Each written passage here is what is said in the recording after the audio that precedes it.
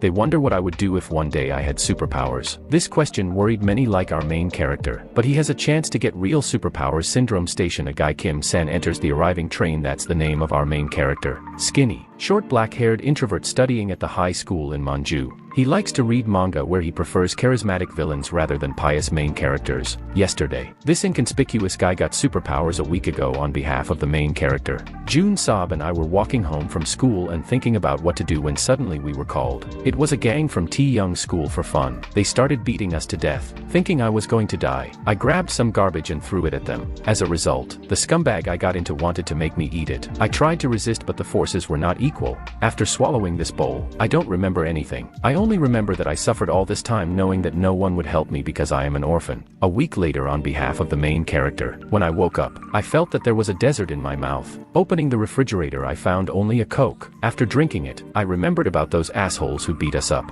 Out of anger, I clenched my fist and threw the clenched jar to the side, not noticing how much it was crumpled. I went to get water, went outside where I got angry again. Remembering those freaks, I hit a pole nearby. Boom. I was very surprised by my strength. There was a decent hole on the pole. Crack. Unable to withstand the weight of the lamp, he fell, cutting off the power supply system. The screams of angry residents began, because of which I ran away from the scene. Not understanding what was going on, I ran home where I began to think about my new strength. When I saw the jar near the trash can, I was surprised by its shape. I took a coin to test my strength. Fuck, it's crazy. I crumpled it up like a piece of paper. So my experiments began with renewed vigor. I've tried a lot of things. Tear up an entire book. Easy. Break the frying pan. Easy as pie. Suddenly I had a crazy idea. With super strength, do I have invulnerability? I took a kitchen knife and hit the other hand with all my might. Bam. The knife broke. I don't understand how I got superpowers. I went to the roof to find out my limit. I wanted to find out how high I could jump. And jump. I started to feel that I was getting hot because of the high speed. I could not open my eyes. Finally the impulse went out and I stopped opening my eyes. I looked around.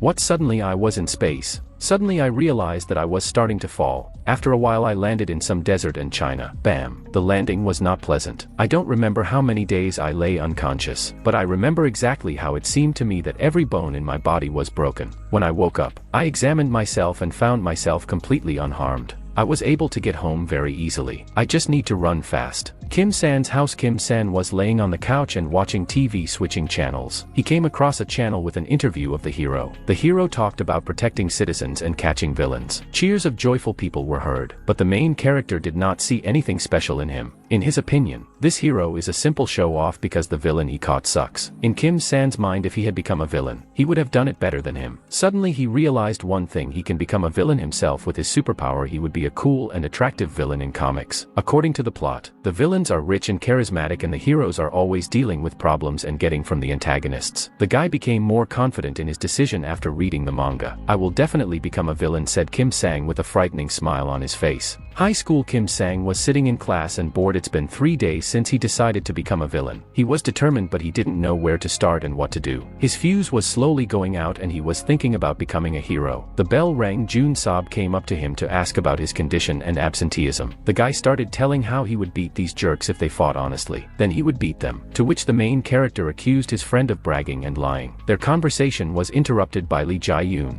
a girl who likes Kim-sang. She asked about his absenteeism and whether he had become a slacker. Jun Sob was outraged by her selective him, to which he hugged him. At this moment, the main character stammered that he was busy praising her beauty and his thoughts. Lee Jae-yoon said that Kim-sang would not miss lessons and she would keep an eye on him. Left. Jun Sob said Jae-yoon has a cute face, but she's a kid. He asked his friend about her seduction. From these words, anger filled Kim-sang, to which Jun Sob laughed, saying that every dog in the area knows about the feelings of the protagonist to her. Their conversation was interrupted again, but it was already third-year students who collect money from students every week. Kim-sang didn't like it all, which made him angry again. After they took the money from Jae-yoon, the main character told them to get out of here, but to third-year students did not hear him. One of them put his hand on Kim-san's shoulder and asked what he said. The main character was scared of this and could not repeat what was said normally. Confused, he just handed over the money, after which they left. One of them hit Kim-san and said he would keep an eye on him. Worried about Jun's sob after they left, he asked if everything was fine with Kim-san and threatened the high school students that they would meet again, although he did not tell them anything when collecting money. After school, Kim-san sits on a bench and thinks about what happened. With his strength, he can erase stones into powder and their skulls would split once or twice, but he couldn't do anything because even with such strength inside, he didn't change. He's still the same coward who was afraid even of these punks whether he could change. The main character began to think about today's collection of money, collecting money. For sure he can start to engage in extortion, but because of his character, he began to think about the ethical side of the issue.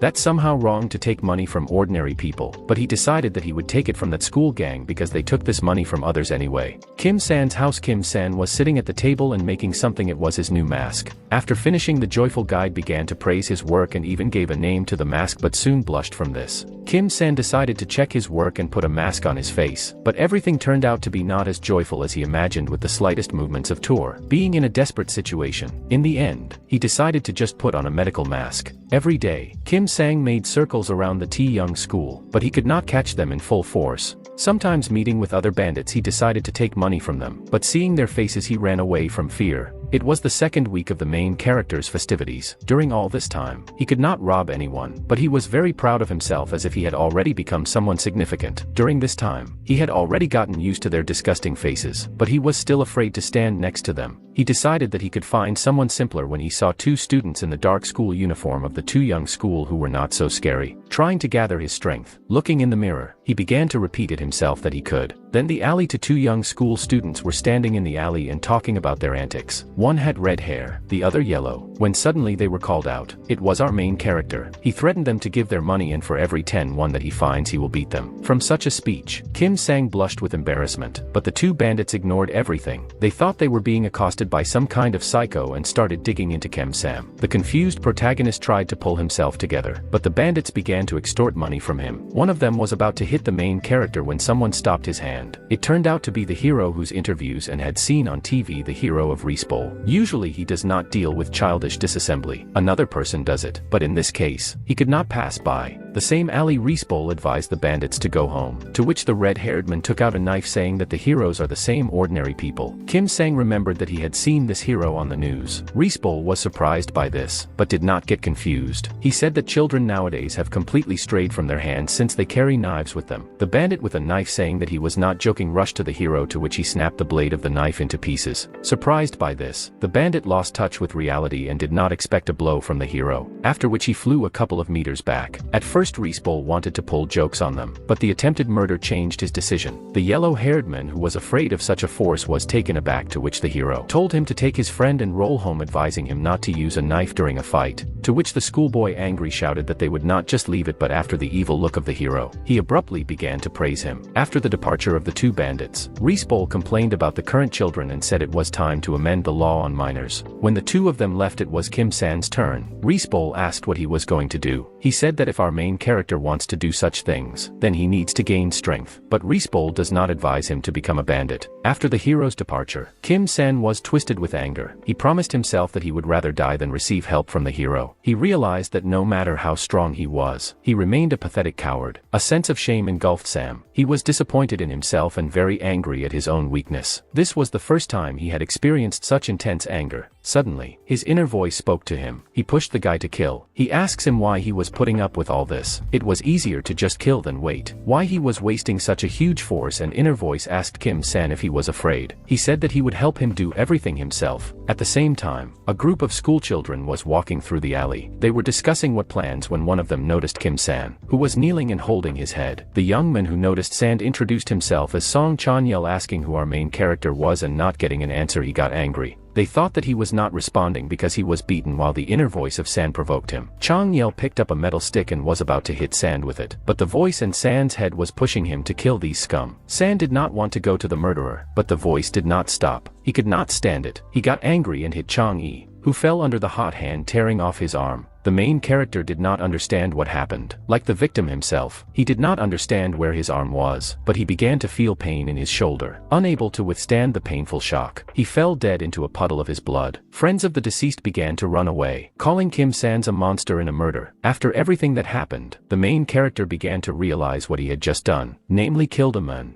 Unable to withstand this, he ran away from the scene of the crime. News yesterday: in one of the alleys of the Ascension district, the body of a young man was found. The age of the deceased was 18 years old. The victim was Song Jang Yel, the second year of Jang-un High School. Approximate time of death 10 minutes past 11. The morgue. A man in a doctor's gown told about the incident. The criminal cut off the victim's right hand, after which the student died as a result of acute blood loss and traumatic shock. The hand was cut off with a sharp object, presumably an axe. Rispol, who was told this, blamed himself for the fact that the crime occurred in the place where he was doing his rounds yesterday. He understood that the hand was not cut off with a sharp object because eyewitnesses testified that the criminal did it with his bare hands. According to them, he was incredibly strong and ferocious, to which the doctor was indignant and said that it was impossible, but he was sure of it, because the witnesses were there with him. He knew several people who could do it. The doctor apparently also knew them, but he just said that he assumed that an evil hand was involved because a simple person is not capable of such a thing. Another man in a bathrobe said that the criminal was wearing a mask and asked if Rispol knew of such. The hero began to suspect Kim-san because he saw him in a mask on the day of the crime, but he did not know what happened after he left. Rispol said goodbye to the doctor and left to meet with them. Somewhere on the street, people were peacefully going about their business. The weather was fine outside when suddenly there was an explosion. Uncomprehending people saw an evil hand in the dissipated smoke. It was a huge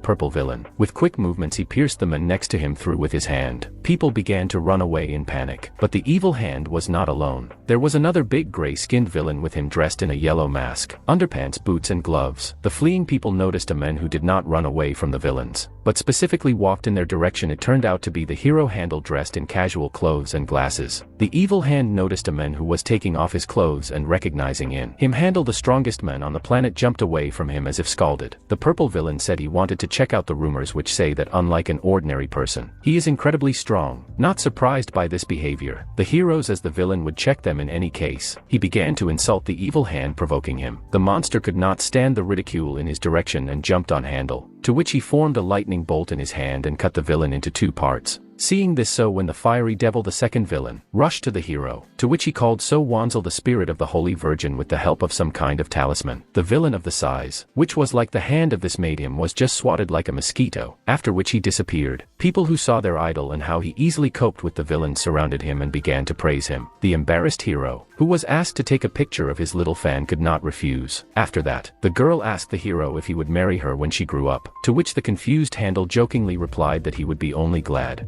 Suddenly, people began to ask for a photo in a crowd. A man in a suit and dark glasses saved him, saying that they were calling him and it was urgent. Picking up the phone, Handle heard the voice of Rispol, who told him about yesterday's incident and asked him to gather all the heroes tonight. Grigori is a team of the strongest heroes, dominating all other teams on Earth. The headquarters of the Grigori team, Rispol told about the crime and its details, from which it can be concluded that someone is now committing atrocities that they still did not know about. Bloody Lynx is a member of the Grigori team. I thought while they were all called, it turned out that because of the death of a high school student, he asked if high school students could not cut off an other's hand in their time, to which Master Jim, also a member of the Grigori team, said that if Rispol had gathered them all here, then it was a serious matter. Rispol explained that the victim's hand was not just cut off, it was literally torn off with his bare hands. Even he is not capable of such a thing. Hearing this, the heroes were surprised. The Russian blue breed of cats, a member of the Grigori team, said that if Rispol is not capable of this, then there is nothing to think about the other heroes. They would not be able to create such a thing. Rispol said that of all the heroes that he knows, only the cat and Handle have enough strength for this. The lynx was indignant. He asked Rispol that he thought if he could not, then the lynx would not have mastered. The hero stood in a stupor from such a question, but when he woke up, he said that naturally the lynx would not have been able to do such a thing. The offended Bloody Lynx asked how long he had been receiving Rispol for something. He decided to further anger his teammate. Esther, a member of the Grigori team,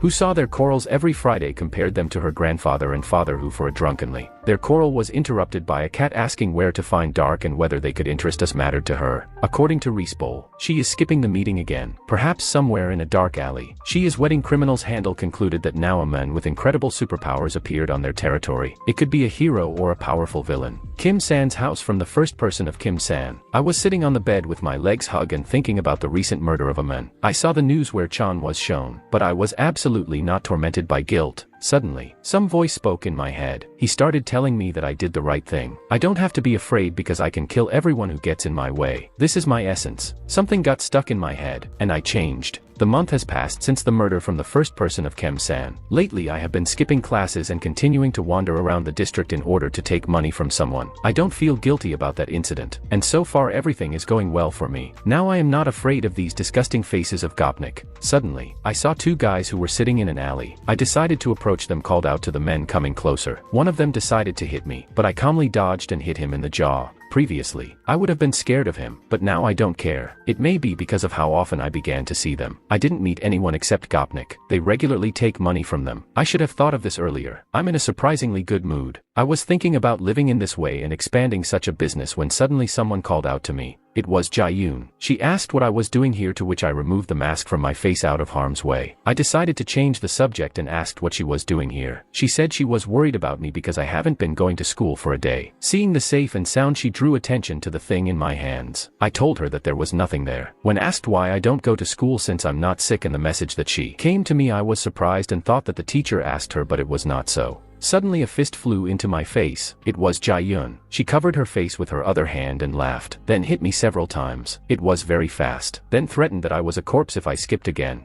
After my beating, she smiled and said that if I understood then she would go and I had to come tomorrow. All beaten up, I said that I understood everything and offered to accompany her. Although with such a heavy fist, she herself would get home perfectly. Refusing and saying that she was no longer small, Jae-yoon left, and I could not say that I was seeing her off. Kim-san's house. Kim-sang was lying in bed and thought that because of all these events, he had completely forgotten about school. He wondered if he needed a school at all, but remembering that Jae-yoon told him his answer was yes, he must come. High school, and Manju-san walking down the corridor was called by his friend Jun-sob. He asked about the absence of his friend. The main character said that he was busy with business, to which his friend started talking about San's lies because for sure he just started an anime marathon. Arguing, they reached the classroom door. Opening it, Kim-san's love saw them. Jae-yoon was glad to see him and hurried him. Suddenly someone shouted for everyone to sit down. It was the third-year students who came to collect tribute, but this time the main character has changed a little. A school and Danju, one of them, shouted for everyone to sit in their seats for a more convenient gathering. Kim-sang forgot all about it, but he didn't sweat it because he was already different. He himself became a predator. A third-year student with short hair, who apparently was their leader, told everyone to get 501, adding that it was quite a bit. He heard people because it was not the only class from which they collect money. While they surrounded Jun-soba, the main character compared himself to the president with a past. He noticed that he was not afraid of them at all, because he had already seen enough of these bandit faces. When it came to Kim-san's turn, he decided to act out a scene, rummaging through his pockets. He said that he had nothing to pay with. The schoolboy who ordered everyone to sit down got angry and hit the main character. He believed that he was mocking them. The one who came to take the money from Kim-sang remembered him and the incident that he caused. Sam, trying to restrain the anger that came from the realization that he was slapped by a man who has absolutely nothing, and inner voice began to incite him again, telling him to kill an unpleasant person. While Kim-sang was restraining himself, one of the third-year students approached the suicide bomber to ask about what had happened, to which he waved off and said that they needed to go to the next class, threatening the rebel. Kim-sang asked the already departing third-year students where he should wait for them. The leader, who did not understand the question, asked the main character again. He was not afraid to repeat his question. Jun-sob, dumbfounded like the whole class by San's behavior, began to ask him to apologize. The third-year student again decided to threaten Kim-san with a question about what he had said. In response, the main character wants to know if he is hearing problems, asking where to wait for them. The enraged leader wants to hit Sen again, but the suicide bomber is saved by a ringing bell. The third-year students were alarmed, fearing that they would fly from Tajin.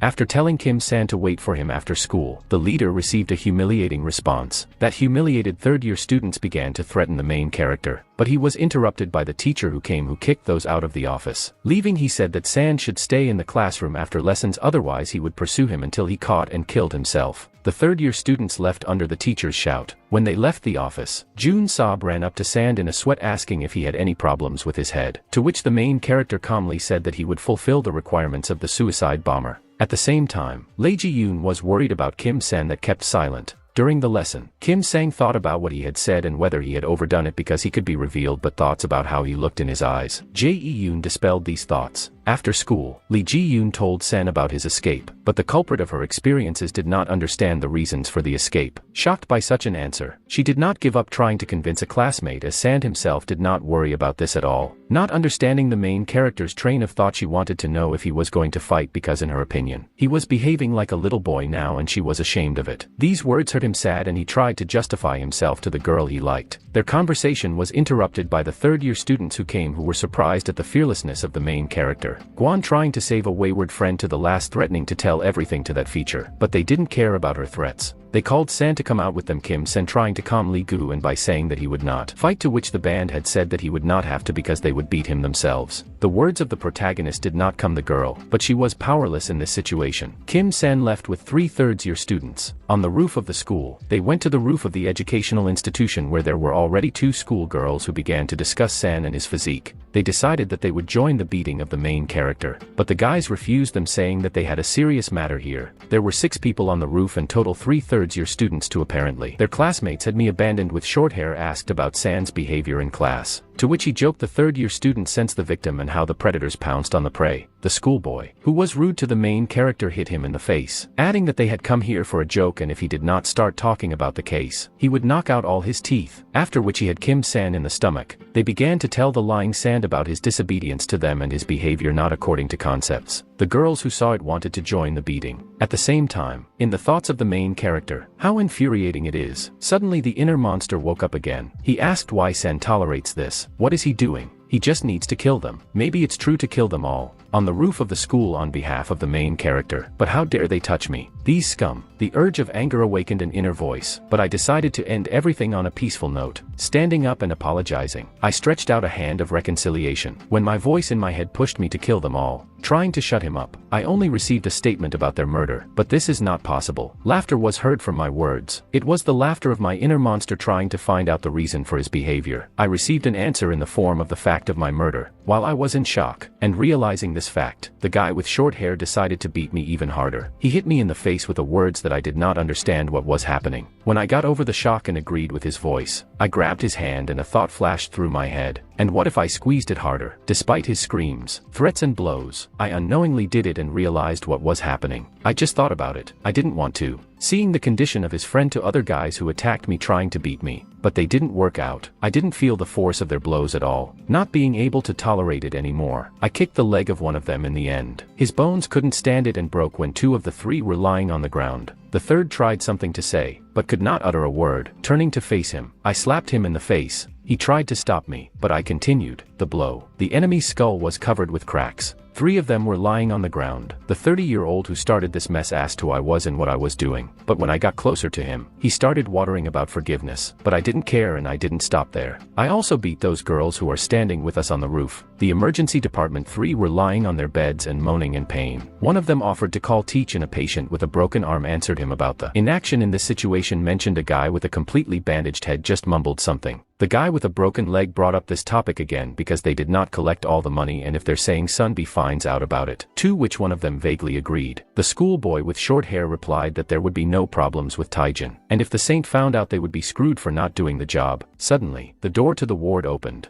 A blonde man in a black turtleneck and a blue jacket walked into the aisle. It was a first-year student of Young Sun High School young age and calling 3 disabled patients and asking what they were doing here. He received incomprehensible mutterings about someone in response. After the incident was explained to him, he told him to rest and recover. When Taijin was about to leave, a short-haired man called out to him and warned him not to even try to avenge them. Did not understand the reason for his words. Young Tae Jean asked about her in response. The patient, who was trembling from the memories of Kim San, said that this kid is not a man, just a monster. Dae Jen began to compare the main character with a forest beast, but he was interrupted, saying that he did not realize the strength of the culprit of their condition. The first-year student, who still did not understand anything, told them to explain to him in a human way, to which he again received an answer about San's non-humanity and his incredible strength from the words of his friend. The others began to tremble with fear. Seeing this, Jean pondered. Evening. 2 guys were walking down the street talking. It was Tangent and another one whose name we don't know, but he had brown hair and glasses. He was wearing a Young San school uniform. An unknown god decided to find out from Tajin what he was going to do with that scumbag, but he didn't understand who he was talking about when the bespectacled guy clarified that he meant the guy who beat up their people. Tajin said that he was crazy, because it's obvious that if he goes to take revenge the type of all bones he will be counted. But the brown-haired man did not understand this because John Tajin is the thunderstorm of the Sindorim district. Dejen explained to the naive boy that if this madman sent 3 guys to the hospital and young Sheik had a broken femur, then how could he cope with him alone? Having understood the situation, the bespectacled man lagged behind him, and what if the thunderstorm of the center of district suggested that he had superpowers? Suddenly Taijin was called out, and annoyed Jean turned around and saw his son Bi Nim, a student of Young Sun High School, a gang leader, a third-year Chun Jong-soo, and immediately calmed down. He wanted to know what these jerks were doing here when a nervous Changjin greeted him. He asked if he knew what the day was yesterday. The first-year student immediately replied that it was a fundraising day in data, that they had a small problem, but they would quickly sort it out. Interrupting his subordinate with a blow, Yong-soo said that he was completely relaxed and whether he was living well. The embittered Taijin apologized to his son V. When Yong-soo told him to have the money tomorrow, because he had spent almost everything, Taijin apologized again. When Yong-soo was leaving, the 2 guys said goodbye to him, to which the gang leader's escort scoffed at them, telling them to work harder. When they disappeared in the distance, Dejian growled his teeth that if it wasn't for Sun B, he would have beaten this escort, and he was tired of Sun B himself. He already wants to give up everything and leave. But the bespectacled men began to dissuade him, because if he left, Jimmy Yong-soo would give so much that it wouldn't seem enough. Dejin was ashamed of his current situation. If he had a strong ally, he would not be in such a situation. Suddenly Tajin came up with an entertaining idea. He remembered about that madman, the thunderstorm of the Sindurum district. Laughed the bespectacled men, who did not understand anything. Asked when he was up to. Dejen told Tom that if he manages to settle one thing, it won't be difficult for him to bring high school students to their knees. The next day, high school and Manju. Kim Sang said goodbye to Jun Sob and went home.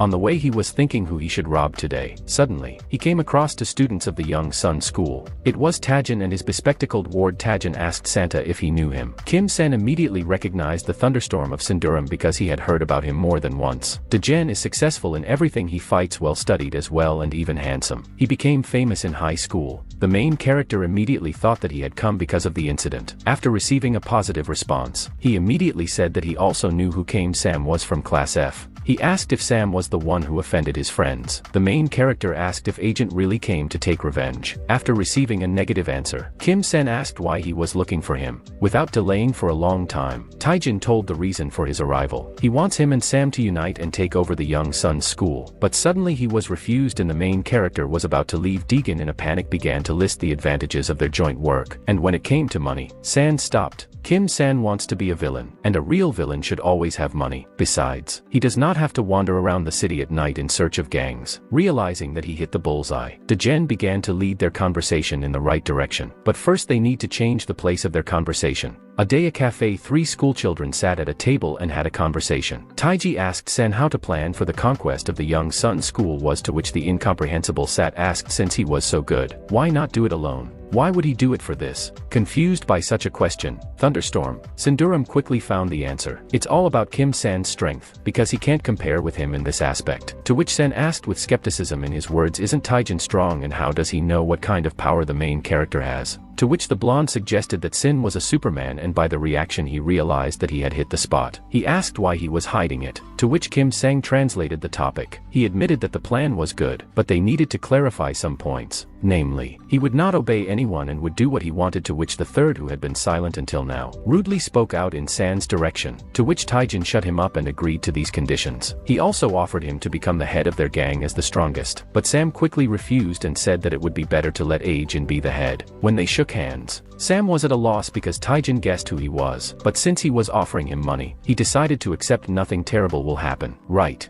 The story of Chun Jong-soo. In fact, I was never particularly strong, but I was always gradient with a nasty character. Actually, I was too lazy to live according to my conscience as a good citizen, so I turned onto a slippery slope and became a bandit. I felt like a fish in water. I tried to win in a fight at all costs, because only the strongest survive in this world. The word defeat did not exist for me, and when I was in high school, I was such an authority that every dog knew me. I was the king. I liked being on top, and then I moved on to high school. Yongsan High School on behalf of Jong-soo. I was walking with my guys when suddenly someone called me. He asked me if I was Chun Jong-soo and that I was famous. This Sunday was a year older than us. At the first meeting, he pissed me off with his dismissive greeting. When I asked who he was, he replied. But the leader of the second-year gang was about Gi Tae. I heard about him. They said he was the son of some martial artist. He was not a bandit. He did everything fairly and lived according to his conscience. He had such an arrogant face, and I wanted to smack him. Unable to stand it, I will offer him a one-on-one duel, to which he agreed with a warning. He was strong. After the fight, I was lying on the floor, and he was unharmed. It seems he also owned a martial arts and was really strong.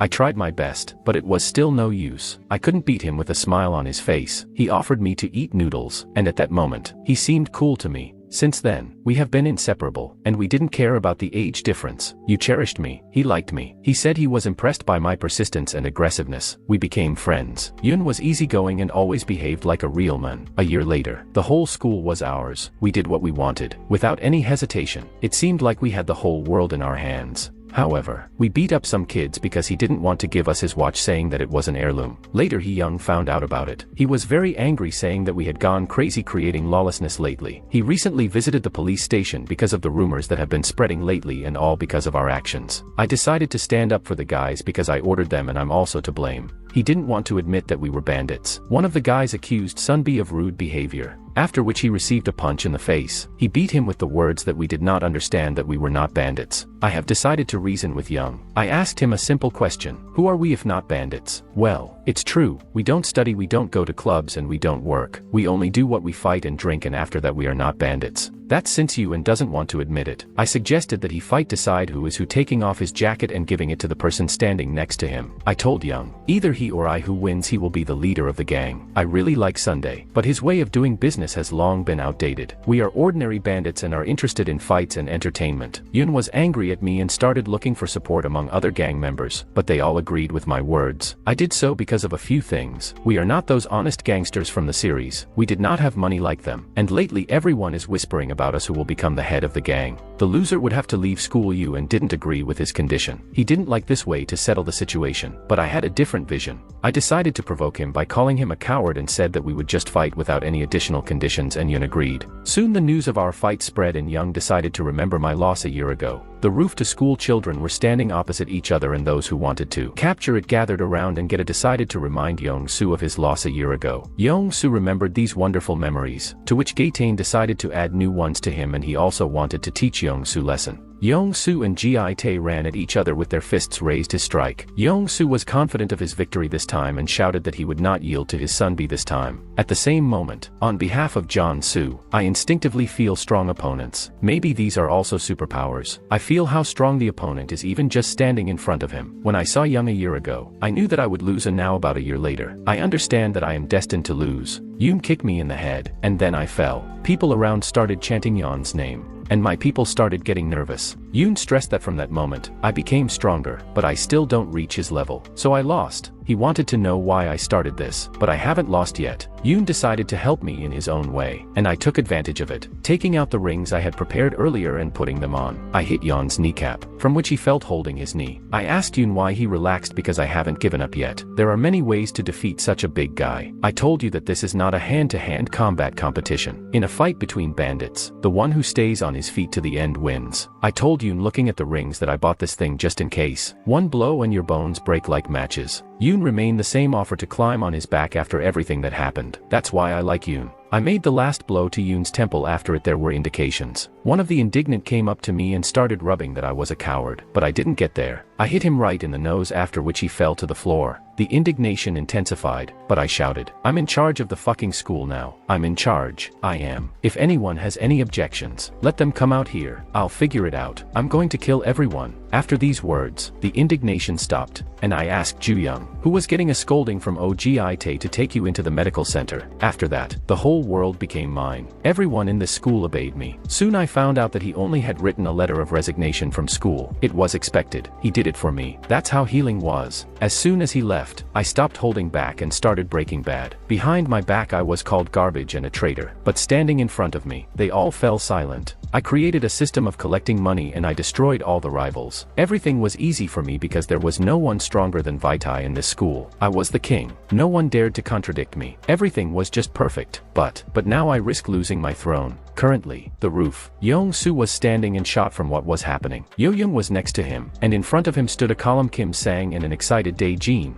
there were many unconscious bodies of schoolchildren around them. 5 minutes earlier, when Kim Sang and Tae Jin came to the roof and announced their intentions, a huge schoolboy decided to clarify whether he understood the information correctly. Well, are you normal or what? Have you swallowed some pills? You fool, repeat what you said to Jim. My new partner was a little nervous but still decided from now on this school belongs to us. I was standing in a stupor not knowing what to do, so I decided to just keep quiet. Meanwhile, while the kings of the school were still talking, is it April Fool's Day, or did you decide to prank us for no reason? Taijin clearly lost his fear, or else he believed in me a lot, but his tone was confident. What's the big deal? After all, you also took over the school in the second year of study, why can't we? But the three fake kings continued to mock. Ha. Well, actually, that's funny, ha. And they seem to be serious, ha. During all this time, I haven't said even one word, but I had a lot of thoughts in my head. That's the first time I've seen high school students so close. Although nothing special, ordinary Gopnik. I think I'm nervous after all. Is it because they're older? The flow of my thoughts was interrupted by these Gopniks. Who's the little guy? Are you running errands for Taijin?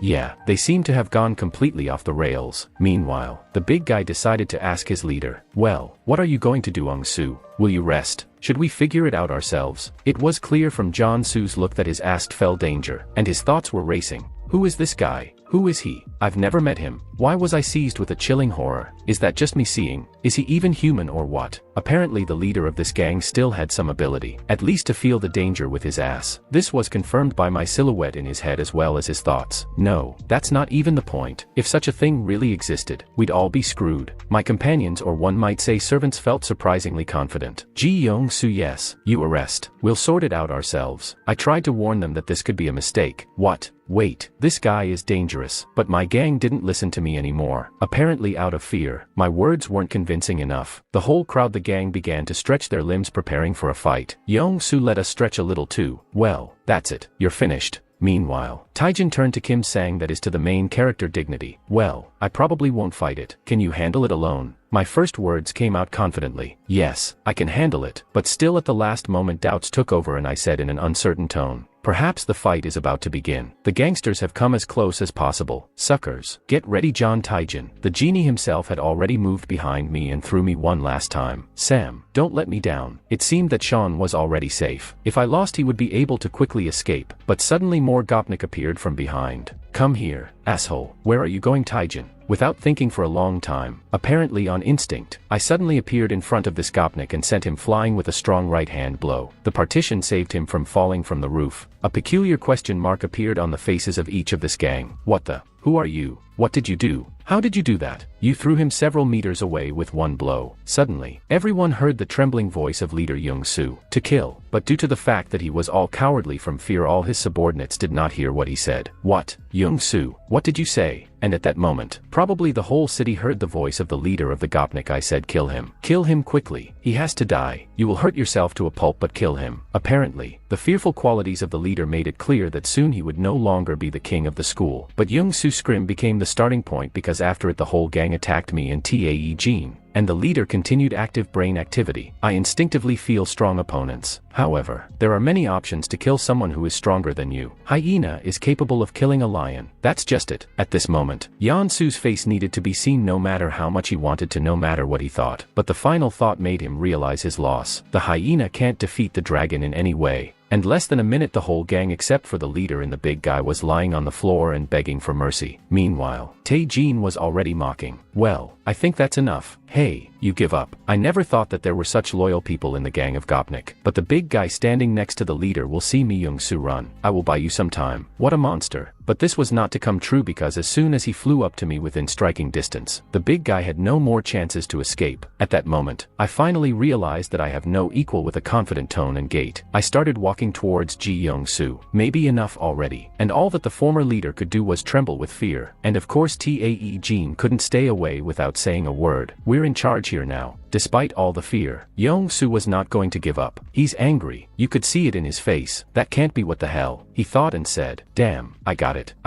But his hand was frantically searching for something in his pocket. But this is my school, he kept talking in his head. Finally, John-Soo took the brass knuckles out of his pocket and put it on his hand behind his back, showing with all his looks and words that we won. But the thoughts in his head were completely different. How dare they encroach on my throne? Taejin, apparently not believing it himself, relaxed and began to speak in a cheerful tone. What really? You admitted defeat, didn't you? Are we kings here now? But while Taejin and I were having fun chatting, Young-soo continued to plot revenge, calling us pigs in his head. The haha, we did it. Now we're in charge, Jen told me. Yes, congratulations, I answered. But Young-soo didn't share our joy. How dare he bring this monster? The losers are miserable. There's only one boss here and that's me. I got up with such difficulty. I can't back down. Hi to no one. I won't give up this place. Finally gathering all his willpower into a fist, Young-soo decided to show what he thought of us and screamed in the school. I am the boss of the school. I'm the king here. And with all his strength, he swung his fist, which was wearing brass knuckles, in my direction. Since I had been relaxing for a long time and chatting sweetly with Taejin accordingly, I did not notice the blow. Unlike my new friend who tried to warn me at the last moment, it was too late because Yeon-soo's fist was already counting my teeth nicely. The former king smelled blood and smiled, hoping that it was over. Meanwhile, I didn't even budge after his blow. When Yeon-soo's hand dropped, he saw my face completely whole but very angry. Oh well, these fools always do that. Young-soo naturally couldn't believe it. Yes, it's impossible. How is it? I grabbed his fist, preventing him from returning his hand to its natural position. After that, he squeezed with such force that the brass knuckles bent and the whole neighborhood heard the crack of his bones. After that, Young-soo fell to his knees in front of me. It's a pity that from the pain, Taejin's face, meanwhile, transformed. He was scared, although it's strange why, because we are friends with him. Did he bend steel with his bare hands and gives? He thought. I didn't understand how or why, but Yeon-soo must have finally gone off the rails. He blew himself up and started swearing at me. It didn't last long. My last blow to his face ended the sufferings. Now you can definitely breathe a sigh of relief, which is what Taejin. Wow, send it. You're just something just awesome. We're definitely in charge now. I can't believe it. You really beat them. We have the whole school under control. He shouted at me and I turned on the insecure guy mode again. Oh, yeah, congratulations. Taejin continued to rejoice. He rejoiced so much that it seemed as if he had beaten everyone. That's just fine. Haha, we are kings. A few hours later, evening came. We had said goodbye to Taejin a long time ago and I was walking down the street alone. Suddenly, the footage of today's fight began to pop up in my head and I sighed.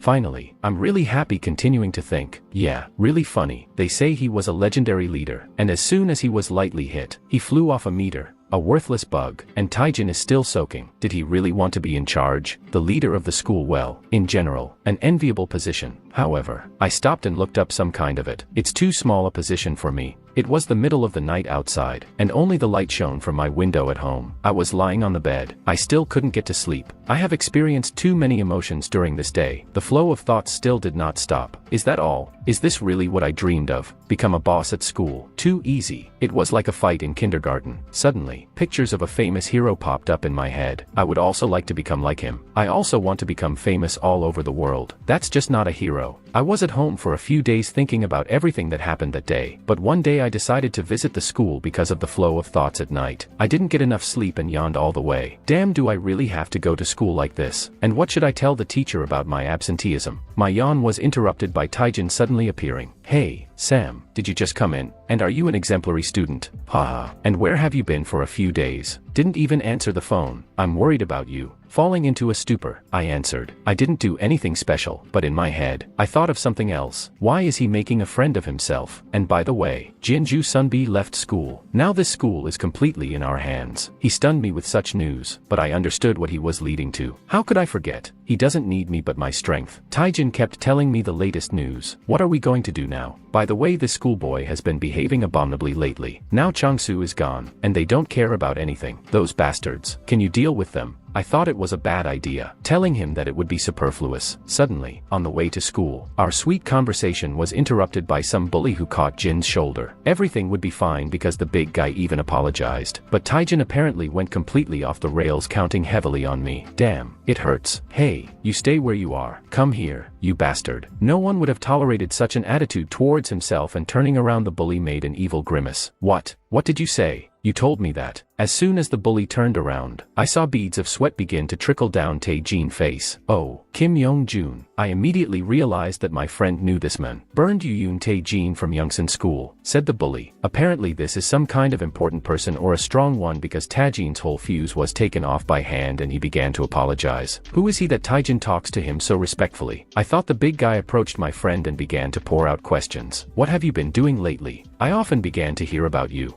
The difference in size between them immediately became noticeable. Tae-jin started awkwardly trying to get out of the dialogue. Yes, like this. Nothing like that, of course. Suddenly, Kim started openly threatening Jin. Be careful, and then you know me because I can send you to the hospital. Then he noticed me. And who is this little one next to you? Did you start extorting money from children? Tae-jin, considering that the threaded past, decided to introduce me as his friend. I, still not having learned to be sure, greeted him. But my face looked as if I had seen the most terrible villain. Our eyes crossed. Apparently considering that I was not worth his attention, Kim abruptly turned around and began to leave. Okay, rascal, behave yourself. They went. Suddenly I noticed that Tae-jin relaxed and decided to ask him, what is it? Why are you walking straight in front of him? Who is he that you are so afraid of him? And Tae-jin began to explain. Don't you know him? Oh, yeah, you don't really know anything about the gangster world. It's dead bear Kim Young-jun. He's a bear from the young team. He's from a team of heroes. Tae-jin said. Who are the young? This is a team of young teenage heroes. They are more focused on crimes committed by young people. Of course, they are not as strong as adult heroes. However, this is still a team of superhumans who surpass the strength of an ordinary person, whom young heroes. So he's a hero, too. I asked because I didn't know anything about them at all. We continued walking to school and Tae-jin continued talking. Well, yes, you're kind of superhuman, too. By the way, can I ask you something? And you, can you defeat the hero? It was an interesting question, the answer to which I would like to get myself. How strong are these heroes? If you look at the Respo, it doesn't look like an ordinary human force. Will I be able to defeat the hero? The main headquarters of the heroes. The men we just met decided to visit the headquarters. Respo, it's me, the bear. He told the main character of humanity. Oh, Misha. How? What are the fates here? Said Respo. Yes, I came to see the blue cat, but if you're busy, I'll come back another time, the bear said uncertainly, but Respo allowed him to come in. At the same time, the superhero himself was sitting on another person they were fighting. I just decided to teach a lesson to a lousy dog. So you say you're looking for a kitty? Respo spoke to relaxed as if he was lying on the bed and not fighting with some villain who threatened to kill him. In fact, it turned out to be not a villain, but another hero who decided to face off with Respo. With a few light movements, he appeared on top of the Respo and made a painful hand grip, after which he told the bear where the cat was. Entering her office, the cat immediately asked, "Did you bring the investigation report?" The bear confirmed it. Nothing has changed. The girl continued, "The leaders of the schools are still the same, and nothing has changed in the gangs themselves," said the cat. After that they started a dialogue. "Yes, they fight anyway. The school children," says the bear. "Don't forget you're a schoolboy," to the cat answers. "Is it possible to compare me with them?" The bear asks. "Well, what makes you different?" The cat retorted and was suddenly taken aback. "So wait, has the leader changed at Youngsan School?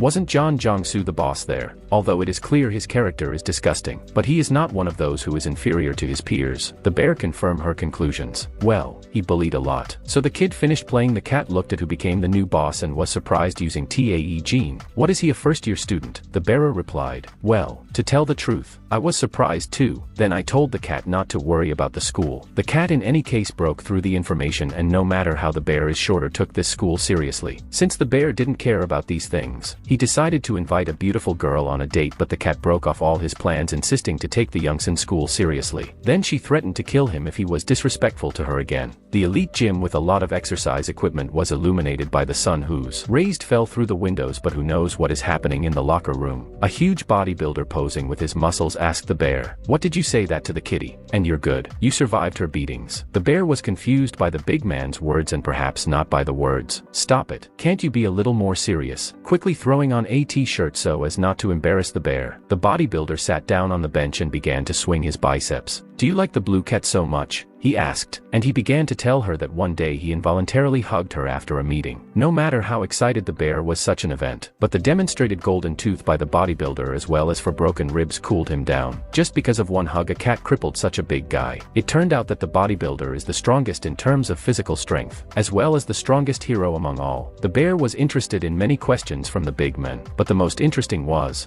and who is stronger than Ale or a cat? After that the bodybuilder began the story. "Well, here Ale wins. It's obvious, he's weaker than me, but not by much. He combines the features of an ideal hero: strength, intelligence, courage and determination. He got the title of the strongest hero on the planet for a reason." Further dialogue came to the fact that it was not possible to find out the strongest hero. It is impossible to say for sure who is stronger in one-on-one combat since everyone has their own strengths, and everyone is strong in their own way. The bodybuilder is tired of this dialogue as it distracts from training, since the bear has not trained for a long time, as well as the fact that he is not an ordinary person. The bodybuilder threw weight on the barbell and told the bear to do 10,000 repetitions, which the bear himself, of course, was not happy about. After all, after these exercises with a bodybuilder, the bear could not engage in his heroic activities for a whole week. I stood in front of the mirror and watched the changes. It's been 3 months since I became superhuman, and my body also began to change. First of all, I got muscles. Maybe we should go to some competition. But it seems there are also problems with controlling emotions. The vein is already swollen, I said, looking at my vein. Actually, I've always been patient.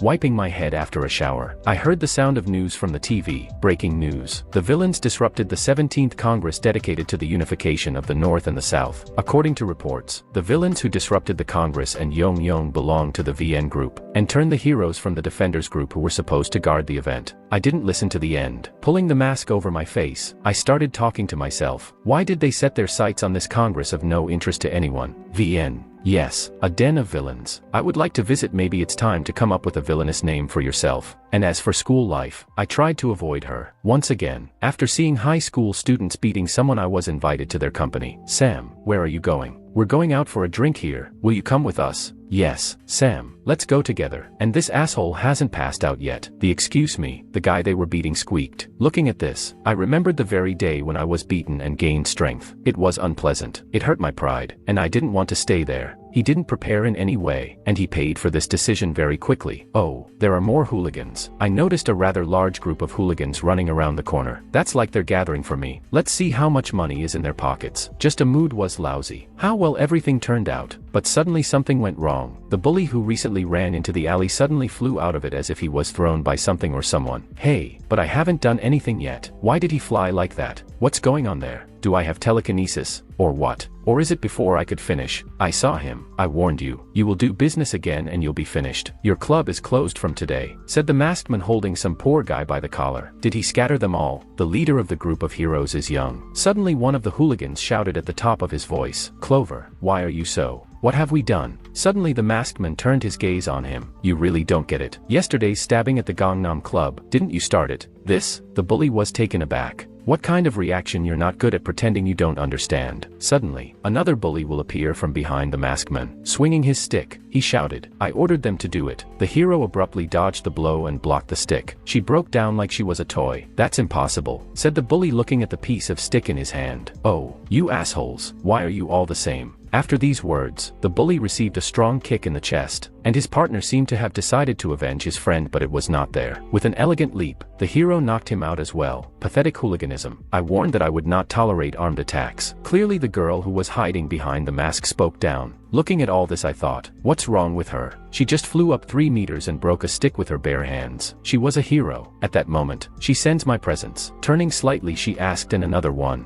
are you from this club too? She asked, but immediately made a negative conclusion. Yes, it seems not. The clothes are different. What are you doing here? She asked, looking at me. I for some reason felt a tremor in my knees. She's a hero. We must run. We must run. I'm not ready for heroes yet. With these thoughts I rushed to run, but I did not manage to run far. With a light movement, she caught up with me running along the next wall. Hey, where are you in such a hurry? She asked questions directly to the raid. Are you that unknown black mask? Are you taking money away from a hooligan? My eyes widened in surprise. How? How did she know? But there was no time to think. Get it, she shouted, swinging her fist. Easily dodging her blow, I prepared for the next one. Now her eyes widened. Dodged. Such words could be read in her eyes. This was followed by a kick, which I also successfully dodged. A tough, I thought. Looking at the girl, I continued to think, really a hero. She's too fast. She was clearly analyzing me too. He's not that simple. The girl thought he was able to dodge my attacks as much as twice. He definitely saw my attacks. And all seriousness, she asked, are you superhuman?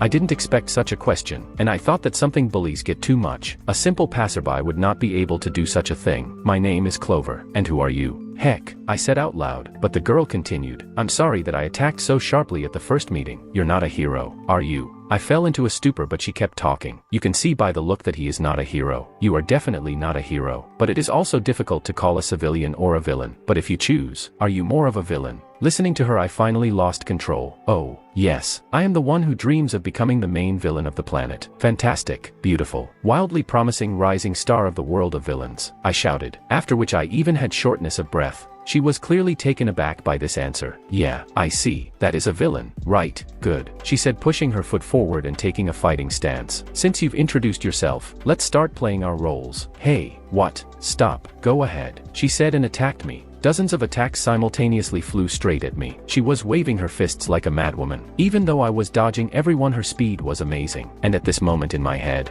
what the fuck, out of the blue? What the hell? If you're a hero, then you can do anything. What kind of look does she have? She really wants to kill me. Yes, and so fast. Fast. Wait, are we really fighting? I can quite dodge her attacks and at the same time reason in my head. If you think about it that way, it doesn't seem to be fast. No, even slowly. Slower than it looks. I can see her vulnerabilities. Can I attack? Okay, we live once. Clenching my fist, I prepared to attack. However, she apparently noticed how I was preparing to strike and put a block, so the blow fell exactly into her hand, closing the gap and protection. However, I have invested a lot of effort. Even after blocking the blow, she flew away for a couple of dozen meters and crashed straight into the wall, which cracked with tension. Crouching on one knee, moving away from the blow, the girl coughed. I was experiencing a mini holiday. I got it. That worked. I really managed to hurt the hero. Meanwhile, in the girl's thoughts, damn, I already thought that my arm would fall off. What kind of punch does he have? Do I really have to use this? Suddenly, she put the ring on her finger and stretched out her other hand, on which the watch was visible. You're not bad, she said, pulling on the ring, which was followed by an incomprehensible cord red in color. Magic, string magic. Brandishing her new weapon, she kept talking. Darkness ordered me to use it only against notorious criminals and supervillains. And you're definitely one of those. So don't blame me. The situation has escalated. This is a serious matter. Then I thought about it. The girl running at me shouted, string magic technique. Embrace the snake. A string went through my body. Heck, that hurts, I shouted. How painful, but in the nude. I was somewhat shocked. That's the first time I felt pain since I became superhuman.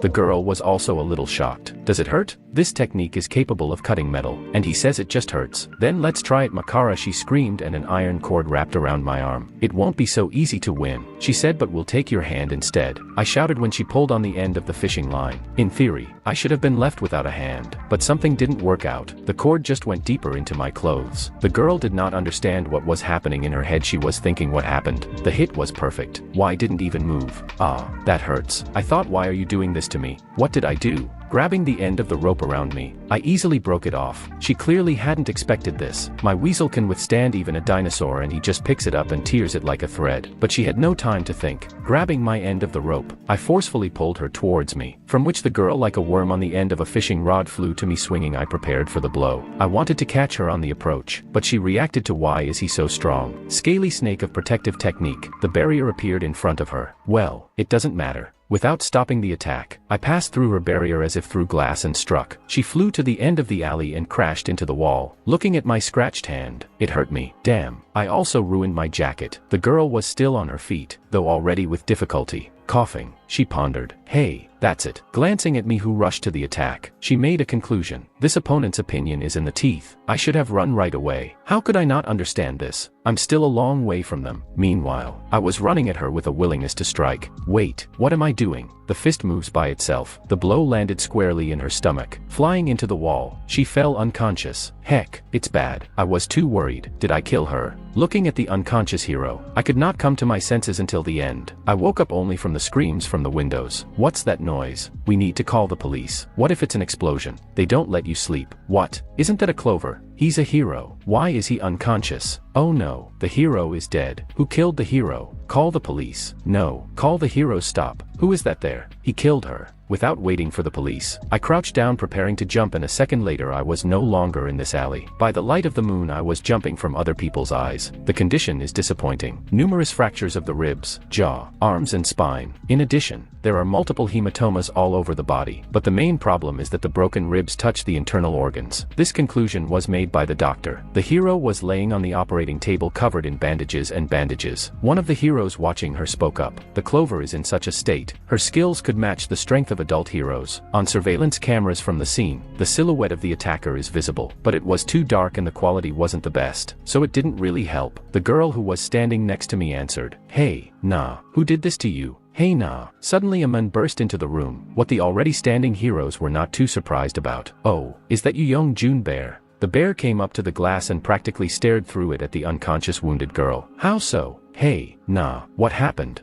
What a bastard dared. He yelled and his veins began to swell as if he was gaining rage by the second. Don't worry. His partner answered him. The experienced doctors work here. We should have been there. The bear barked. Suddenly the girl handed in the phone. There answered the phone itself. Damn. Picking up the phone, he put it to his ear. Yes, it's a bear. I'll be blunt. A voice came from the receiver. Any revenge is forbidden. Despite the state of the clover, no one can act arbitrarily. But the bear wanted to object, but he was immediately refused. Listen. Instead, I allow searches. A search party of 2 people. If you find a suspect, report to us immediately. Roger that. With lowered eyes, the bearer replied. Good. The voice continued. At such moments, you really are like a bear. You can't lose your temper. Yes, thanks. Are you okay? The partner asked. Yes, all is right, the bear replied. The guy with purple hair. I kept looking at the clover, and then he said, hey, nah, don't worry. I'll deal with everything. In the meantime, you rest. Meanwhile, in the office of the man dialed the number on the phone and called. The voice came from the phone. I'm busy. Why are you calling? Haha, sorry, I was just worried. Where are you now? Respawn in VN. The slippery guy slipped past all the traps and escaped. Well, yes, he's not an ordinary opponent. He's not so easy to catch. Al answered. Isn't too hard.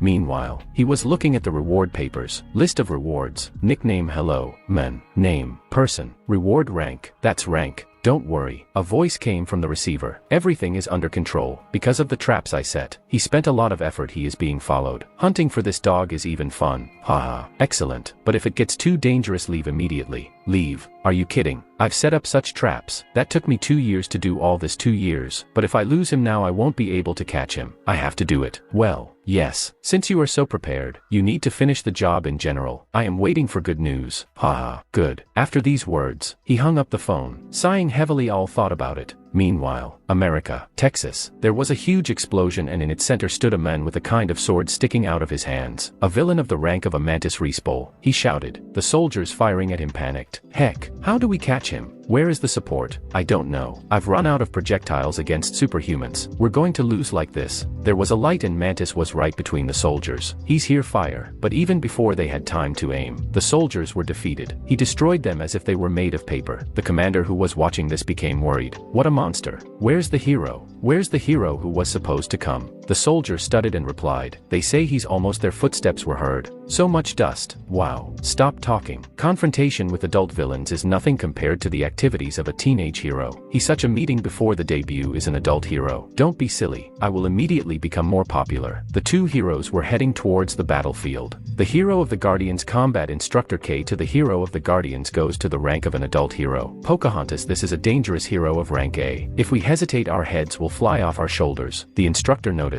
Yes. Here you are, a bore. One continuous grumbling. The girl answered. Did you want to die? Finally, the commander noticed them though. You've come at last. I'm sorry I'm late. The instructor answered. We got a message. So suddenly, what is the situation? 2 regiments have already been destroyed. 1 armored division is on the verge of destruction. I didn't think an AR rank villain was that strong. The commander shouted. So this is Ments didn't respond. Catch him in Korea. The instructor was surprised. We were unlucky. The commander replied. The vehicle that was transporting him was struck by lightning. The holding sphere was destroyed. Wow. The girl was surprised. The driver should buy a lottery ticket. I wish I could say that. But that bastard killed the driver. He's very strong. Take care of yourself, Colonel. Let's go, Coco. With these words, they head into the battlefield where Miantis dealt with the soldiers. Get ready, Coco. We are acting according to the plan. The instructor said you better watch yourself, the girl replied. Mantis noticed the approaching hero's purple sword. A weapon with 2 blades and the red glow appeared in the girl's hands. The instructor also drew his weapon, jack-o'-lantern. His fist was charged with blue energy. They rushed at the enemy who was already ready to take the fight. A fight broke out. The colonel who was watching her just couldn't believe his eyes. Wow, wow. When suddenly and he noticed a silhouette. It was Miantis sitting right in front of the colonel. He held the head of the girl in his hand. Oh, it's even funny. Do you really think you can stop me like that? The colonel was in complete shock. He didn't understand how Ments could destroy to high-ranking adult heroes so quickly. Their gazes crossed and sweat began to flow down the colonel's face. It seemed at that moment he realized that his life had come to an end. Miantis himself jumped down and walked forward at a leisurely pace. There was hell against his background in the literal sense of the word, and only one word fell from the mouth of Mantis. Gregory. Meanwhile, I was sitting at home and did not believe what was happening. Everything seemed somehow unreal. I really fired a hero and even defeated him. It turns out my strength really exceeded my expectations. The battle scenes began to pop up in my mind. That was cool. A completely different feeling. Unlike fights with hooligans, it was like a dream. And this is a feeling of catharsis that was unforgettable. Without dwelling on it for a long time, I quickly put on a jacket. We need to go collect money. I will think while I earn my living. I was thinking about where I should go and hunger was on my mind. Suddenly, I was stopped by a stream of thoughts. Literally, I just had a run-in with the hero. Suddenly they're looking for me. Can you arrest today? I thought, holding the door handle with my hand. No, since I'm going then it's worth going there. Moreover, I have always wanted to go there and most likely there will be no heroes there. By the words they're in there, I mean the area called VN. If I had known then that this decision would change my whole life. The long time ago, Korea united. But the joy of this news did not last long. The authorities of the North and South pursued their own interests. This has created a huge gap between rich and poor, which led to huge social problems. This caused an explosion of discontent which the citizens could no longer contain in themselves. Korea, which became infested with villains and criminals, became a country of lawlessness that no one could control. The country that collapsed because of crimes was revived by the Knights of Justice. In other words, heroes. However, the villains who enjoyed their freedom couldn't just leave it like that. The villains, unable to withstand the counterattacks of the heroes, headed for a mountainous area poor and harsh. Because of too many villains, the country has abandoned this territory. It became known as the Blue Hell. Entering there meant death. This place is a huge gem plateau. Currently, the plateau is administered as a walled territory independent of the country that is connected to the world by 4 gates. Soldiers guard the region around the clock. Meanwhile, the interest of tourists, blah, blah, blah.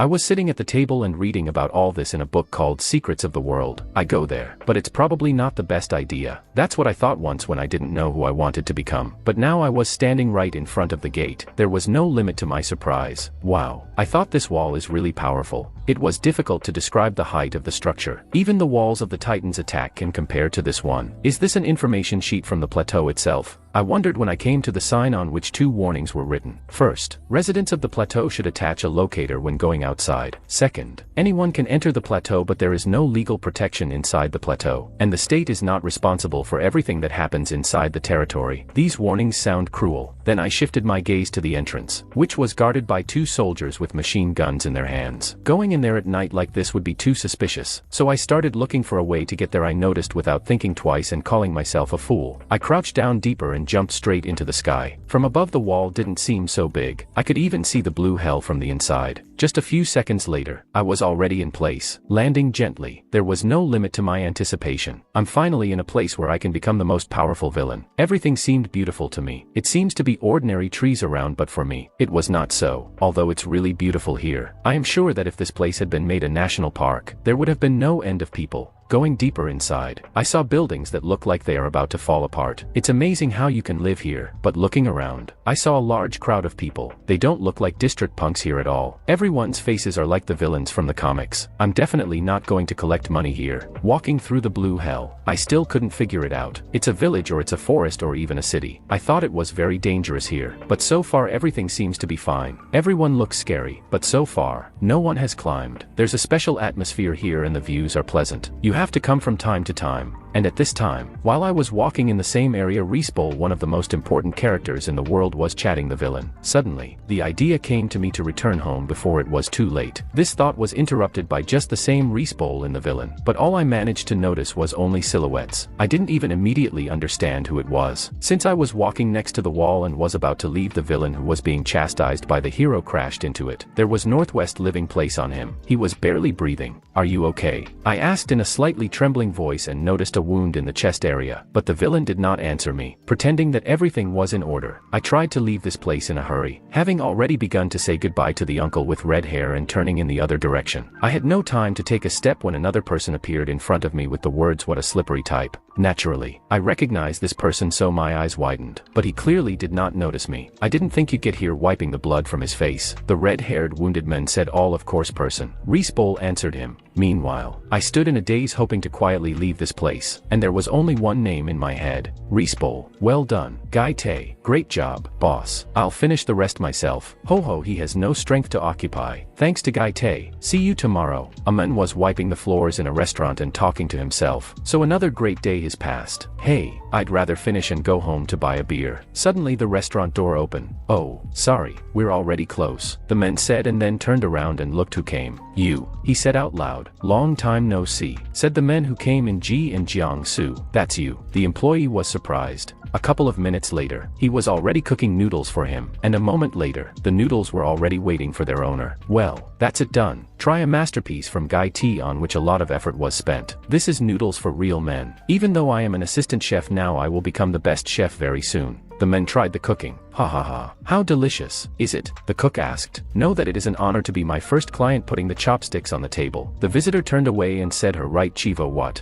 The cook shouted. After a while they were already standing on the street and talking. How's work going? Every day is like the apocalypse. You seem to like it, the visitor said with a smile. The great Guy Day himself became a cook. I was surprised. Oh, come on, the cook replied. Cook is too big a word for me. The reality is like this. I got out of the narrow corridors of the school, and now the world seems so spacious to me. Suddenly the visitor asked, do you hate me? I kick you out like a coward. You hate it? The cook asked in surprise and added, John Soo, if you think about it, then you were right. You called me a bully back then. I thought otherwise, but in the end it turned out that way. All hooligans are like that. Only now I've come to my senses. You see, I was right. The visitor replied with a satisfied expression. What a freak. Are you bragging now? You said yourself that I'm right. Okay, I'll go. I have things to do. Are you leaving already? Where are you in such a hurry? I'm sorry. I called your cooking a piggy. I wish you to become the greatest chef in the world, John said as he left. Why are you so embarrassing? Right, then we'll go have a drink with you, if there's time, he replied. Definitely not in the near future. I have to kill this monster in order for everyone to survive. At the same time, Reese-Bowl caught up with the villain, and now he person and I were standing near the fence wall. Taking a little breath from the chase, Reese-Bowl began to speak. You really deserve credit for getting here, but now you're finished. The heavily wounded villain was lying with his back against a wall. I was shocked. Reese-Bowl, it's definitely him. For a second I thought about my humiliating past, and my body refused to move. Reese-Bowl continued a little more. And you really are finished. Now give up. He wanted to say it, but he didn't say it. Noticing me, he turned his head and said, a child, what are you doing here? Run away from here. It's dangerous here. I was mumbling and couldn't pull myself together. That bastard doesn't even remember me. Then suddenly he remembered. Stop. This mask wasn't a DU I saw in Seoul. How did you end up here? Do you live here? I was trying to squeeze out the words meet to the villain, but I said it so indistinctly that it was difficult to understand the meaning. Letters do not bind into words. A pitiful sight. I remembered what I was like before becoming a Superman, and I felt uncomfortable. We'll talk later. Cut off the Reese-Bowl. Leave quickly. This is not a place for children. All his attention was focused on the villain who was lying against a wall. Hi, I'm not a child, I shouted. What? I can't hear. Turning around, he repeated the words. Baby, get out of here at that moment, and I flew into the Reese-Bowl. Naturally he noticed it. Ha, you and Prada have nothing left since you throw such things. Breathing heavily, the villain replied. Well, kill me already. Good. Reese-Bowl answered. They was going to anyway. I gathered my thoughts and said a little louder. Reese-Bowl, don't ignore me. I'm a villain, too. I'm not a child. Yeah, me too. But he just covered me with his hand and said, baby, I understood. Now hide behind me. It's dangerous here. Physical strength and pride were not proportional to each other in my body. Even a weak person can have a huge sense of self-worth. Despite the good intentions of Reese-Bowl, my conceit was greatly hurt. Suddenly, that dark voice sounded in my head again. Ha ha ha. He laughed with me. Garbage. A title suitable for a coward like you. Shut up, I said to the voice in my head. Who called me a coward? Then what are you afraid of? The ominous voice caused fear. Pull out that arrogant hand of Reese-Bowl. Do you want to continue playing the victim? The victim that the heroes save? What? Never. I don't want, but you pathetic bastard. Voice shouted. Coward. Garbage. What, will you run away with your tail between your legs? No. What do you know? I tried to retort, but my voice was unshakable. You're scared. You're afraid of him. Damn garbage. You're wasting my power in nowhere. Shut up. It's time to get ready. What's wrong with me? We need to calm down. Pull yourself together. Concentrate. That's my voice that if I get ready, I won't hear it anymore. Damn weakling. The voice shouted even louder. I'll have to do everything myself. What? What the hell? I'll show you what real power is. Reese-Bowl, who was standing in front of me, once again tried to protect me. Baby, wait for me for now. I'll take you home when I've dealt with him. I'm sure he won't attack you, but just in case. Suddenly he felt something. Something dangerous is behind you. What? but after a moment, my hand pierced his chest. Pieces of flesh and blood flew to the ground. And what for? The hero said in surprise. Respoll couldn't believe what had happened. The child who only occasionally flashed in the news about the skirmishes now pierced his chest. The hero began to call a fan through spitting with blood was able to squeeze out the word damn person. The villain who was sitting against a wall opened his eyes wide. Apparently he didn't believe it either. I was still standing with my hand in the chest of the Respoll, but it didn't last long. Suddenly, a powerful blow to the face sent me flying far away. A huge column of dust rose into the air. I was fired like a cannon. Respoll fell to his knee. The wound turned out to be really fatal even for such a hero. His thoughts were disordered. A mortal wound. How stupid, I thought there was something strange about his presence here. I was too distracted by person not happening. How could I not react until I was pierced through?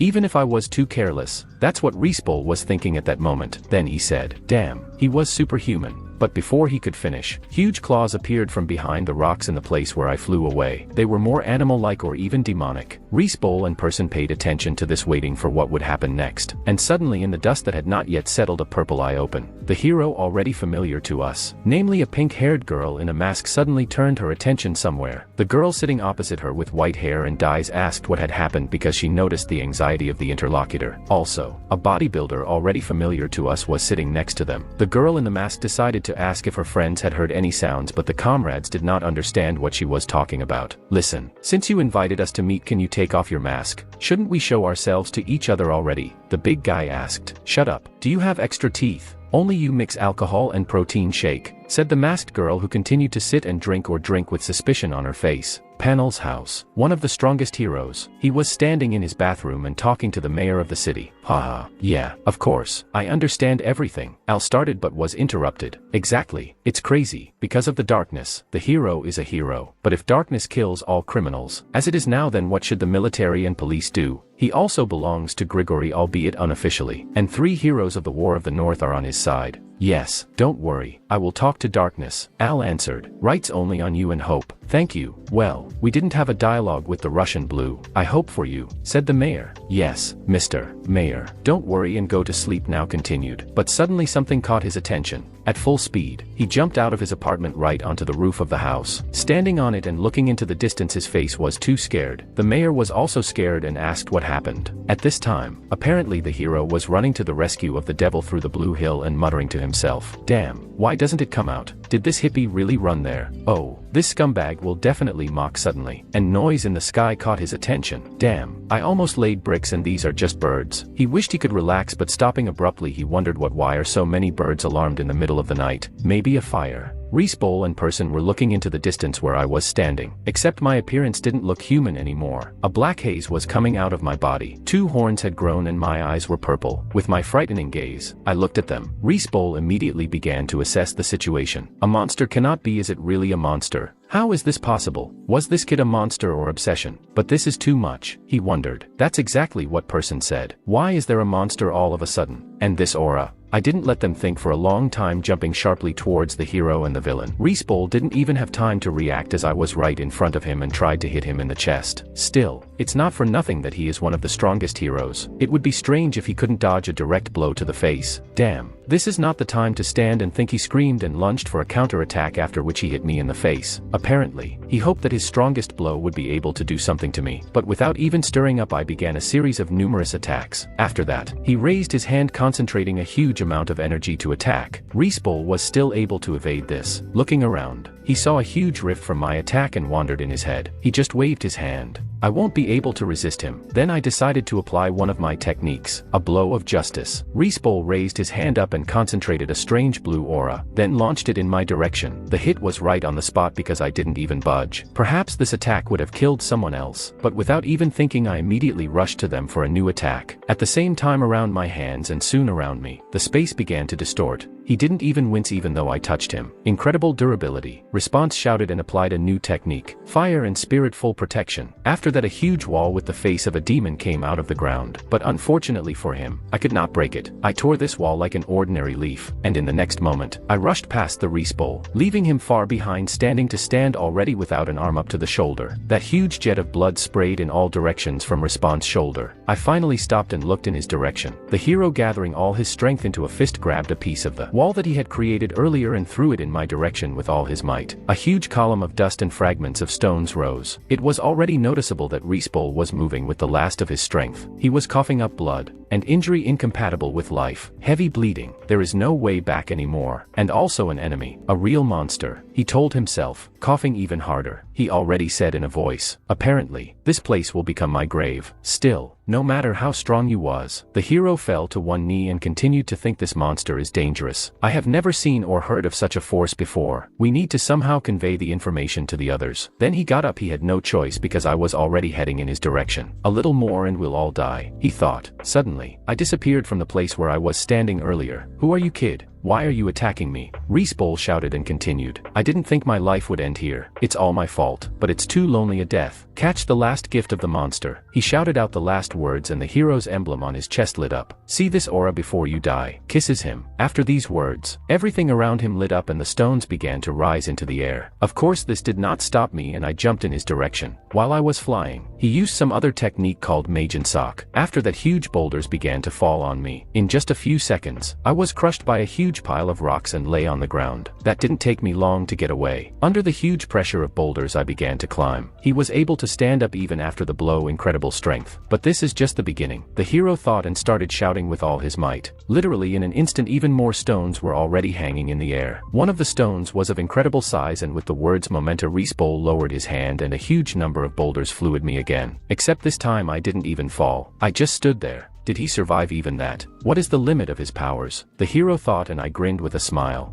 that will make any person, hero or even demon, shiver. Respoll gathered the remaining strength in himself again and shouted. Flash! The biggest boulder that was hanging in the sky started falling on me. Once again, starting to distort the space around me, I turned a huge stone into a pile of rubble with a simple movement of my hand. This time despair could be seen on Respoll's face. Haha, it's crazy. There really are no more options. The remnants of my strength. The lynx is probably coming here. If he fights this monster, he will die. He was talking in his head and raised his hand to the sky again. A blue aura appeared in the place where he was looking and pointing with his hand. We need to make sure that he doesn't come here. I did everything I could. Once again he thought, but these were his last thoughts because I was already hanging over him with my hand raised to strike. Right before he died, he said out loud, ugh, maybe I should have run after the lynx after all. After that I cut the body of the Respoll in half diagonally. It was the end for one of humanity's greatest heroes. I stood over his body with a demonic smile. Person who was probably hiding somewhere peeked out from behind the stone wall. All he saw was me standing on Respoll's lifeless body. Cannot be. Respoll is dead. What's going on here? He said, but it was unnecessary. I don't know how, maybe I heard it or felt it, but I noticed him and turned in his direction. The hero's face twisted into a terrifying grimace. After that, the demonic mode began to pass and showed my face, and I asked while the mode was leaving. A second later, I was standing completely in my human form and said, are you still here? I couldn't finish. Apparently, having spent all my strength, I just passed out and fell down without strength. The villain, seeing this, did not understand what had happened and just wondered what the fuck. At this time, the hero, nicknamed Blinks, continued to run to help Respoll when suddenly he saw a blue light whose hero I killed in the sky. Is that our hippie's signal? Has he caught person yet? Haha, damn it. So he was on the right track, but is it like the opposite direction to the tracks? Why is he calling me there? Maybe he's already caught it and moved out, that damn braggart. Well, since he did a good job, maybe buy him something. His guitar is 100 years old. At least you can give him a new one. The hero Link spoke, continuing to run after the light of Respoll, who decided to save his friend by spending the remaining strength on the so-called guiding star. Urgent news release. Tragic news has reached us on the 731-year-old Mr. Kim was killed on the territory of the Blue Hill. Mr. Kim bore the heroic name of Respoll, and more than once he saved our citizens in trouble. Many residents were shocked by the sudden news of his death. That is known that the funeral of Respoll will be held in secret. While the presenter was telling the news, Respoll's funeral was already in full swing. By all the heroes gathered in his grave, standing in the rain. Even though Respoll left us to join the Lord God, his courage and sacrifice will not be forgotten. We will live keeping the memories of him in our hearts. May he find his peace in heaven. Amen. The priest sang, standing at the grave. Oh, How so? He's in a better place right now. How could this happen? The heroes who had already begun to disperse were talking. Only 3 of them continued to stand still. Suddenly the bodybuilder banged his fist and shouted, "Damn." How so? Respawn could not have died. Could not. The woman with purple hair also supported him. "You did a good job, Respawn. Now you can rest." "I'm sorry. When you were in danger, I was drinking. I don't know where. Leave it to us. I will find your killer and he will pay for everything." Suddenly, 2 people appeared against the background of the bodybuilder. An elderly grandmother and a tall man. "Oh, what is it? How could this happen to Respawn?" The woman said these were Princess Resin, former hero, former member of the whoring faction, one of the 3 heroes of the War of the North, the greatest hero of the second generation title, heavenly fireworks and band hero leader of the warring faction. That just can't be. How could Respawn die? What happened? Ben wondered. "Thanks for coming, Ban Princess Resin. I'm so ashamed," the big man said, to which the woman replied to him. "Such is the fate of Respawn. What's the point of blaming someone? Don't blame yourself. He probably knows it to keep an eye on the Lynx. He's having the hardest time right now." The bodybuilder confirmed her words. So it is Lynx and Respawn had been inseparable since childhood. "Then please, there will be no help from an old woman like me here," the old woman said. But the big man supported her. "Don't worry. Your presence alone gives us strength." The Lynx was the only one who continued to stand over the grave no matter what. The bodybuilder came up to him and put his hand on his shoulder. "Lynx, let's go. We have a lot to do." But the hero, as if he did not hear these words, he stood and blamed himself. A masked woman decided to join the conversation. "What are you talking about? Stop talking nonsense. Why is it suddenly your fault? It's all because of me. I'm responsible for the death of Repal. I missed person and Respawn ran after him," said the Lynx. The rest of the heroes just started supporting him because they had no other choice. Suddenly, the Lynx's fist clenched tightly. Blood flowed from his eyes and the veins on his face swelled. "Respawn killer. I will definitely find him. He won't leave me necessarily.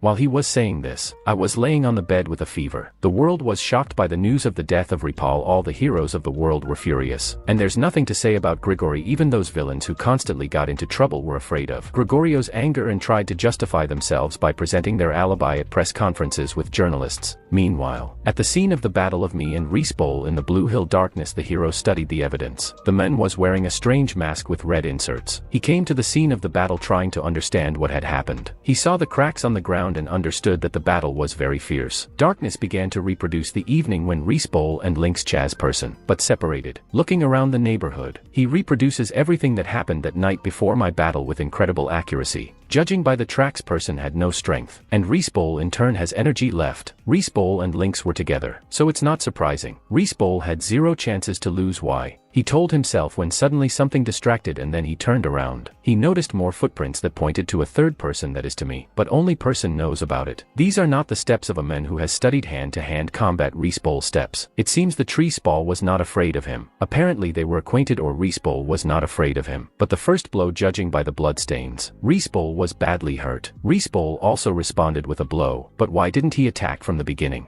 Respawn defended himself possibly in this position, but Respawn was already mortally wounded, and the opponent home. What is this trail? It's definitely the same creature, but why does it seem like it's not? Apparently he turned into someone else. The way darkness reproduced a battle would have surprised any of the investigators. He took out an object similar to a phone, but this thing can measure the level of radioactivity, and the scale in this place was off the scale. High level of radiation. It's a monster. Also with such an incredible aura, attack defense of the Respawn, but the enemy is strong. Tired and wounded Respawn could not touch the enemy. A blow of justice. The iron spirit even kisses him. The blows of justice of Respawn and handle practically do not differ in strength and kisses, and is not inferior to a nuclear missile in its power. Judging by the kind of attacks he used, he wasn't killed, caught off guard. He fought to the end. The last blow, Respawn is falling. And that bastard too. Apparently person took him away. Person's ally. No. He has no allies, most likely a chance meeting. Then why did he attack Respawn? Judging by the fact that Respawn did not attack first, the opponent was not a monster from the very beginning, turning into a monster, but the monster does not become completely a puppet. Some questions. How interesting. Having learned everything in great detail just by examining the place of the battle, darkness began to go into the distance, continuing to walk through the Blue Hill. The emblem on the chest of the Respawn that contained a message that Respawn wanted to convey to Grigori before his death. Dark hair, black mask, under 20 years old, height 170, trans, dark-haired and wearing a mask. And so young Respawn was defeated by a teenager. It can be, and it's also a word that I couldn't make out. Grigori sat and discussed the information received. Everyone was deep in thought transfer. What did he want to say? Handel thought about it. Transformation, the men who came into the office loudly declared. I think it said transformation, and an instant all eyes were gathered on him. Dark, that's you. Where have you been all the time? Do you even know what the situation is now? Sure, the masked man replied. I stopped by the VH on my way here. BH. Surprise appeared on the faces of all the sitting heroes. So you found out something, you must have noticed something. How to say? Dark replied mockingly. Quite an interesting picture. What? The lynx asked furiously. The veins in his arm bulged and he gripped the chair with force. Damn bastard. Did you seem interesting just now? He continued to yell in anger. Response is dead. Respool, and you call that interesting? Are you interested? Huh?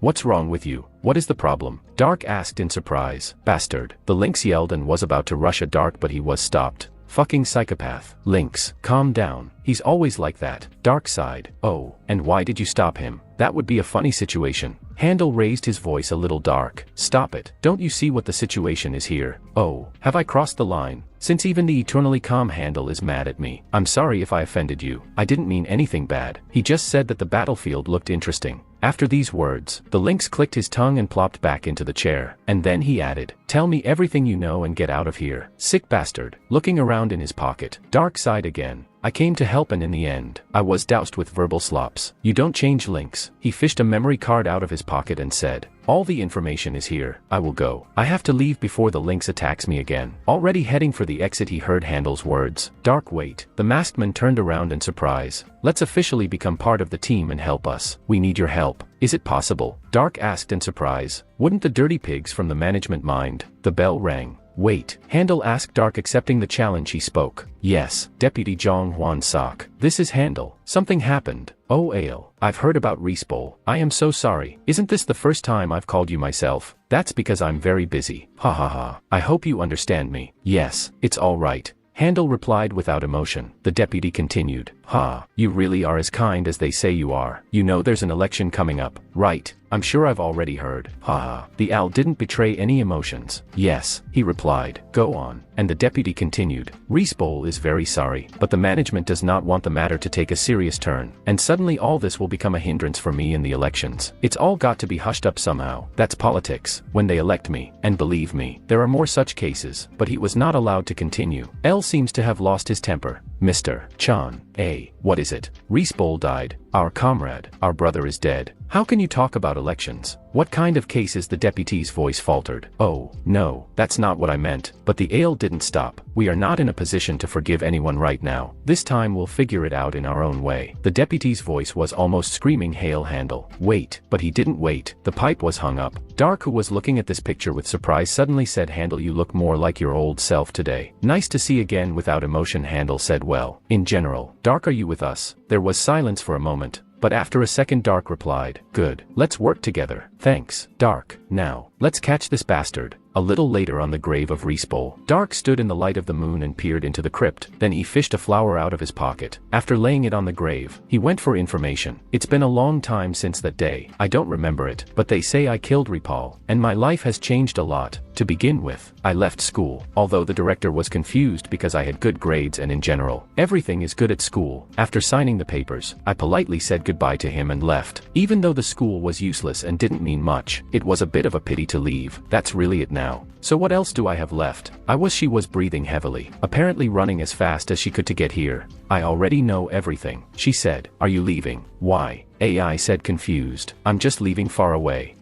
Then I leave school too. She answered abruptly like lightning. What? I didn't expect this. Why so suddenly? Joke, she replied. Everything is as usual. There was an awkward silence, but I decided to break it. Don't you have to go to class? Suddenly she spoke. Did you know that I'm actually an outsider? If it wasn't for you, I would never have had fun and laughed with the guys. I was a little shocked by her words. And what? Are you making fun of me? You're so popular. I'm serious, she replied. I've always been alone. It seemed to me that having fun with classmates was childish. I'm also from a shelter. That I do not know how old I am. Maybe I'm even older than you. Foster parents indicated only my approximate age, so it was not easy to make friends with the guys at school. Do I have to go to school? Boredom is mortal. I thought most of all, I hated the task for groups. So most of all, it was obvious that I didn't fit in. I usually teamed up with those who stayed, hoping that they would turn out to be smart guys. It was also difficult for them with such a gloomy classmate like me. And in the end, it turned out that I did not want to communicate with them. But actually, I was a little lonely. And then I heard voices. What do you really say? Well, yes, but what's the big deal? She's a little bit of that. That's all right. And that was your voice. Listen, have you already chosen your team? We don't have enough people. If you haven't decided yet, why don't you join us? And I wanted to be on the same team with you. Good, I answered. There was concern in your words, so I thought we could be friends. Having fun with friends turned out to be nicer than I thought, and there was nothing childish about it, so I was able to make friends with the rest of the guys and became who I am now. Really? I thought about it. I didn't know that. Really? They asked. I don't even remember. I started liking Jean somewhere in the middle of the semester. Thanks. That came from her, I said in surprise. I really wanted to tell you this. Thanks. Thanks to you. My school life has become fun. Smiling, she told me this. Take care of yourself and don't get sick. Suddenly, I felt I had to say something. Jean, stop. Listen, can I write to you? Maybe we can see each other again. But saying this, I understood that it was impossible. Must not. You can't write to her for her own sake. Of course you can. I will be waiting. Right. Smiling, she headed back to school, and I was left standing on the street alone. How did it happen? What did I want? June Chop texted me. Without me, you can take Jin's gang ended up in a hospital bed after getting a loan from high school students. I'm lonely. The strongest villain. Why do I need it? But you can't catch an arrow halfway through. Maybe I was too frivolous. I've been thinking about it. A little later on the territory of bhounen. It's too late. We've gone too far. The man who was almost killed by Risol was looking at me. The villain person. Oh, yeah, I answered, awkwardly. Pull yourself together. He encouraged me. After all, you killed Risol, a great hero and a comrade of many other heroes. People like him can be counted on the fingers of the whole world. Now not only heroes will be looking for you, but also villains who want to make themselves known. Very uncertain by confirmed.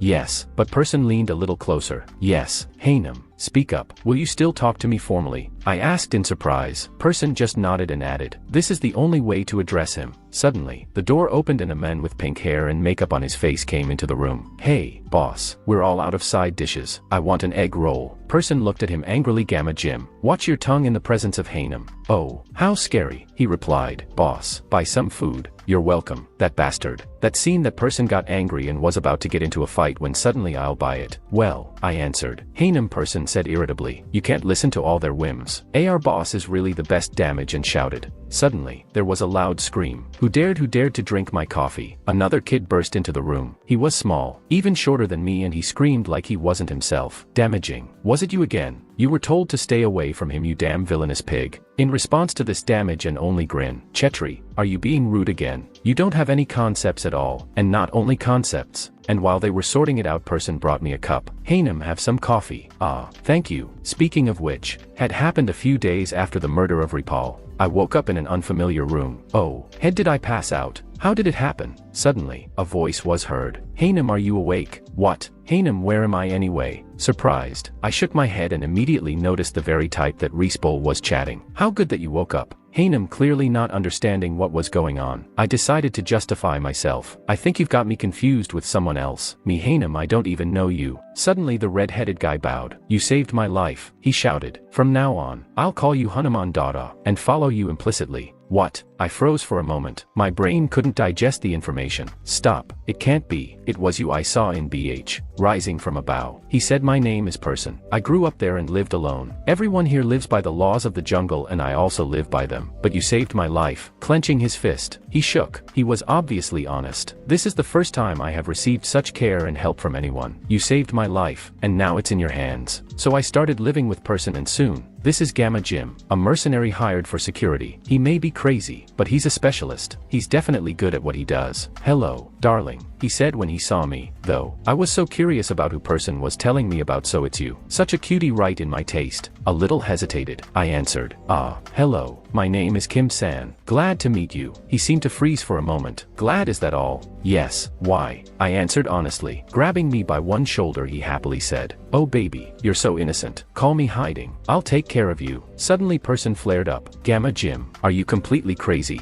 Only later did I find out that Gamma Jien is a very popular villain. So he joined us. And then there's Chetri. Can I help you with something? I asked Person every time, and each time I got about the same answer. No, Hanem, rest. And you can talk to me informally. I was surprised. I will try. Suddenly there was a knock on the door and knock. I asked, this is the first time someone is knocking on this door. Are we waiting for someone? No, Person answered gloomily. Nobody even knows us here. Hanem stepped back. Gamma Jim, I know. He answered and grabbed a knife. Lightly opening the door, Person saw a small guy. Who are you? He asked him, "Do you know him?" I shook my head negatively. "No, that's the first time I've seen him." "Who are you?" "My name is Dr. Chetri." The guy introduced himself, and then he screamed, "I've heard a lot about Mr. San. Mr. San, let me join you." What? The three of us froze in place. After a while we were sitting in the lobby. The guy told me, "My name is Dr. Chattery. I witnessed the Battle of Santa and Respol. After that I followed Mr. San, unnoticed. What a powerful force and modest character. You are the one I was looking for, and I decided that it was necessary." "Must I?" I asked again. "I will conquer this world. I want to give you this world, Mr. San," he shouted. "What?" I was in shock. "So it was you who followed us everywhere." Person hissed, "Argue an ordinary person." But the doctor kept talking.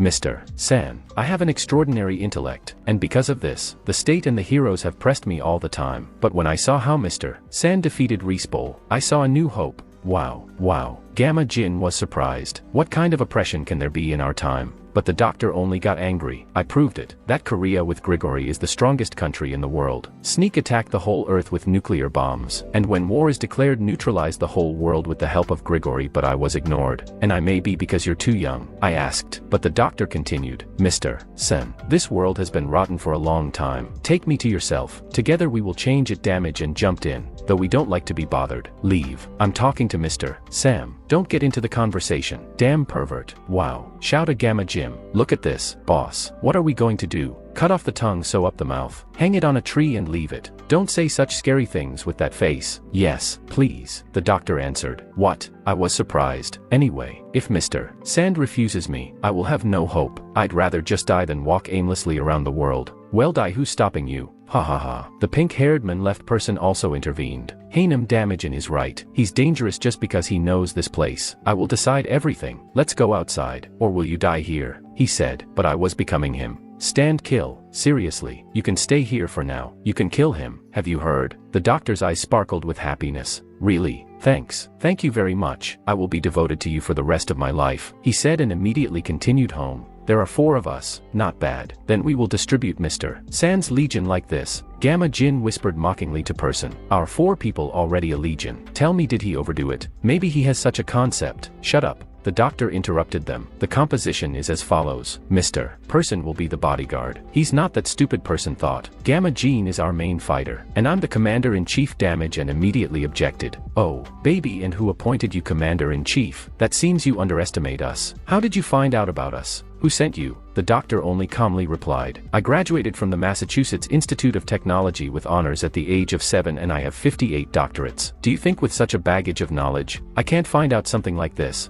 We just stood in a stupor, all 3 of us. A real villain. For the first time I see pure evil. How can you get 58 degrees? Such thoughts were spinning in our heads. So it's settled. That remains to come up with a name. Great. I've decided now we will be called separately. Separately. It means people who will change the world. What's your name, sir? Do we really need a name? Gamma John asked. Haha. Why be so wise? Person confirmed. But I was delighted. After that we set up a house in BH and began to live together. Chetri said that it was better for him to live with us so that the heroes would not find him. That may be a dangerous place, but shit, his neighbors are much more dangerous. Our day's Schiffer is yelling at the top of her lungs. "Hey, are you lying around again? We would do something at least." "Well, yes. For example, washing." I confirmed. Mr. Sands should rest. Added shit through addressing 2 of my subordinates. "Do you want Mr. Santo do everything himself? Is he always like this?" Gamma Jin asked. "Can we kill him on the slide?" Person suggested. "Then I'll go too," I declared. Mr. San. Suddenly chat room called out to me. "Can I talk to you for a minute?" "Oh, okay." We went into the hall. "Mr. Sen, we need to pull ourselves together. As person said, many enemies are aimed at you." "Oh, yeah, Mr. San, you are surprisingly ill-informed." I just smiled. "Ha, well, there is such a thing." After my words, he plopped the textbook in front of me. "Then I will tell you about the heroes who pose a danger to us." The name of the textbook: Encyclopedia of Heroes by Chetri. First of all, he began. Grigory, you know them. The strongest team of heroes in the world from Korea. Next, the Keepers, the biggest team of heroes in the world from America. We can say that 60% of all heroes are from there. Recently, 2 of their heroes died in Texas, and they're a little on edge. Next, the Knights of the Temple. The team from Israel is the strongest after Grigory, but the head will die from illness any day. Now, he did not prepare an heir, so everything turned upside down for them. They say the leader is called the Lion King, and he's almost as strong as Handel. Next is Ultra Nippon. The team from Japan is not the strongest, but they are close to us geographically, and they don't like us very much. Why? They asked this jerk killed the leader, and now they're looking for him. Person looked away embarrassed. Haha, I didn't know that would happen. Now you should know which of the Grigori you should be wary of. Since Rispol is dead, there are 5 main members and 1 secret one left and Grigori. They can be divided into classes: magic experts, specialists in combat, and specialists in weapons. Todd damn. He opened the book on the page where the heroes were distributed. There were even photos. Where did you get the pictures? There are always ways to begin with the leader handle quite popular, isn't it? A hero have incredible strength. In second place is the Russian blue. No one in the world can compare with her in physical strength. Then the red lynx has trouble controlling anger. Master of surveillance. Master Jim. Retired officer. He was the strongest in the world before the advent of the Russian blue. Next is the darkness. He is weaker than everyone else, but he is incredibly smart and makes his own weapons. And he is so belligerent that even other heroes whisper about him. And the last Esther. She is originally from the Knights of Harem. He has 12 summoning techniques. They are all about the level of Rispol. Now, do you understand the danger you are in? Yes, I think I understand now. Now the lynx is the most dangerous. He was Rispol's best friend. Most likely he went off the rails. Good. I answered standing up. I'll remember. Wait a minute. The doctor stopped me, as I said the first and second number in regard to his handle and the Russian blue. However, this darkness they if you suddenly meet him one-on-one try to avoid a battle. Didn't you say he was weaker than the others? His fighting abilities are weak, but like I said, he's incredibly smart. Be sure to stay away from him and all his battles victory was his whoever he's fighting. Therefore, be sure if you suddenly meet him run.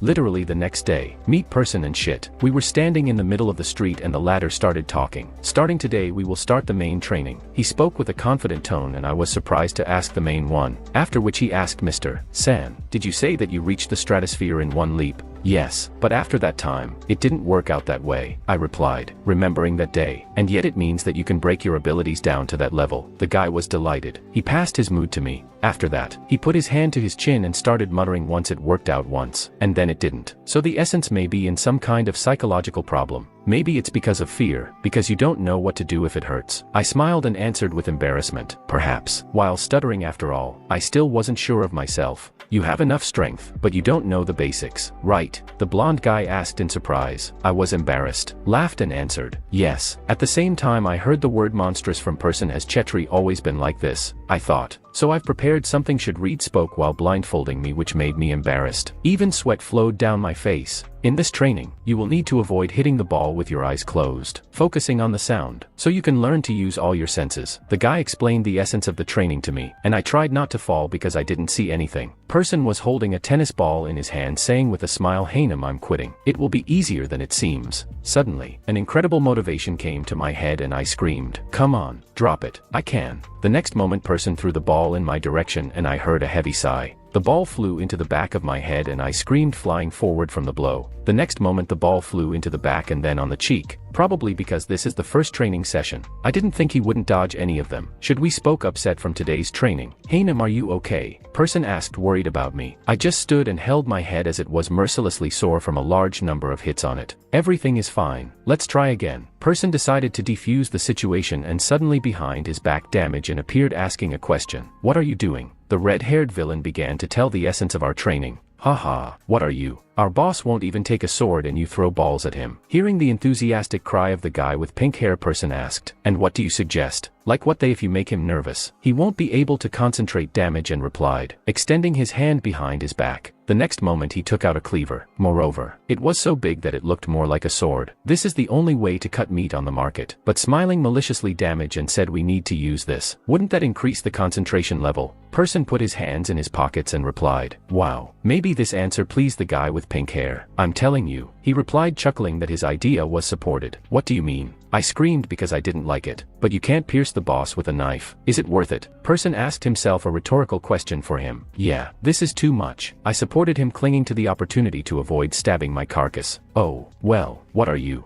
Gamma Jin was upset, examining us, after which he turned into a natural maniac. If it gets in the eye or something it will pierce through, he said, licking his cleaver. The scene of pensive person and laughing damaged and unfolded again in front of Chetri and me. Oh, really? The first one asked. Yeah. The second one answered. I screamed again. Have you gone completely mad? Todd and boss, get ready. It is necessary to dodge properly and take care of your eyes damage, and said, ready to attack me, exuding a murderous aura. I was sweating looking at the confident guy who was already holding a cleaver ready while my thoughts were in motion. He's not really going to leave them, is he? Is this a joke? I was hoping in my head. I'm starting Gamage and shouted, raising the knife to throw, and I began to think even more. Even if he throws, I really can't be stabbed with a knife. Will it still be okay? But if Gamage throws the knife, and suddenly still there was hope for the best in my head because I had already experienced so much. Gamage, stop it. It's dangerous. Suddenly Chetri, who had been silent before, shouted. For a moment I calmed down because I hoped that everything would end before it started. Gamage was already completely indifferent, and the knife had already flown out of his hands. Wait, this is too much, I shouted when I saw his movements and started dodging. Literally the next second the knife stuck into the wall behind me, entering to the hilt. Dodged it. Person stated the fact. Dodged. Yeah. Gamaged and supported him. Again he decided to ask a question, and the villain with red hair supported him, saying, come on. Chetri screamed again, fell from an oak tree, trying to stop two maniacs who decided to bring me down. For the next few hours training continued between us, as well as such dialogues. Boss, let's try again while it works. What are you doing? Wait a minute. Hanem, good luck. Enough idiots. Our days were fun. Our house was usually quiet, but now there is noise and uproar there every day, and let the endless jokes of my new comrades accompany the new life. It seemed to me that I finally had a family. That was a very pleasant feeling. The next moment we are transported to the main headquarters of the heroes of Grigori, which towered over the rest of the buildings in the district. Hale was sitting at his desk reading documents. Suddenly, the door to his office opened slightly, which drew the hero's attention. Hey, why did you call? Something happened? Lynx asked the question before he could enter the office. If you lecture me again, I leave. The red-haired hero decided to warn the main one in their group, to which he replied, haha, come in. Have a seat. I've been waiting for you. We haven't seen each other for a long time. Would you like something to drink? Tea? Coffee? Laughing, Hale said to his comrade. The Lynx, however, just sighed heavily, saying nothing. Turning towards the exit, he said, have you nothing to say? Then I'm leaving. Lynx, stop it. Hale decided to stop him by getting up from his seat at the table, continuing. It's been 6 months since Reesbold died. We haven't found a single clue, and you're still looking for the killer. So what? Bowing his head, because of which the shadow closed his eyes, the Lynx asked one more question. Since it's been 6 months, should I give up? Hale continued to stand his ground. We have things to do without that. Are you thinking of giving up on the responsibility that is assigned to you? You're one of the Grigori. The Lynx sighed heavily once more and began to speak fragmentally. Responsibility. Gregory. Good. Then I'm leaving Grigori. Keep helping the world and I look for that scumbag. Making the most serious facial expressions, the red-haired hero said, not ready to accept such a reality. Good luck to you. He waved his hand, continuing to walk towards the exit until Hale stopped him with his shout. Stop. This time the hero at the table sighed heavily, thinking about what it was better to say to him. Tesu, he briefly threw the guy's name, which made him stop. What the Lynx began to speak and turned in the direction of his commander, but did not have time to finish as Hale's fist was already flying into his face. The blow was really strong that the red-haired guy already screamed in pain. Then came another blow to the head, down a cough from the Lynx. After he was able to pull himself together, he said briefly, the bastard. After that he threw his punch towards Hale, but the attack was unsuccessful. Bastard, the red-haired man said, realizing that he had failed. Who? Hale's sigh sounded, looking at his friend. The next moment he grabbed the guy's elbow with his other hand. After that a strong throw into the next wall followed. How could the famous Red Lynx come to this? You're weak, Hale spoke, walking towards the guy, realizing that this is the only way he can stop him. You bastard. Only the red-haired hero could speak. While he was wiping his face of sweat and dust, Hale continued. Previously, you would have easily dodged such an attack. There's no strength left in your fists. When was the last time you ate? When was the last time you slept? Your opponent is the Reesbold killer. If you go looking for him now, that would be akin to suicide. The Lynx did not want to listen to the men in front of him, continuing to stand his ground. I can handle it. Fuck off. He was talking. Tesu, young man, was a friend to us too. You're not the only one grieving for him. Hale tried to calm the red-haired guy, trying to find common ground. I'm asking you not as a colleague, but as a friend. Helped me. Tesu, we're heroes. This time the Lynx just kept silent, wiping his face.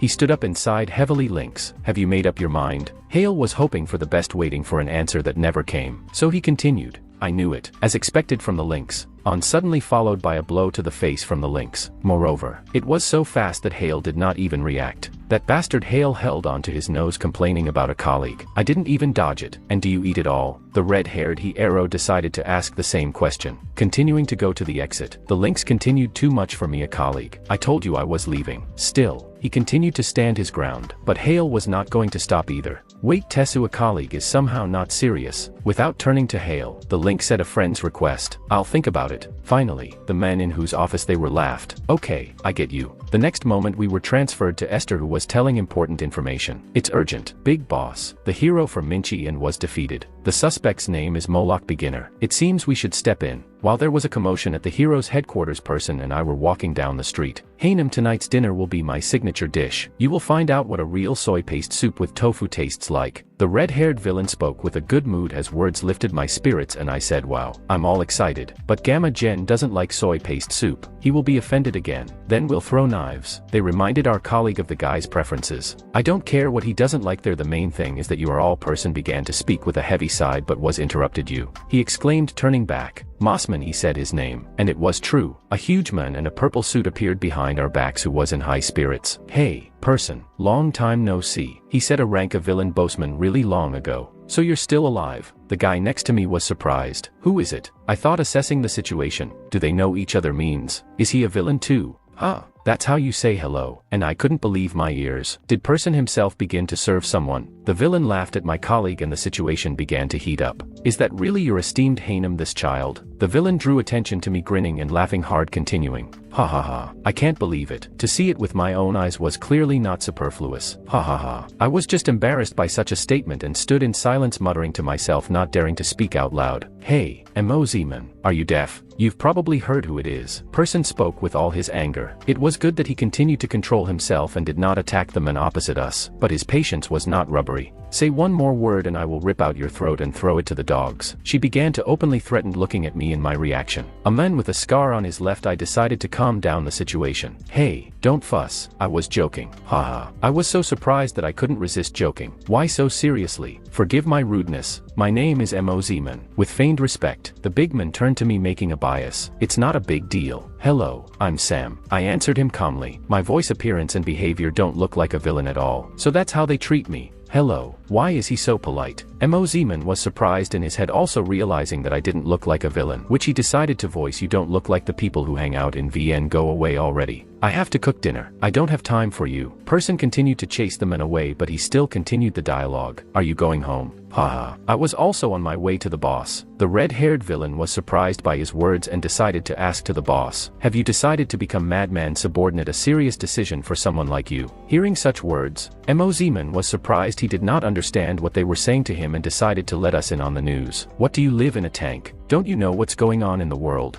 Madman is dead. Squinting his eyes, the man said seriously, now it's time to be surprised by Person. I don't know who they're talking about, but their reactions scare me. What? Dead madman? How so? Who's his? My colleague continued to ask a lot of questions until he was interrupted. He resisted Malek and died by his hand. And I'm his subordinate now. Molek, this is the first I've heard of him. The dialogue between the two villains continued, which I tried not to interrupt. Mr. Malek wants to unite all the villains. Soon he will contact you and it's better for you. Take his offer seriously. Mo-Zeman seemed to be speaking with a threat without taking his eyes off us. Tell this Malek of yours not to bother him, if he doesn't want to, in a bad way. Person continued to threaten, being completely confident in my strength and of course in his own. Mo-Zeman turned in the opposite direction from us, starting to leave, and before that said, haha, quite in your spirit. So next time we meet as enemies. When he finished speaking, he jumped and flew away from us and we watched it, continuing to be silent. Interesting information has fallen out on us. Person who is madman. I decided to ask my colleague, sweating a little. I'm not used to being in such an environment. He was a very strong villain. Now he's dead and this stubborn Mo-Zeman has become someone's servant. Person answered, alert. It was obvious that he was in a state of confusion and thinking about something. Let's go back soon. He finished, feeling the danger. It was still day outside and the sun was shining through the clouds. We came to our house and we were already met by our friends, if you can call them that. Mr. San. Oh, boss. Come here quickly. They shouted to us as soon as they saw us on the street. What is it? I asked. You got a love letter here. How popular you were. Damaged and left, waving his hand at me and telling me important information. The letter came from a certain Malek, but the content of the letter is imbued with arrogance. Chetri carefully supplemented the news. Moloch, is this the one Bozeman was talking about? I immediately exclaimed, and it immediately became clear that the men was not lying, saying that they would contact me. Give it here. Person immediately snatched the letter, starting to move his eyes over the written text. Immediately seeing the handwriting, not having read it yet, the red-haired villain exclaimed, look at this. It was like a teenager writing honestly. The letter contained the following text. I am Malik. I will unite all the villains. Come to me and kneel. Otherwise, only death awaits you. When he finished treating, Person asked, how can you be so sure? And then he screamed at the top of his voice, that bastard. Who is he to tell him? I wasn't as angry as my colleague. On the contrary, I was a little scared. Shouldn't we go? Most men said he was scary. I immediately asked Person what I should do. Falling to his knees, Person showed how loyal he was to me and replied in a confident tone, Hanem, get some rest. I'll go and kill him. Shibori immediately tried to reason with our friend by shouting at him, must not, how do you know how many there are, looking at the whole scene damaged and just kept laughing like a maniac. Ha ha ha. It's funny. Baby, go quickly and kill everyone there. How dare he treated me like that. Person continued to stand his ground while my thoughts were fading in my head. It's such a strange feeling. Let's just ignore it, suggested Shibori while I was still thinking. An invitation from a famous villain. That's fun. Baby, I'm coming with you. Gamma Janatul exuding confidence, and I was still thinking. The everyday conversation of villains about whether you live or die. Things happen to me that I've only seen in manga. I felt a strange sense of pride that I had become someone important. Did I really become one of them? The next moment we are transported to VN, the entrance to Fortress G, the entrance to the cave. Two people were walking through the cave discussing something among themselves. One of them was amazement. We already knew a man in a purple suit, blonde hair and a scar on his eye. The second one, most men, was talking somewhere in the distance, leading the guy next to him. It was he who killed the hero Apollo. He will be useful to us. Mozman notified his boss, but he was silent, and the guy next to him decided to introduce himself in one word. Hi. After which he raised his gaze, looking ahead. A cloak figure stood at the end of the cave. In addition to the cloak, he was also wearing a mask hiding his face. The villain of unknown rank, Moloch. The new boss of the villains continued to stand and stare at the two guys in front of him. Ha ha ha. Mr. Malek is usually taciturn, but don't worry. The guy next to him tried to calm Shax down. Good. I don't care. Moreover, we are unlikely to see each other again. The white-haired guy showed a malicious grin, continuing to look ahead. What? What does it mean? Mozman immediately drew attention to these words, expecting the worst scenario. The next moment, Shax jumped forward straight towards Malek, shouting, "After all, I'm going to kill him now." Shax, no, most men exclaimed, expecting this after those words of the guy. He understood what was going to happen next and didn't want it. Damn upstart. How dare you consider yourself superior to others? Shax continued to shout. Even the veins on his forehead stood out and his hair was tasseled. He was ready for battle, fully confident in his abilities. The cloak person just raised his hand. By the way, she looked completely inhuman, white skin, long claws. And the next moment a strange black energy began to gather around the hand. Jax was surprised by this, but he was ready to continue anyway. Suddenly, a huge snake appeared in front of the white-haired guy, ready to swallow the attacker. It was a cold snake. Shax huddled in fear. He definitely did not expect this. Literally the next moment, the villain with the white hair no longer existed. The snake swallowed half of the guy's body. Only Shax's legs were sticking out of her mouth and blood was pouring. Mozman was seriously frightened by such a sight, immediately starting to think. He killed Shax in the blink of an eye. This is a completely different level. Mr. Malek is on a completely different level. We are transferred to another place where the hero walks around the room and talks on the phone. There's everyone here, and dark. I'm almost there. He spoke, apparently going in the direction of the one he was talking to. All right, I'll see you in the hall. I'm already coming in. He was finishing talking. Hey, is that you? I'm sorry, Esther. I will call you back, he said when he saw someone in front of him, which surprised him. Hey, by what fates, he said, looking at the three people in front of him. These were also heroes. The first one was a man in a cat mask and a black tuxedo, a hero from the cat dog guardian team. The second, he was no longer a man but a dog with a human body and a tight-fitting leotard, a hero from the Wolfman guardian team. And the last of the three, a man with red hair and a red t-shirt with for Lionheart from the guardian team. How are you? Hell, the one with the dogs had asked. Where are you in such a hurry? He continued his question. Have you heard of the molecule? He immediately got down to business, and after making sure that everyone was silent, continued. Dark got some information about him. The masked hero was immediately surprised, warning, "Oh, we were just going to catch him." Hearing his words, Hale immediately asked, "Have you found him yet?" Hale was surprised. Not quite. You've heard about the big boss who went to the hospital, right? He died yesterday. The red-haired hero gave out important information. Damn. Hale was saddened. The dogman continued about it. Because of this, the observer made a fuss and said to catch him urgently. K to Coco and even the big boss have already died. The masked man immediately picked up his words and supplemented them. Keepers can't stay away. That's why we're going on a reconnaissance mission. Hale decided to warn them, but intelligence in VN is into too dangerous. Wouldn't it be better to wait and get information from us? All three heroes immediately smiled and exuded complete confidence in their abilities as they spoke. If we come back alive, let's have a drink, suggested the masked hero. My fiancée is waiting for me. I'm getting married next month, said the dogman. Don't worry, I promised my daughter that I would be back soon. The red-haired hero finished. Then they said together in one voice, do you want to croak?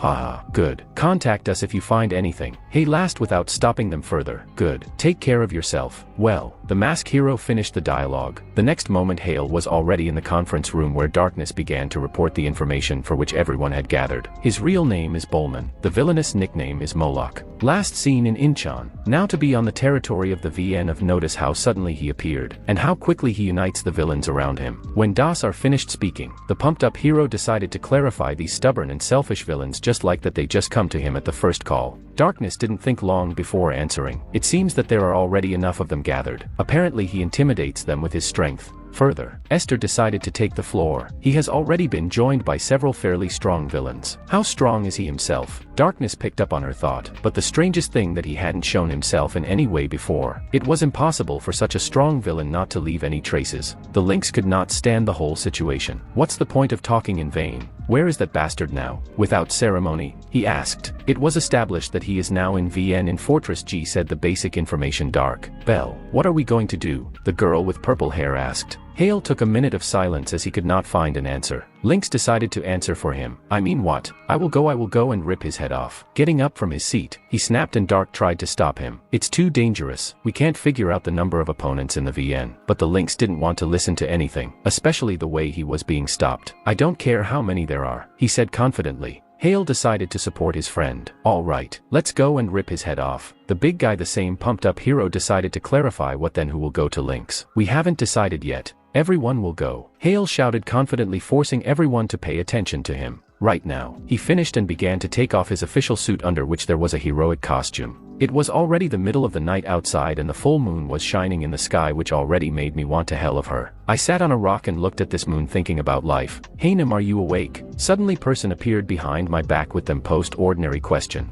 Yes, there is such a thing. They answered and saw the villain with red hair sit down next to me asking another question. Can't sleep. I didn't answer his question, continuing to look at the moon. Which person did? There was such a calm atmosphere that it was hard to believe that we were villains. Hanem, do you want to go to Fortress G? Person suddenly asked, causing surprise on my face, but I quickly gathered my thoughts and answered. No, but really, the little bit. I'm curious. This is the first time this has happened to me. Maybe then, shall we go quietly together? Suggested by the villain with red hair. I was delighted with his offer and immediately became motivated, but still did not lose my mind. Really? Seriously? But isn't it dangerous? Is it possible? Is everything going to be okay? I immediately bombarded person with my questions. Hearing my delighted tone, person laughed himself and answered. Haha. Don't worry Hanem, you're stronger than anyone. And I'm not a fool either. I immediately started asking the next question. Yes, then maybe we should look there. We are not joining. We're just watching. There was a pleasant atmosphere between us, and it even seemed to me that person was my brother, not a colleague. Haha. Yes, when will we go? The red-haired villain asked. Maybe now. If Chetri finds out she will be angry, so it's better to do it while everyone is sleeping. I immediately said, realizing that there would be no better time. Good, then let's go right now. At the same time, heroes have already gone to this fortress with us. Is everyone ready? Hey, last forward, he continued by being completely serious and going forward. The others followed him. Lynx was flexing his arms. A girl with purple hair tied a ponytail so that her hair would not interfere with her. And the big guy. He's just a big guy. His muscles are ready for anything to Fortress G. At the same time, I told person as well as hailed to my colleagues, while Moloch was sitting in his cave and did not expect anything. After a while the heroes were already at the entrance to Fortress G,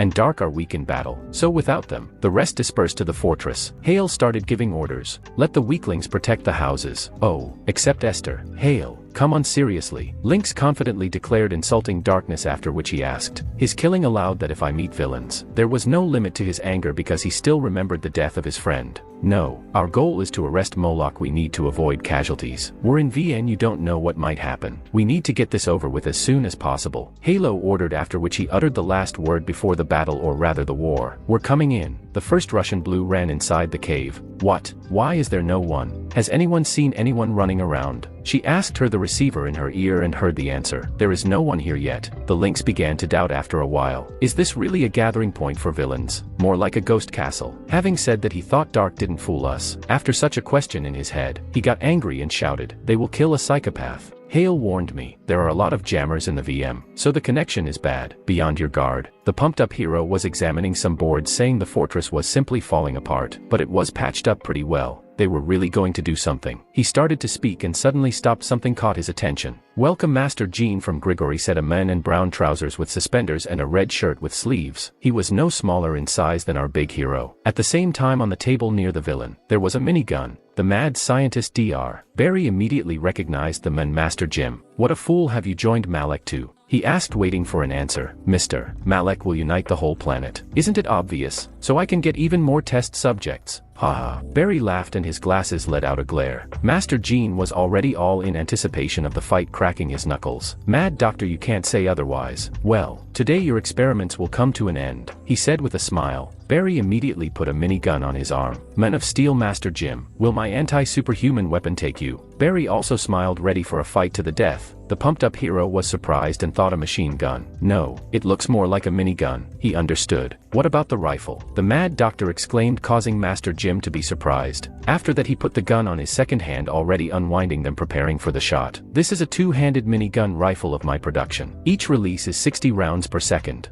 After hearing this explanation, Master Jean fell silent. "Think about the plan. Let's see how good you are." Barry started talking. "Die hard." He shouted the last words. A huge number of bullets rushed towards the Master Jim. Literally in a second, the whole cave was covered with fire from bullets. At this time, the lynx continued to walk around the cave, looking around. "The building is large. If I had come alone, I would have had to wander around here all day," he stated the fact. Suddenly he saw a door in front of him. "What about the door? Does it open at all?" he wondered, realizing that this was a chance to find someone. Lynx opened the door a crack, looking inside. There were at least 7 villains inside, but that's only at first glance. That and who knows how many more are inside. At one point all the villains fixed their gaze on the red-haired hero, causing the lynx to tremble. He even had sweat running down his face. "Who came to us?" "The Red Lynx himself. Who knew we'd meet here?" Two villains who were already obviously familiar with him started talking. "Who is Moloch? Is he here?" The lynx immediately got down to business. He wasn't afraid of these extras at all, as he was sure that he would deal with them quickly. His question was answered by 3 villains. "Oh ho, Grigori doesn't even take us for people now," the first one asked. "But what about it?" the second one asked. "The person you're looking for isn't here," a third answered. The lynx immediately thought, there are too many of them, and everyone is strong. It won't be easy to fight them all. We must try to avoid a collision. Despite the fact that the lynx was thinking about a plan to quickly resolve the issue, one of the villains had already struck, throwing the lynx into the wall. The red-haired hero coughed as he listened on. "Where are you in such a hurry? The entrance is free and the exit is only feet first." "Those bastards," the lynx shouted. "I hope you've already looked for a coffin for yourself. You will die in a ditch like a devil," the villain with one eye and yellow hair said mockingly. These words were the last straw. The veins on the lynx's arms swelled and he was ready to tear and throw. "As Respol, your boyfriend. Give him my regards." "Haha," the villain scoffed, apparently not realizing that they were doing it in vain. Although emotions always affect the fight, because if you are controlled by anger, you start making mistakes. Maybe this is a good plan. But suddenly the lynx turned to the door and began to leave while the villains continued to laugh at him. "Oh, running again? Who gave you permission to leave? The further you tried to run." That was the last thing the villain said, because at one point, the lynx stopped at the wall. After that he hit it with all his might, which caused fragments to fall. The villains immediately became serious. The entrance to this room was closed after hitting the wall broke the door. "What a jerk. What are you doing?" Despite the temporary confusion, the villains still pulled themselves together and continued talking. Suddenly, a voice sounded in the earpiece of the lynx. "It seems that there are already fights going on somewhere. Blinks, how was your situation?" The red-haired hero did not think long and answered, "It's clean. I haven't met anyone yet." Such an answer made all the villains who were inside the room surprised. "Good. Just in case." The voice in the earphone continued to speak, but the lynx decided to interrupt this conversation. "I can't hear you very well. I'll contact you later." The next moment he lowered his hand and stood in place silently. "That bastard. What did you say? Didn't meet anyone? Are you completely crazy?" The villains who were too confident in themselves made a noise. "Yeah, I didn't see anyone," the lynx replied calmly. Then he turned his face full of anger. His eyes already turned red, and then he screamed, "You're not going anywhere from here. Everyone's going to die here. That's why I didn't meet anyone." At this time, the Russian blue continued to run around the cave. Suddenly, something caught her attention. She stopped. She stretched out her hand to the earpiece and said, "Hey, guys, I think I found a big shot. Are you all getting your fists dirty there already?" When there was no response from the earphone, the girl said, "Go ahead." "Hey, you. Burned you a Mentos? She asked, looking at a man in a strange suit with white, green and black colors as well as a green mask. Did you provoke that mess in Texas? What are you doing here? She asked, after which she began to stretch her neck, continuing. Everything was interesting to me. How did you just a rank manage to kill grandfather K2? Even though he was already almost a flabby old man, and even if he was hindered by the newcomer who came with him, it was K to himself. You're not a rank anymore. Higher rank as it turns out. The girl spoke as if to herself but at the same time exuded incredible confidence. The villain continued to sit in place looking at her. The next moment O stood up and finally gave voice. You've just arrived and you're already chatting. You're showing off for nothing. Who are you? He asked, greatly surprising the girl, who shouted. What? Look at him. Villain, don't you know me? What a rude thing to say. Do you really not know the Russian blue from Grigory? The villain only caught on to one word of her answer. Gregory. Bring Respol here, he shouted. He couldn't have died. He's mine. You hit it, didn't you? Bring him here before I tear you apart. He continued to shout, becoming enraged. What a jerk. Even Respol was able to catch you and you want to swing with me. Some growths began to appear behind the villain's back, and while this was happening, he was talking. When I fought with Respol I was a ranka then. What rank am I now? He asked the Russian blue while insect legs came out from behind his back. The girl took off her outer clothes and also screamed, ready for battle. Okay, let's fight. I wanted to find you anyway. You're finished. The villain was confused. Do you want to seduce me? But your body, he said with embarrassment and coughed a little, totally fucked up. The girl did not even think that her action would lead to such an effect. What's wrong with my body? I'm actually popular. They have so. I'll show you a real seduction. After her words, the girl's hands began to increase. That feels like they've become bigger than Master Jim's. Her body continued to increase. On my sexier now? She asked, standing in a fighting stance. And really, it's better than it was. The villain replied, also preparing for battle. The girl with purple hair ran forward, continuing the diet. Meanwhile, the doctor had already opened fire with his minigans and for several minutes covered his opponent with a rain of bullets. But very soon and quite suddenly the cartridges ran out, and the minigun stopped spinning out. Dr. Barry was very scared when this happened, because what he saw in front of him did not calm him down. His opponent stood in front of him, and it looked like there was not a scratch on his body. Master Gina asked the doctor if he was finished with his tricks, because he was already tired. He asked how this was even possible, since several 1,000 bullets had just had to make a sieve out of it. He asked if he was a fool. It was obvious that a superhero of such strength could not be penetrated by ordinary cartridges. The doctor realized that there was a damn monster in front of him, and began to think about ways of retreat. Jean began to approach him and said that the games were over and ordered him to run out of the way. But suddenly, another character appeared in this part of the cave, who was dressed in a yellow robe. He said that he expected this from Dr. Barry, because such a technique would only work on people. It was a villain, who was a former hero and member of the Century named Chin Han. He told Master Jean that they had not seen each other for a very long time, and also asked how he was doing. Jean said that Chin disappeared after leaving censoring, and it seems that he has now decided to become a vile villain. He replied that he did not expect it to turn out this way, but now he earns much more and he is much more relaxed here. Master Jean asked how someone who was once a hero could talk like that, and then in turn, said that when he was a hero, he was not allowed to harm or kill civilians, and because of the prohibitions, he left. And this was precisely the reason, because he devoted his whole life to studying the art of death. After all, there are a lot of heroes like Master Jean who have a lot of muscles, but they have no brains, and people like him cannot even dream of the art of death, according to Chin.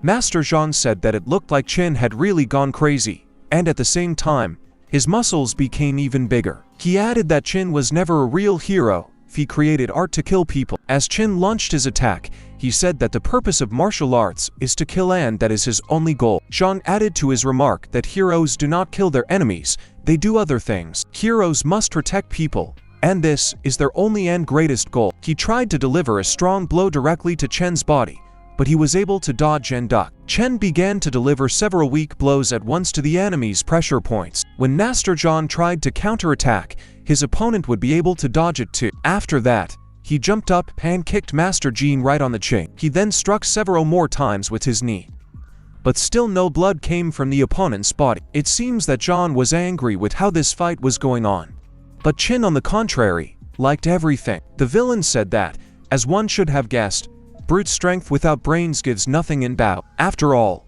real and true art depends on technique.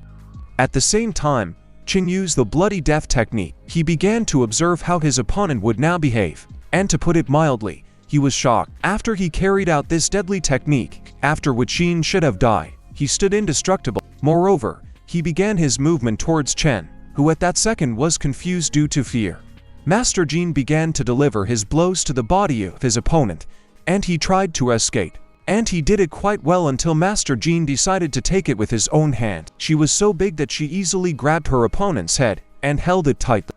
Then I realized that such a force would simply break him, and he needed to somehow get out of the grip, but he felt that his head could not even move, and he gradually began to lose consciousness. The villain also looked at his opponent's hand and realized that it had become even wider. Within a second, the master of Jeans hit the villain's head with all his might on the stone floor. He wanted to say something about art, and at the same time, he raised his hand up. Master Jean. At first, he didn't understand why he was doing this, so he simply swung his fist to finish them off. After that, he hit the villain straight in the face with all his might. Splashes of blood scattered in all directions, and Zhang realized that it was pointless to hit him a second time. Look at the lifeless body of her former comrade.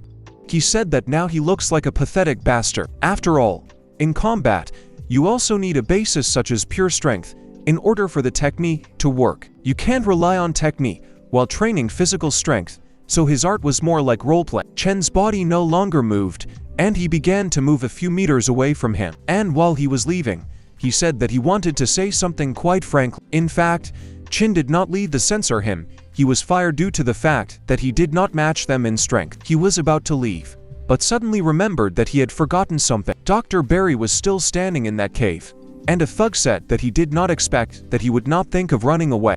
Master Gina told him not to worry because he would get it in the face once and could be free. Then the doctor said that if he quietly and peacefully followed him, then perhaps we could do without it. Master Jin's face was mad, and he said that this would not work. Meanwhile, near another of the entrances to Fortress G, some action was taking place. A couple of people approached this entrance, and a male voice said that it looks like this is the entrance to the fortress. Kim Sen asked if anyone lived here, and person replied that he only knew that it was possible to hide here during hostilities. The entrance to the cave was very close, and Kim Sen seemed very impressed with how everything looked here. When he walked inside, he immediately began to look around and try to understand what kind of place this was. He told person that it was the first time he had seen such a huge fortress. But despite this, it did not look very impressive. Person he said that it was just a junkyard, but it looks like the other villains repaired it well. Kim Sen asked why he was called, but all the other villains were not suddenly person tensed. There were signs of battle everywhere on the walls, which meant that someone had recently fought here. But he thought that this was in the order of things, since most likely a lot of villains have gathered here. But suddenly, he just heard the smell of blood. And then this theory immediately evaporated. The smell of blood was strong, so clearly, this was not just a skirmish. It feels like this happened just recently. He just told his young men that there are signs of battle here and the smell of blood, so he needs to retreat a little. Then Kim said that perhaps he should return, and person asked why he wanted to see the fortress. Then the guy said that it was dangerous here, and he didn't want person to get hurt because of him. Quietly thought that hey, young man was very kind. The guy asked his friend if he thought that sure trying Danjin had already woken up, because if they found out they would be angry. At that time, a group of several individuals who were in the VN said that this house looked quite suspicious. These were the same heroes who Mono had met in the corridor not so long ago. In front of them they saw an abandoned house, which among other things, was located in such a wilderness. Lionheart said that such houses are commonplace, and it doesn't look like something suspicious. The cat dog he said that this is a lair of villains, and maybe someone is hiding here from them. Wolfman said that he hopes that this is so, but so far he does not believe it. This house smelled just like dark, which means that there was clearly something interesting inside. Is this really a dark laboratory? But when Lionheart said this, everyone else didn't believe him. Then the Danjin approached them from behind and asked if Molek was in Fortress T. And the cat dog answered him that he needed to call a reconnaissance group. But suddenly, they all simultaneously realized that this question had been asked by some incomprehensible voice. Danjin behind them, but they still didn't understand who he was. They immediately became more wary and asked who he was. Very soon they realized that it was Damaging, who is also known by the nickname Mad Dog. All the heroes asked him what he forgot here, and he replied that the heroes themselves came to someone else's house. Wolfman, I realized that this was his house, but for some reason, this smell pointed to something else. Daejin said that if they don't need anything, then let them leave, because he still needs to find a person. Cat Dog said that if they find the person, they can easily find the one who killed the rest bull. Daejin said that he didn't even want to hear what the hero just said with his filthy mouth. Did they really come here for the boss? When the mercenary realized this, a smile appeared on his face. He looked at all the uninvited guests and said that now he realized that they were all heroes. Then Daejin added that they are very similar to the hero because they do not leave when asked.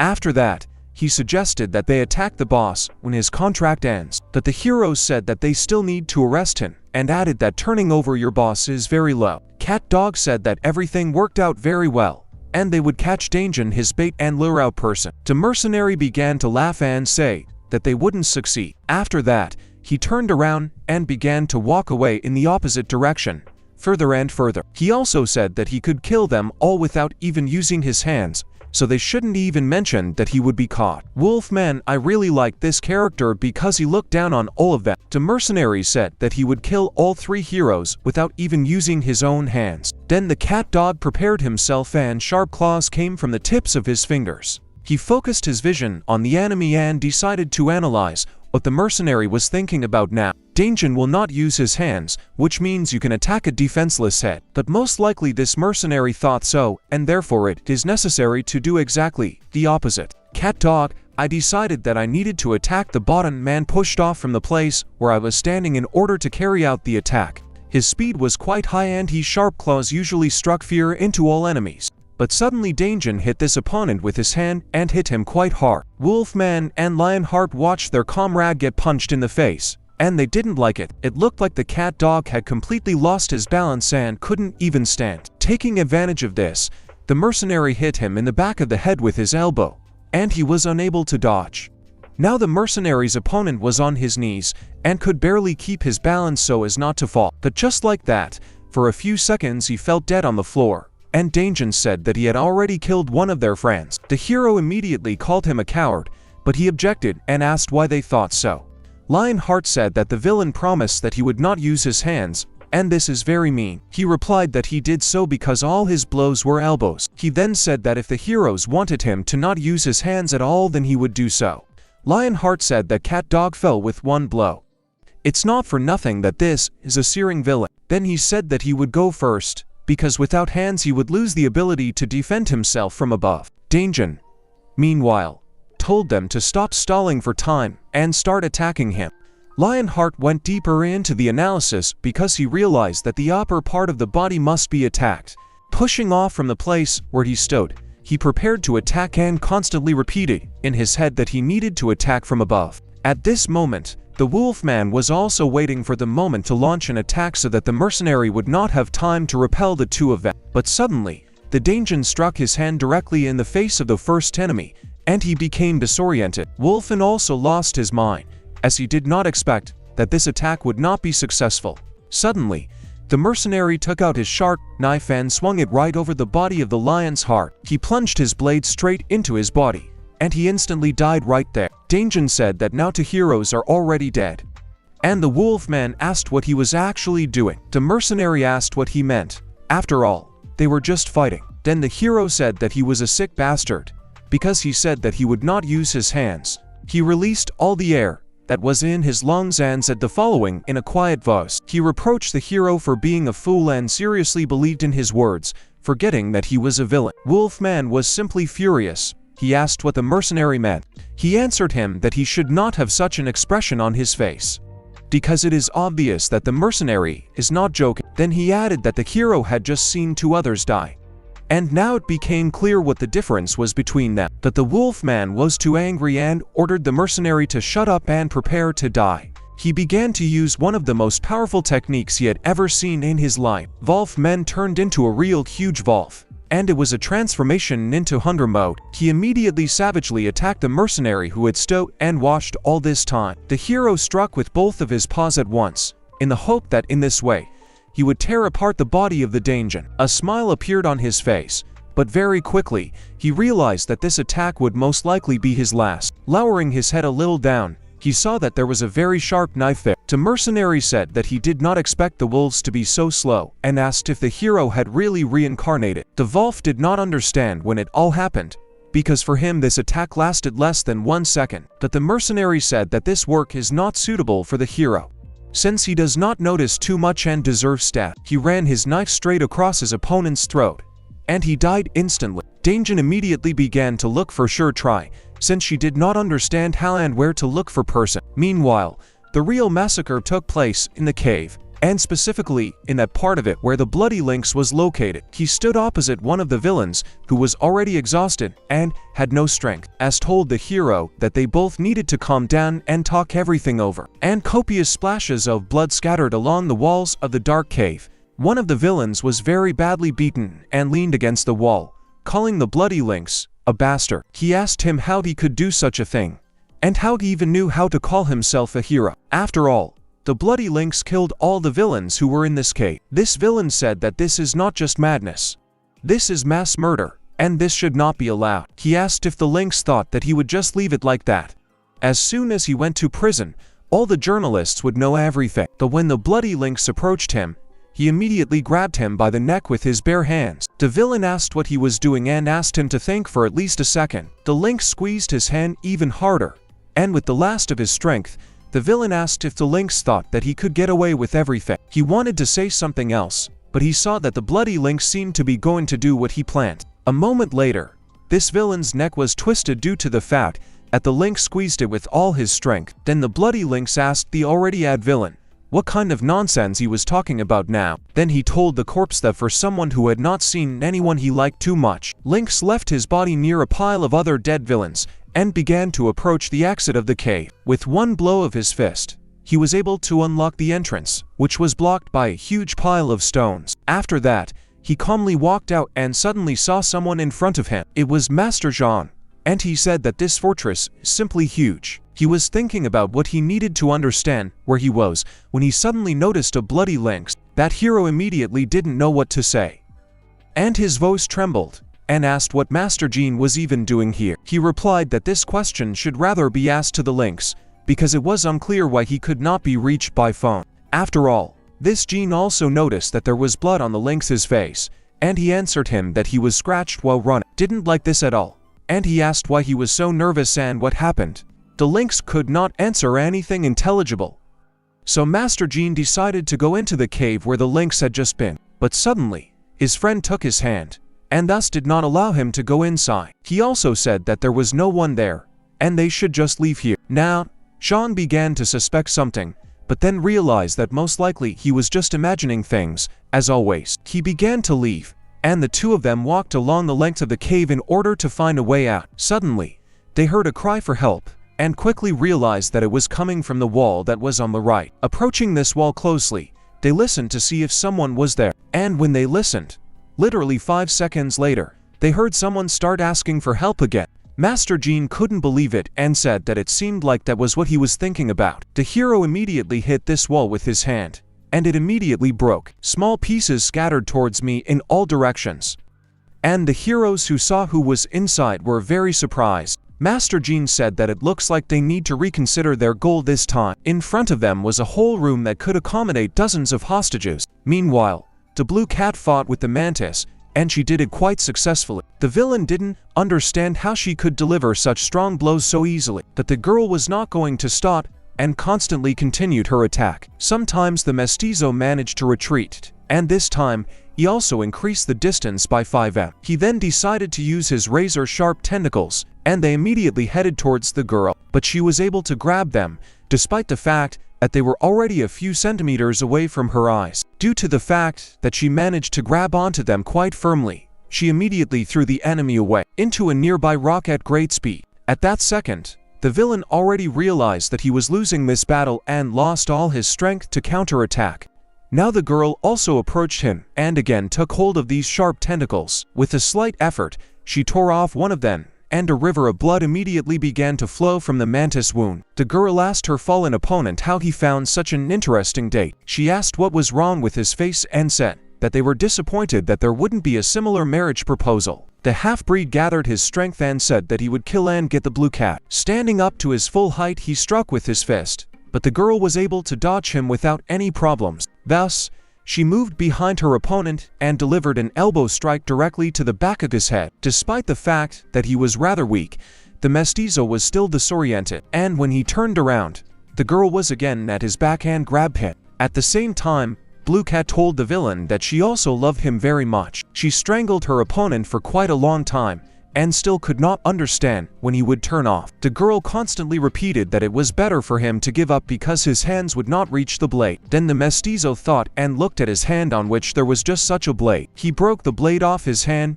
and didn't even feel any pain. In order to break it, you didn't have to make any extra efforts. The girl immediately noticed how the mantis broke off a piece of the blade from his hand and tensed. The enemy immediately launched a horizontal strike, but the Blue Cat was able to dodge it. The girl could not understand how he did this, because this knife is not just a weapon, but a part of his body. However, she managed to grab her opponent's hand and throw him to the ground. By making such a grab, she caused incredible pain to her enemy, and still continued to force him to surrender. She said that now the mestizo may not even try to hold out for at least 10 seconds.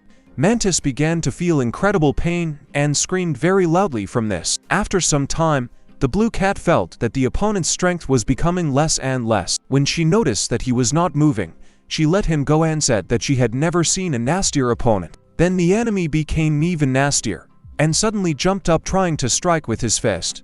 Despite the fact that he missed the first blow, with the second he managed to hit the girl's face. The Blue Cat could not have expected that he would hit with a weak hand. He still looked quite confident and prepared to make the final attack. When he jumped to catch the Blue Cat, she, on the contrary, jumped up to the ceiling. Thus she found herself above the head of her enemy and landing on the bottom. She grabbed him by the back of the head. Taking it in this way, she immobilized the enemy and began to hold his left hand in hers. The half-breed constantly swore and said that the Blue Cat was a real scum. The heroine said that for the villain, now is the best time to give up. But suddenly, with the last of his strength, the mantis took out something that had been in his pocket all this time. The girl very quickly realized that this was Dark's hydrogen mini-bomb, which she had often seen before. Mate said that at this moment, the path of the Blue Cat came to an end. The bomb fell to the floor and immediately began to glow bright red, preparing to explode. The Blue Cat very quickly realized that if this bomb exploded, the fortress would immediately collapse. So she grabbed this bomb in her hands and prepared to explode. She tried to keep her palms closed as much as physically possible. Also seemed to her that this object was getting very hot, and it looked like it would explode very soon. Literally 2 seconds later, there was an explosion of incredible proportions. It is difficult to understand what would have happened if she had not blocked it. The half-breed was alive and stood at a short distance from his opponent. Meanwhile, the girl was trying to gather her strength and did not understand what the enemy was thinking. When he threw it, she asked the mantis why he did this. Doesn't he have friends or bosses to work for? But the villain did not answer anything intelligibly. He only said that the Blue Cat must die right now. She answered him that this already looks like a stalker stuff, and she will definitely write a statement to the police. And at the same time, I was thinking, where did this bomb come from? Obviously Dark wouldn't give it to the enemy, but Dark doesn't make mistakes, does he? But now it was necessary to deal with another problem. And it looks like the girl decided to end this mantis. Blue energy began to appear around her fist and became brighter. A smile also appeared on the heroine's face, and she said that since the battle dragged on, she was using a powerful fist. She also told her opponent that there would definitely not be a second date, because that was enough for her. Meanwhile, the mestizo pushed off and ran at full speed towards his opponent. The girl also moved very quickly and was preparing to eliminate the enemy with one blow. At the very last moment, the mestizo used his ability, and several blades immediately appeared from his back. The Blue Cat was confused when she saw this in front of her, but she understood that she needed to continue to fight. Meanwhile, the girl was finally able to contact the rest of the team via radio. She was glad to hear Master Jin's voice, and said that she was glad that the connection had been established. Shang asked her how things were going there, and if she was injured after the battle. She answered him that she was almost done with the enemy, and that she didn't like that they weren't allowed to kill villains. Meanwhile, the half-breed was still trying with all his might to cause some harm to the girl, but he was unable to do so. He repeated the word "I will kill" dozens of times, but each time they became quieter and quieter. The girl said that everything was definitely over now, and also asked John what the situation was like there. Dagoon told her that they had found 50 prisoners, and now their goal had changed. Link started organizing the evacuation, and Master Jeans told his friend that Hanel might need help now. The bloody Lynx heard the conversation and told the hero that Hanel never needed anyone's help. Mossman, meanwhile, it was very difficult to stand on his feet, and his eyes were truly frightened. Once again in his life, he could not believe what he was seeing with his own eyes. In front of him was Hainault, who had just eliminated a lot of opponents, and Mossman. I realized that this was a real monster. Hanel ignored all his words up to this point, and asked the Mossman whether he was working for the Molech. This was a surprise to him, since this villain did not really like to grovel before someone. At the same time Mossman he realized that Hanel had interrupted so many people without even choking, which means he is very strong. He jumped up and tried to throw a rather obvious punch, but it cost him all his strength. When he had not even reached the Hanel's body, he lunged and struck him with his fist. Mossman fell to the floor, and Hanel she said that there was no need to waste his time, and again asked her his boss was. He told him that Hanel should go to hell, since he would never tell him where the boss is. The hero told him that if he didn't tell him, he would still search the entire fortress to find him later. Suddenly,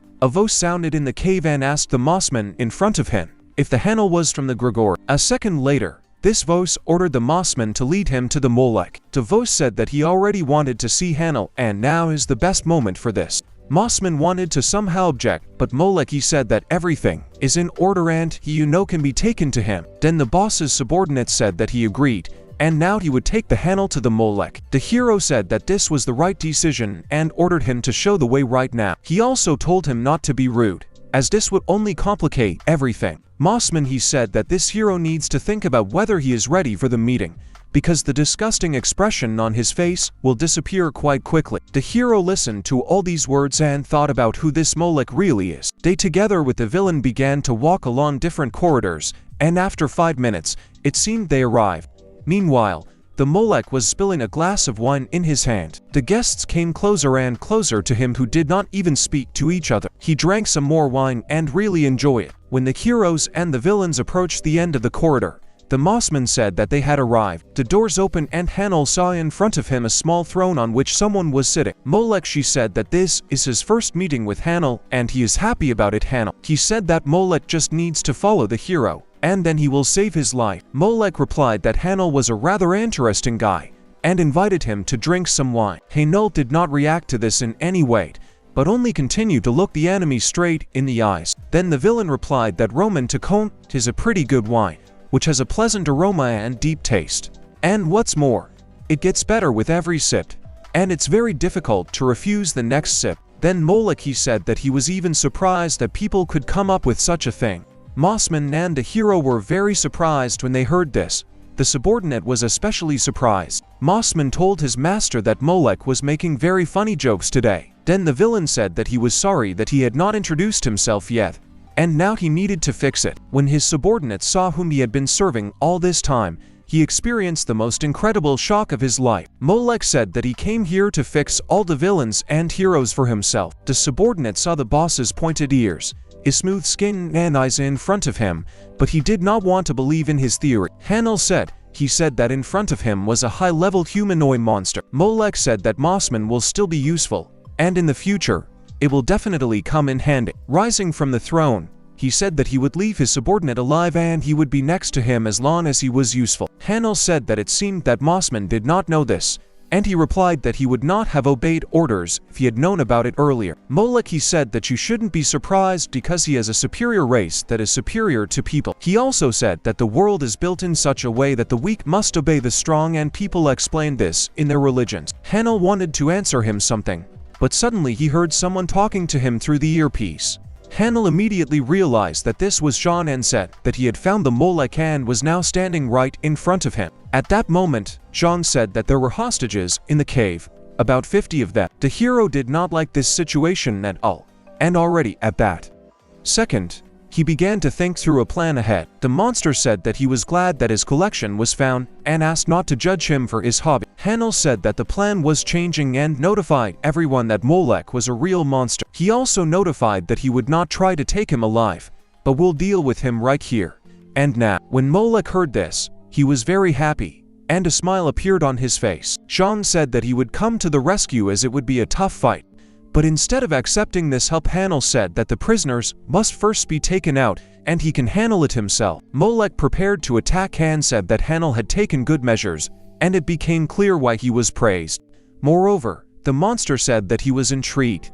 And right now he wanted to test the hero skills. He used the snake technique. Han said that he didn't want the hero to die too quickly. When the snake reached its target, an incredible explosion occurred at that place. And Molek said that it seemed that this attack was too strong for weak people. But suddenly, through the smoke from the explosion, he saw Hanel and he was still confidently standing on his feet. The hero grabbed the mouth of this snake with his strong hands and did not allow it to bite him. After this, Hanel, with a slight movement of his hands, was able to tear apart this huge snake, turning it into a pool of blood. After that, he simply stood up straight and looked at Molek as if demonstrating his strength. The villain said that this was quite commendable and said that the hero seemed to have passed the test. But then energy began to appear around his hand again, and he asked the hero if he was ready for the next attack. At that same second, a death ray began to be emitted from his hands, which reached the target at great speed. After the rays reached the hero, a very powerful and strong explosion occurred. Molek thought that it seemed that now he had overdone it.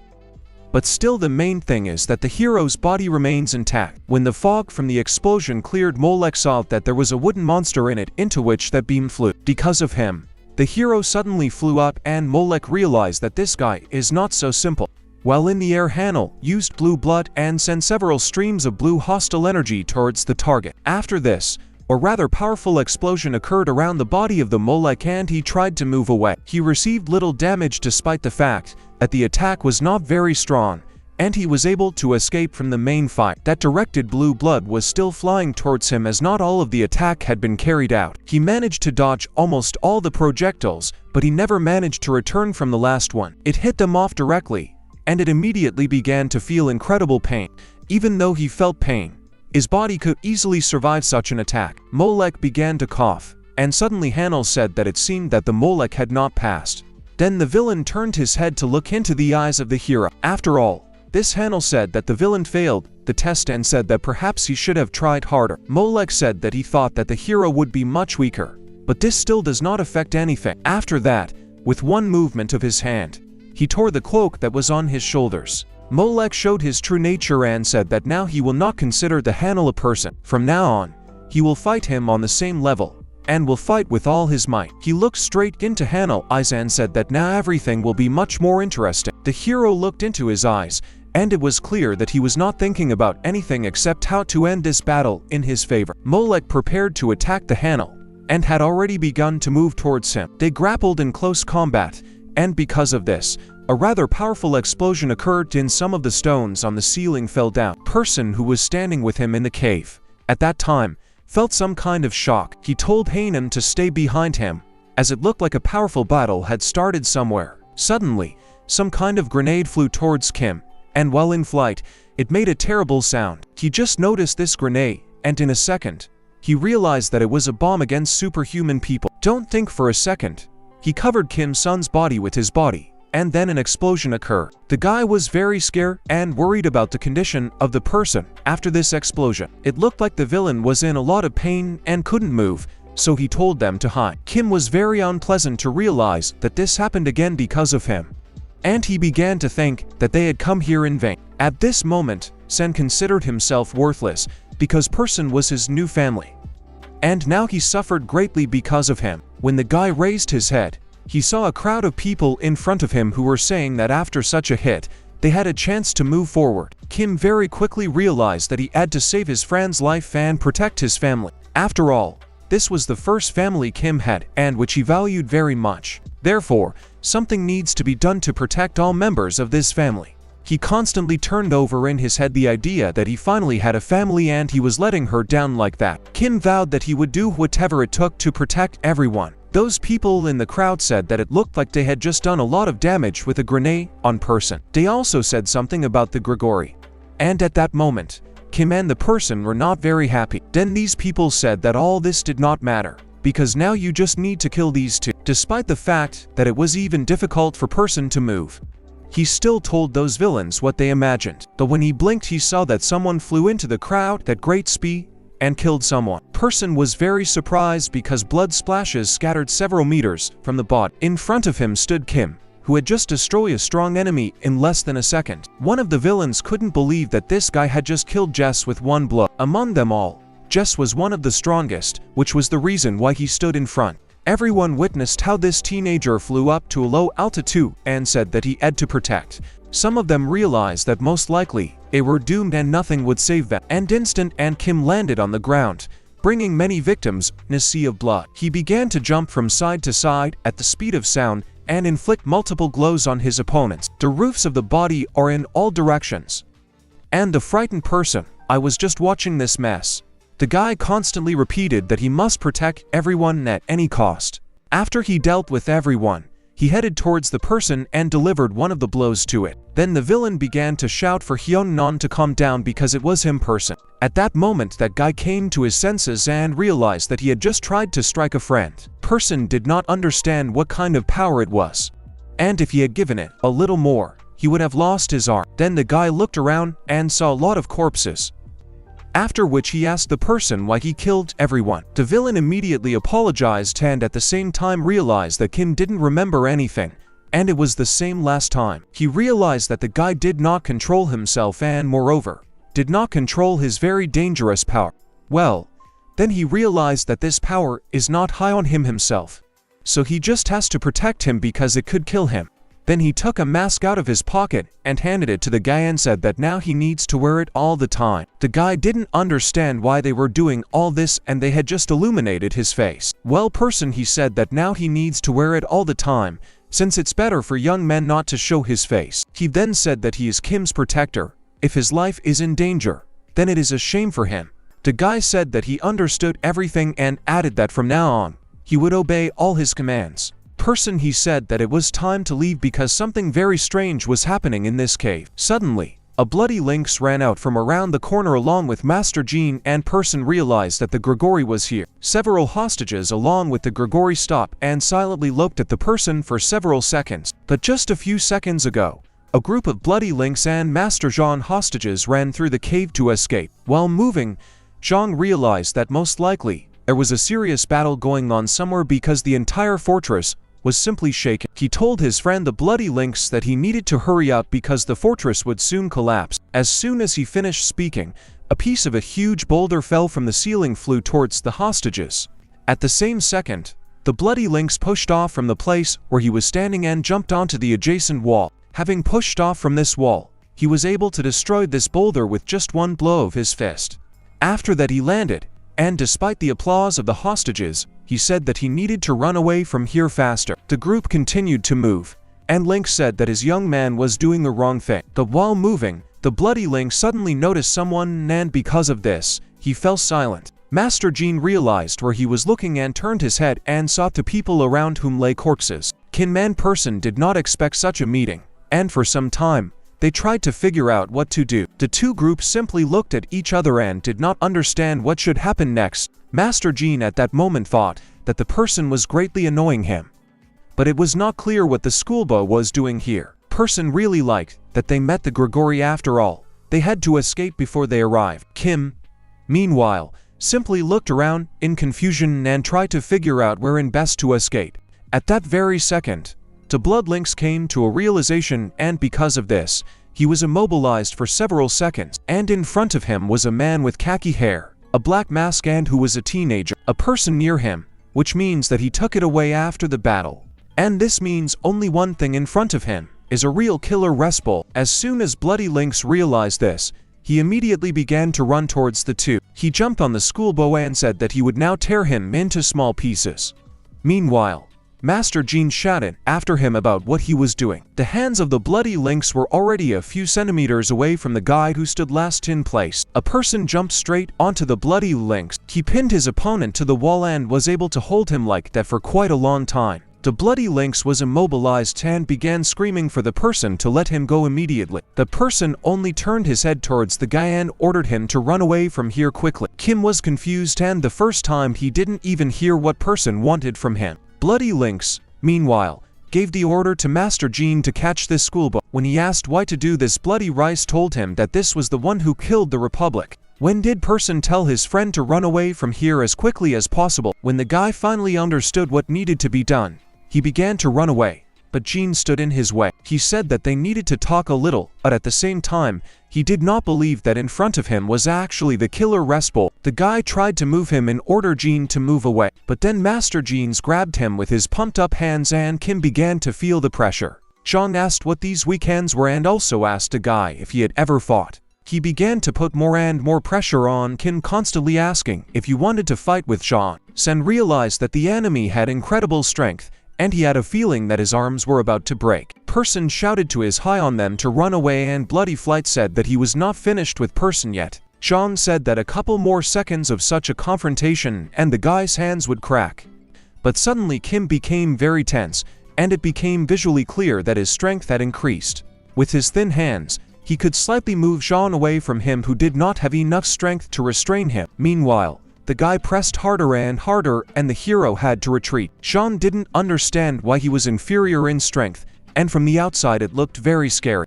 Even the bloody Lynx, who watched all this, said that it could not be that the genie was retreating in power. Person, who had already seen the guy fight more than once, was also very surprised, and Kim-sun was only focused on the task and made every effort to solve it.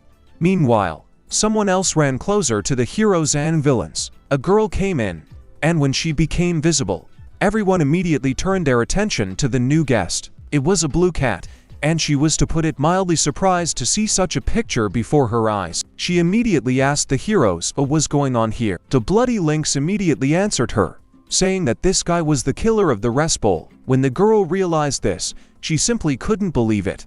And at the same time, she was glad that they had finally found him. She looked at the guy Zhang was fighting with and prepared to run there. The guy looked in her direction with his eyes, and at that moment, everything changed very much. The blue cat stopped and stopped moving towards Kim-san. Suddenly, she felt a very strange feeling and completely stopped midway. The bloody Lynx began to ask him why it suddenly stopped and ordered to attack immediately. But the girl just stood there and looked at the teenager, who was fighting with the djinn with a wicked face. Bloody Lynx began to scream louder and louder at her and finally loosened his grip. He just felt it and instantly pushed away from the bloody Lynx and jumped onto another enemy. Now he grabbed Master Jean with his own hands and threw him to the floor. The big guy was lying on the floor, and everyone else didn't even have time to understand what had just happened. Person, he said that Haim promised him to run away and told Kim that now is the best moment for this. Then the guy turned around and said that he understood the problem, and Kim began to run further and further. The bloody Lynx realized that this was his last chance, and pushed off from the spot and began to run after the guy as fast as he could. The blue cat still stood in place, and it seemed that even just standing was very difficult for her. Zhang began shouting after the Lynx that he should stay, since all the hostages were now in danger.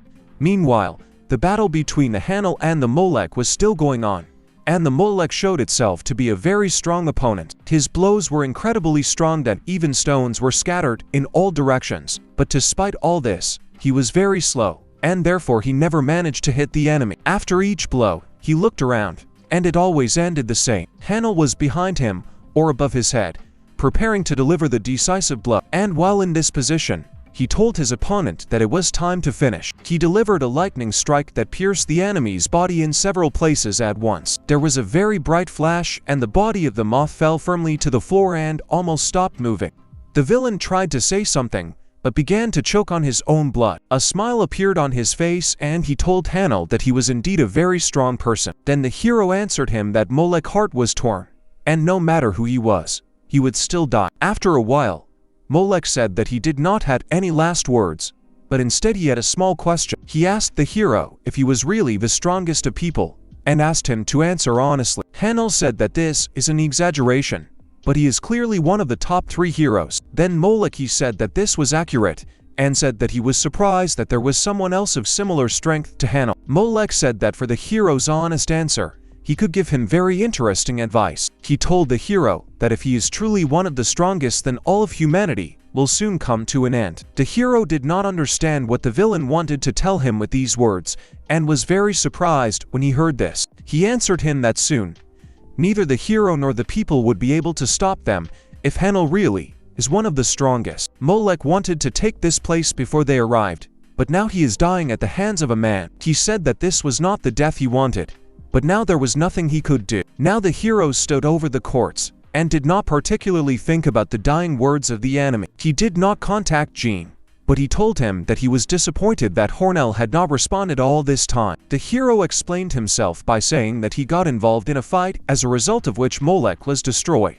But Jean interrupted him. He told him that the murderer of Restbowl showed up and the bloody lynx ran after him alone. The lynx ran very fast, and the guy could barely break away from him, at least sometime. But nevertheless, the overall speed of the bloody lynx was greater, and accordingly, the guy had less chances. Kim realized that now he couldn't get away because the enemy was too fast. He had to do something to get away. Looking back, he saw a bloody lynx, who at that moment thought that the guy was quite fast, but also understood that he was not inferior to anyone in speed. And this only proved that his theory that Kim is the killer of the Republic is true. But he did not try to give up but only ran faster and faster in order to catch Kim. Sen understood that the enemy would soon catch up with him and began to think through different ways to retreat. Suddenly, he noticed that the path was ending and it would be more difficult to run further. If you jump from there, then there is a forest in which the bloody lynx will definitely be able to catch up with him. The guy accepted that most likely he would die,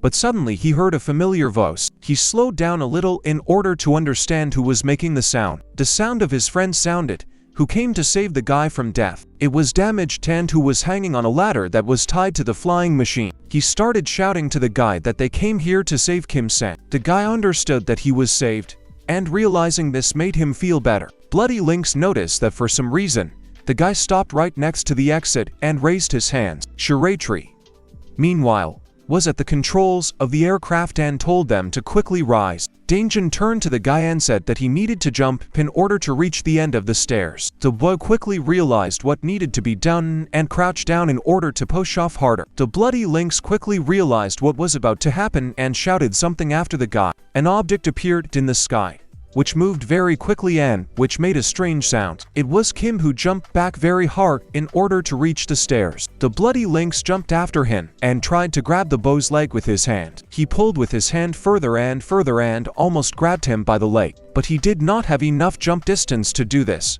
and he began to turn around. Bloody Lynx failed to grab Kim-sen and he began to fall down. In turn, the Danjin quite successfully caught the guy and held him tightly in his hand. Go Miljan, he said that the guy was quite naughty and asked what he forgot in this cave. Shiratri said that it was time to fly away. And when the guy said that he still needed to pick up the person, he replied that he was helping to escape. The bloody lynx, meanwhile, was lying on the floor and was incredibly furious, all due to the fact that even having such a great chance, he still could not take advantage of it and capture the killer Respol. He just shouted something at the guy's back and lay on the ground cursing his luck. Quite a long time passed and some chaos was happening in the Grigori office. The bloody lynx grabbed the blue cat and, calling her an idiot, asked what she had done. She replied that it was just her mistake, but the lynx was very angry and said that it was only because of her that they did not catch the murder. He said that he needed answers to what was in the blue cat's head. At that moment, she grabbed Bloody Lynx's hands as she no longer liked the way it looked. She told him to let her go, and that was the only way they would talk, because at that moment, it was just a mistake. Zhang asked them all to stop, and Esther also supported him. The blue cat and the bloody lynx were very angry with each other and were ready to tear everyone apart. Suddenly, the blue cat felt some pain. After all, the bloody lynx had hit her.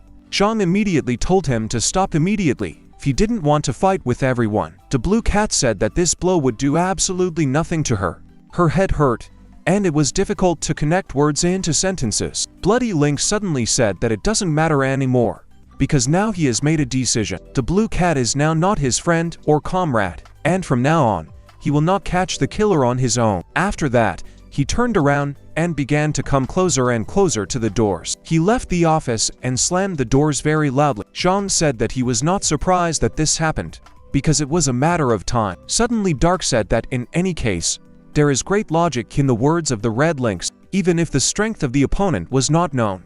If the blue cat had helped Master Qian in the fight, the outcome would have been different. It seems in this case, they all need an explanation from the Russian blue cat about what happened then. Zhang said that there is no need to take the side of the red lynx, and he replied that he was simply telling the truth. The blue cat got very angry when she heard this because she thought that only the bloody lynx was against her. Hitting the wall with her hand, she said that she just had a headache and because of this she could not attack. Then she also left the office and began to quickly run down the corridor. Sean tried to stop her, but he failed. The situation was catastrophically bad. Hanel, who was in this office, simply remained silent because he raised how this dialogue would take place. Meanwhile, the girl ran out into the street and began to move, jumping from one wall to another. At the same time, she thought that this simply couldn't be because she couldn't help but notice it for so long. She pushed off from one of the roofs and slowed down to get through the window, and the girl quite successfully managed to jump into one of the windows and open it. She climbed through the window and tried to understand how he became a Superman overnight. Then the blue cat concluded that she was simply mistaken, and in fact everything is not so. She opened the closet, took out her uniform, and realized that she was late since it was already getting light. She needed to investigate today because something could definitely come of it. Mom called Ji-yoon and called her to the kitchen to eat breakfast. The girl said that she would come now. Darkness was in his office and worked toward since there was no time for rest. Suddenly one of the sensors that was located after the door lit up, which meant that someone had arrived. Seconds later, the doors opened and Dark already realized who was about to come in here. He immediately asked the guest, whom he had not yet seen, how he knew about the location of the secret base. He also found out the password. Then he got up from the table and asked if he should let this uninvited guest live. Hanel entered the base and silently walked to the middle of the room. He was simply silent, and after that, he said that he thought that Dark would like such a joke. But he answered him that it seems that Hanel has absolutely no sense of humor. The hero sat down at one of the chairs that stood closest to the entrance and thought a little. Dark turned his head towards him, as he realized that he most likely wanted to talk about something. Hanel told him that he no longer had any strength because of his image. He couldn't even say anything publicly. His head was constantly in turmoil, and only in this secret base could he rest. Darkness stood up from the table again and said that Hanel is an elite hero, but behaves like a teenager. Hanel threw a small piece of paper at Darkness and said that he was dumping all the hard work on him while he was chilling in the base. Then Darker laughed and said that it seemed that this place suited the hero much more than him. Hanel asked after this phrase why Dark behaved this way with the blue cat. Because he essentially forced her to run away. He told him that Hanel would not have been able to voice it. So Dark decided to take everything into his own hands. While pouring wine, he also added that the leader of the group should have been Jean, not Hanel. After all, being both a leader and an ace is a very difficult job. He also looked at a blue cat for the role of leader, but she was too young. The blue cat is clearly no more than 23 years old, and is about 10 years apart from the rest of the team. The leader must be experienced and generous like Jean. The blue cat must become the captain of the attack and ace. Hanel said that he himself also understands this, but also realizes that Jean will never agree to this. Dark, he said that he apparently blames himself for mistakes in the army, and most likely this influences his uncertainty. Moreover, he also added that if the blue cat were 3 to 4 years older, it could be considered the leader. Hanel said that he wanted a beer and asked if he had some on this base. He knocked the glass lightly on the table and significant cracks immediately began to spread across it. Dark asked if the hero even knew how much such a glass cost, and he replied that he had already been in such a state. After that, Darkness took a beer from the refrigerator and asked if Hanel wanted to indulge in nostalgia. He answered him that he missed those times, because those were good times and he lived without caring about anything. But now everything is completely different, and everything is much harder and more complicated. Hanel said that they should go to the Han River like in the good old days and have a drink there, but Dark, he said he couldn't drink. Meanwhile, the action moved to the house where Kim Sun's group was now located. A person came into the house and everyone who was inside was very happy to hear this. Kim said that he was very glad that person was alive, and Danjin was surprised that he did not die. Person, he said that he was glad that they were worried and then asked to hire him if he was injured. He tried to talk to Kim, but was suddenly interrupted by the Shiraitri, whose voice was very angry. Person immediately asked him what happened, and for some reason, his voice began to tremble. He told them both to follow him because he wanted to tell them something. Shiraitri immediately began asking both of them, and mainly the persons, what he was thinking when he agreed. He was very unhappy with what happened and said that person should have stopped Kim when he suggested going into the cave. But then Kim Sang apologized to the Shiraitri and said that they would not do this again. Person asked if he could go since he had some wounds after the battle. But instead of letting both go, the shorter I told both of them to sit down since he had not finished yet. After this, The shooter calmed down a little and said that he had very important news. He notified everyone else that they needed to get ready since they were leaving, and this was not discussed. He also added that the reason for this was that it seemed that their house was spotted by heroes. Meanwhile, the staff of the Guardians of the American team of heroes was talking about the fact that the Grigori had broken into Vienna. The head of the Guardians said that they had already lost many heroes lately, and he asked everyone else how the best team of heroes in the world could get to this point. All the heroes who are at the same table did not know what to answer to this, and they were a little ashamed. After this, the head of the organization said that something could be attributed to bad luck, but in general, they simply do not know who they are fighting. One of the heroes said that if this all happened in Vienna, then it was probably the Highlander's fault. The head of the organization tried to remember who Highlander was and remembered that he had the nickname Executioner. He then added that in any case he could not watch the Guardian Hero organization stagnate. Therefore, he ordered to contact the Grigori and call the Hanel here, the largest and most impressive team of villains. They are more numerous than the Guardians, and they control the Vienna. The team is the center of the balance of power in which none of the heroes can interfere. One day, while working, someone approached Blake and he immediately recognized a familiar female voice. It was the Highlander secretary named Ellie, and she brought materials about the battle with Restbull. Blake was very exhausted and said that he was glad that the documents had finally arrived. These men were visited by the head of the Highlanders, an SS-ranked villain nicknamed the Executioner and named Daniel Blake. After looking at the documents, he said that apparently person was involved in these matters. The secretary said that most likely it would change the location because of what Gamma Chen had done, but if you use force it will be much easier. After all, why strain guided only by ordinary efforts? Looking at the sculpture that was in the room, Blake said that he could try for his sake. It was a stone sculpture of some deity who was sitting on a throne. The secretary said that this was a useless idea because it wouldn't help anything in the afterlife. Blake in turn said that she was very cruel and asked who their guest was today. She said that this was the same outstanding newcomer to the Habib combat training school named Kurtz. Blake looked at him, and then the court greeted the executioner, and he said not to call him that. The secretary also said that his skills allowed him to immediately become the leader of the squad team. And then Blake asked what powers he had. Cruz said that if it is possible to kill someone, then he will be able to demonstrate it perfectly. The secretary turned to the workers and told them to be careful with the monument they were moving. Blake shouted to one of the workers not to use the rope because it might cause scratches. Krauts realized that this was his chance to demonstrate his strength. He began to come closer and closer to the monument and ordered its workers to move a little. Blake told the newcomer that this monument was quite heavy and advised the Krauts not to do this so as not to overstrain himself. But when Krauts put his hands on the monument, everyone seemed to understand what he was going to do. After that he felt this monument a little and realized that he could easily move it. A moment later, he took the stand with his powerful legs and began to move this monument forward. Blake, who was watching all this, was a little surprised and even more angry. After the villain moved the monument, he decided to turn to the boss to ask how he liked it. He said that the monument is indeed heavy, but only for ordinary people, which it is not.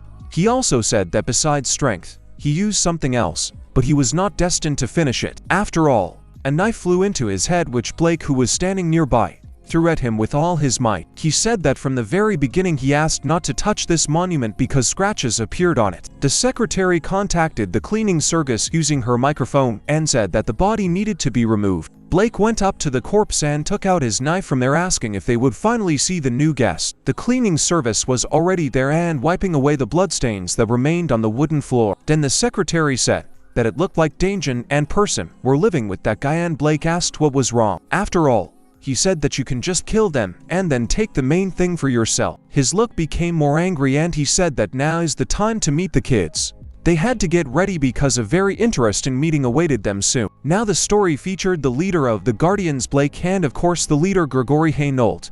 But how will they interact?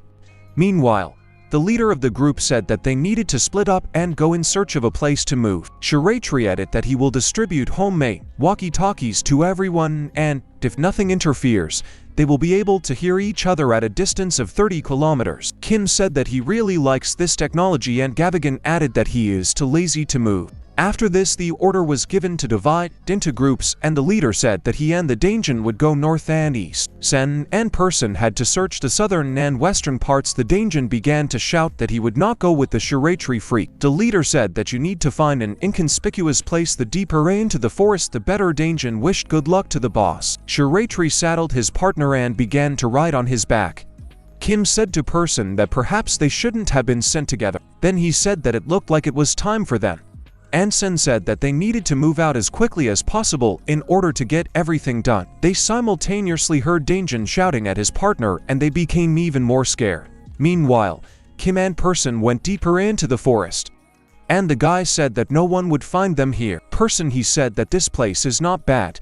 After all, they won't be able to bump into anyone here. Then Kim added that he needed to call the shiratri so that he could tell if this place was suitable for moving. But suddenly a person noticed something and told his high unit to move back a little. The guy was not at all surprised that someone could live in this terrible house. The person added that refugees usually live here. Having looked a little closer, the group saw a person who turned out to be a girl in a hat, who looked young. Kim said that she did not look dangerous, and person also added that he did not see any traps, and did not think that the girl had power.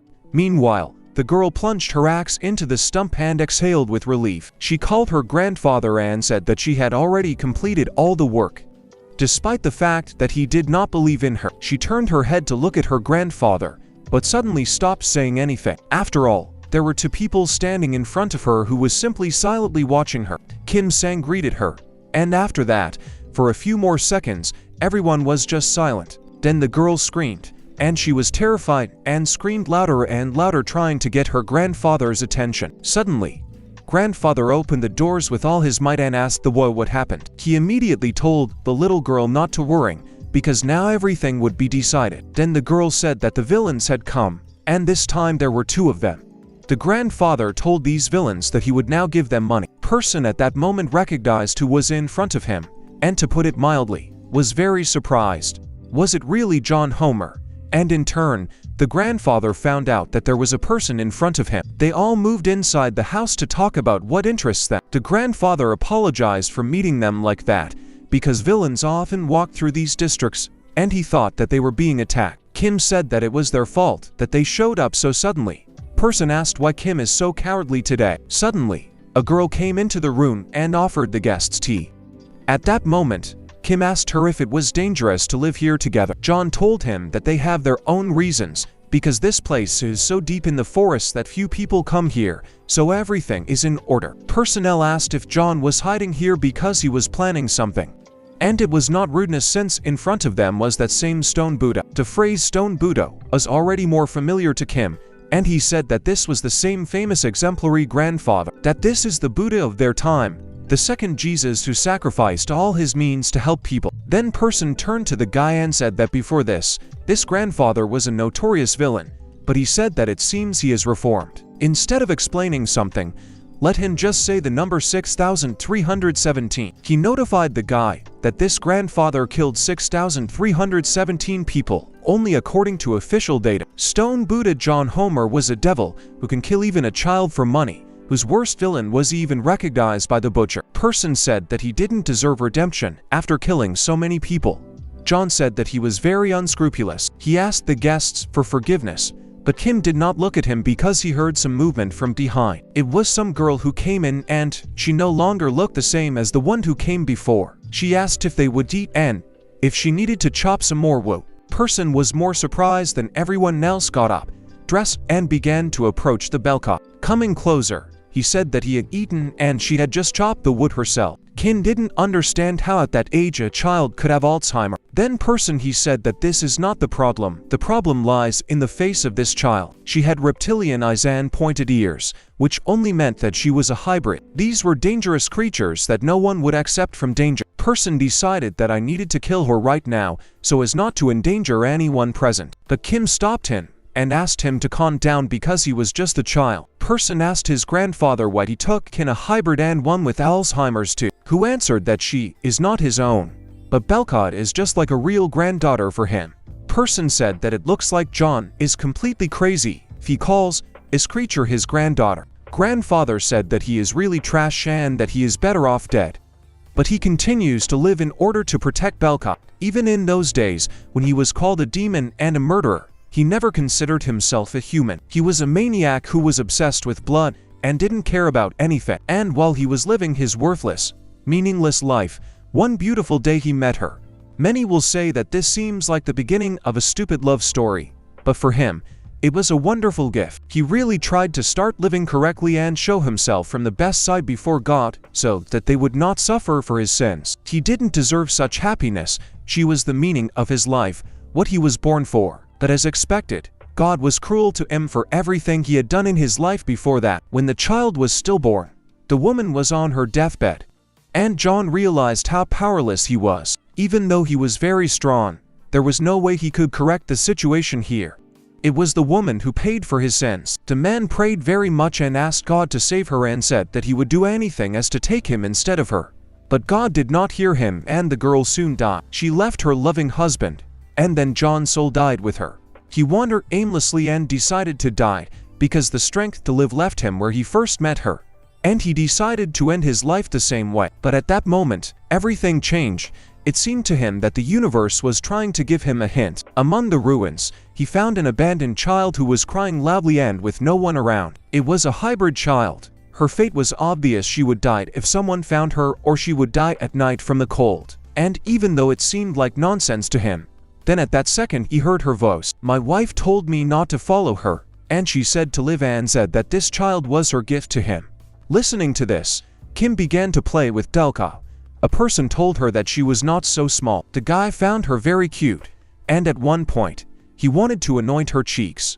Despite the fact that person tried to warn him, there was some kind of directed outburst of energy.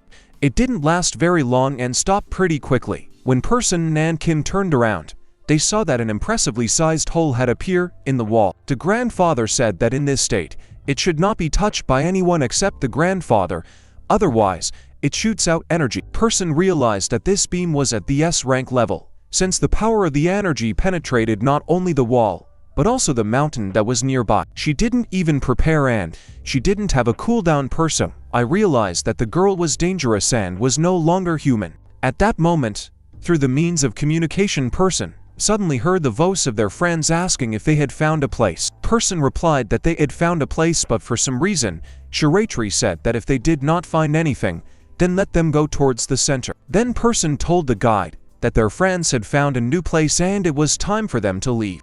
Kim told John that it was time for them to go and advised him to take care of himself, asking if it was okay to come. Sometimes, he answered him that he was only glad because for the first time in all the time they met good people here. The guy leaned over to the girl and told her to be careful and said that he would come again. The girl asked not to leave. She tried to speak, but all she could do was keep repeating the word har. Kim, with a smile on his face, answered his partner that he was getting ready now and could leave. When they left the house, the girl still asked them not to leave, but Kim-sen just waved at them. The girl said that if Kim-sen is having a hard time, she will help, she will kill. Paulson and the guy moved to other members of the squad and Shiratri was already in place.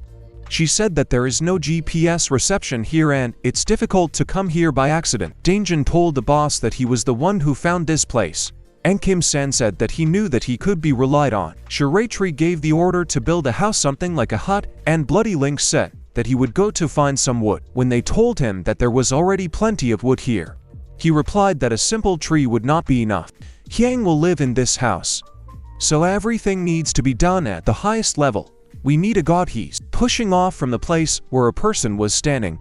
He flew into the air and said that he promised him the best mansion. Dangjin said that this tree was difficult to find, and Shiratri asked if he even knew where he went. But then Dangjin added that there is a whole forest of August, but he doesn't remember where it is. After flying and running for some time, person stopped in the middle of a small forest. When he landed, he realized that he had not been here for a very long time and had forgotten a lot.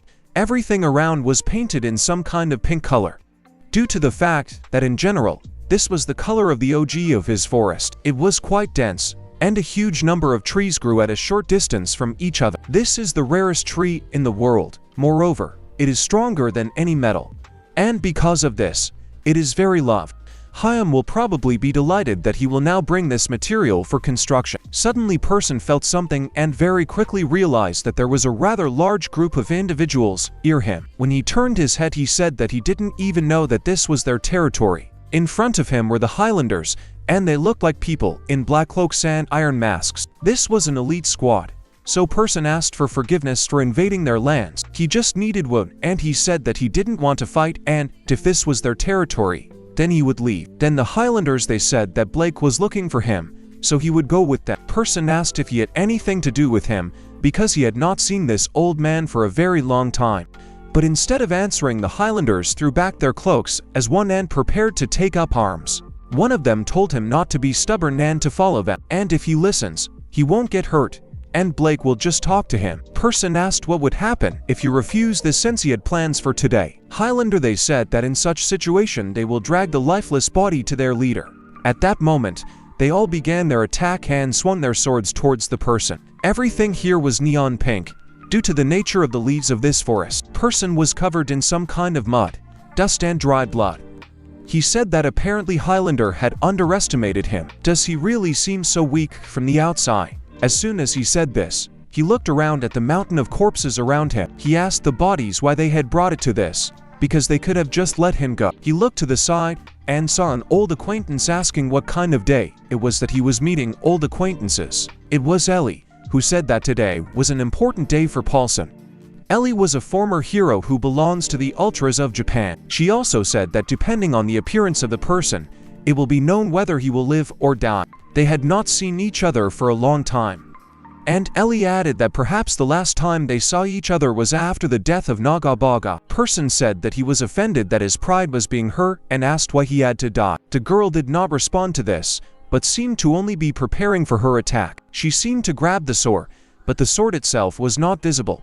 Therefore, a person said that it seemed she forgot it with the heroes. A second later, the girl used the wine sword, a sword that appeared out of thin air whenever the owner wanted it. Person was very surprised when he saw him, and he did not have time to dodge. The girl managed to strike his shoulder and a deep wound immediately appeared. Person was in pain, and the girl said that she had just tried to cut off his hand and he dodged like a ghost.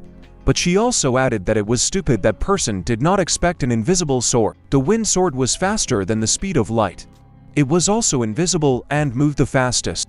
Opponent again, if you would follow her, because it's obvious who has the advantage in battle. Person, he said that it seemed like she had already forgotten who he was, and it was impossible for him to be the only one beat. The girl said that this was what she expected, and at the same time summoned another phantom sword. The wind sword appeared in her hand and she looked at her opponent more focused. With the two swords in her hands, she could already use the whirlwind dance technique, which was as fast as it was deadly. This attack was very fast, and even for persons it was quite difficult to dodge it. He also noticed that the girl moves very quickly and uses the maximum amount of energy. At this moment, she quickly realized that this was indeed a person, the one who was able to evade the stormy dance of the wine spirit for the first time. The guy very quickly realized that running away was my option, despite the fact that he was good at it. Having moved the short distance, he began to approach because it was necessary to find an opportune moment. Making his way through the girl's techniques, he realized that he was getting closer and closer and the attack was becoming more obvious. But suddenly he saw that Ellie had changed her technique and would now use something else. It was still a wine sword,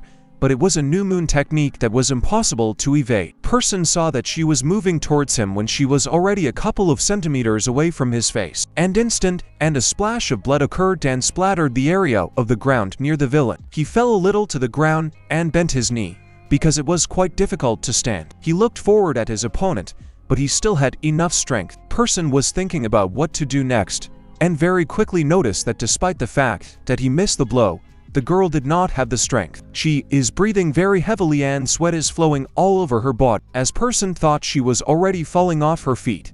The great wind technique cannot be allowed indefinitely. Therefore, it was necessary to try to destroy it with one blow. They looked at each other, and despite the fact that the girl had little strength, she was still very smart. Then Person gathered all his strength to wait for the moment and use all his power in a second. This required very strong concentration, which the guy tried to pull off. When he opened his eyes, he saw that the girl had swung her sword and was preparing to strike. But at that moment, it was open and person jumped on it realizing that it had been caught. And it seems that Ellie herself also realized this. Confusion can be seen on her face. For a moment it seemed to her that the body had stopped and she was immobilized and did not see the enemy in front of her.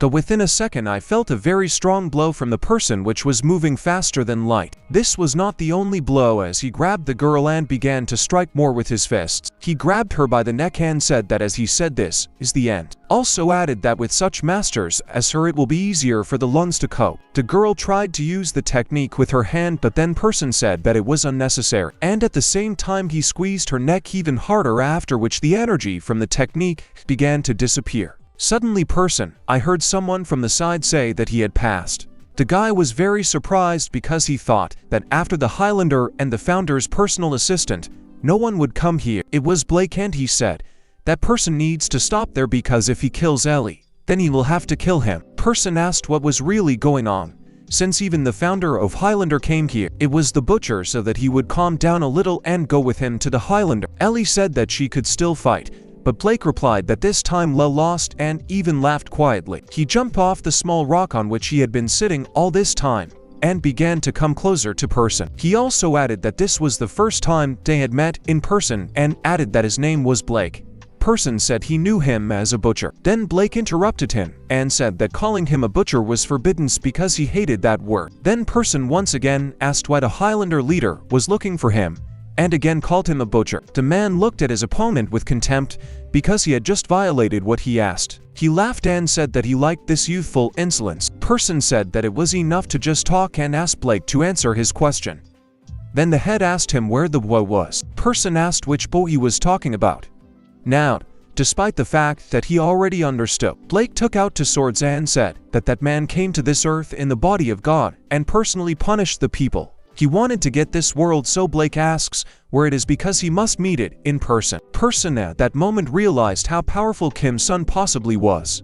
Meanwhile, President John, who returned to Korea this morning, was moving on to a very important meeting. It was guarded by heroes from the Gregory, and a very large number of heroes were involved.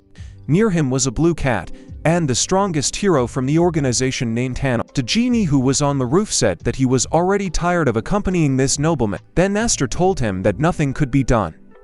The investments from President John amounted to 90% of the total capital of the Gregory. Then Master Jean replied that, nevertheless, he did not like the rumors about him because he was known for his bad character. After that, he asked the page if Bloody Lynx had contacted her, but she replied that he never got in touch and John didn't like it very much. The Bloody Lynx was now in the bar, drinking whiskey and looking at something that was in his hand. It was part of a rest bowl suit.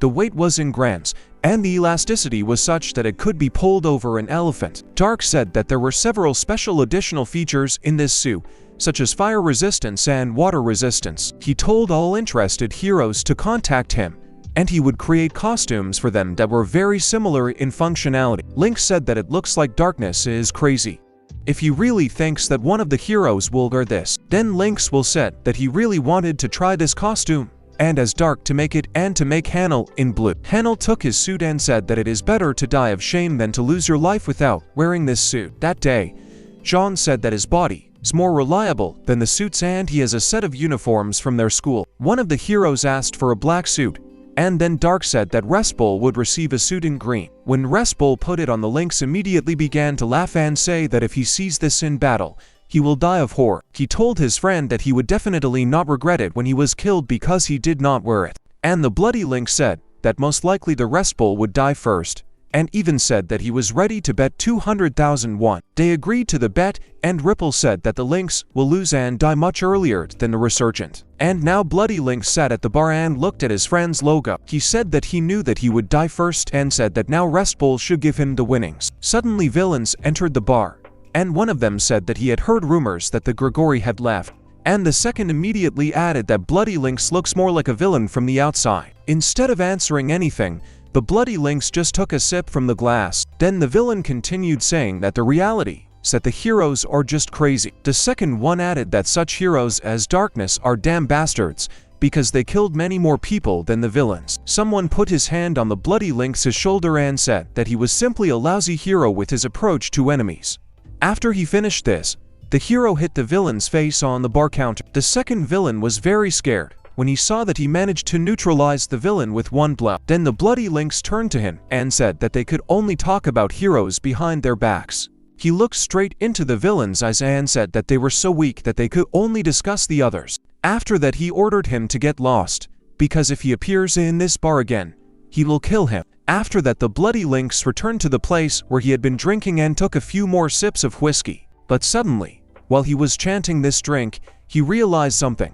And the awareness of this did not give him peace. Lynx realized that that guy was there then, and if it was definitely him, then this leads him to very unsettling thoughts. The anxiety that the hero felt was difficult to describe in words. Person stood in front of his opponent and realized that this time he could not escape the battle. Blake told him that he would finally be able to test how Person behaves in battle and what skills he has. Before Person, there was the only SS class villain in the world, the Butcher. But he is nothing outstanding compared to his fame.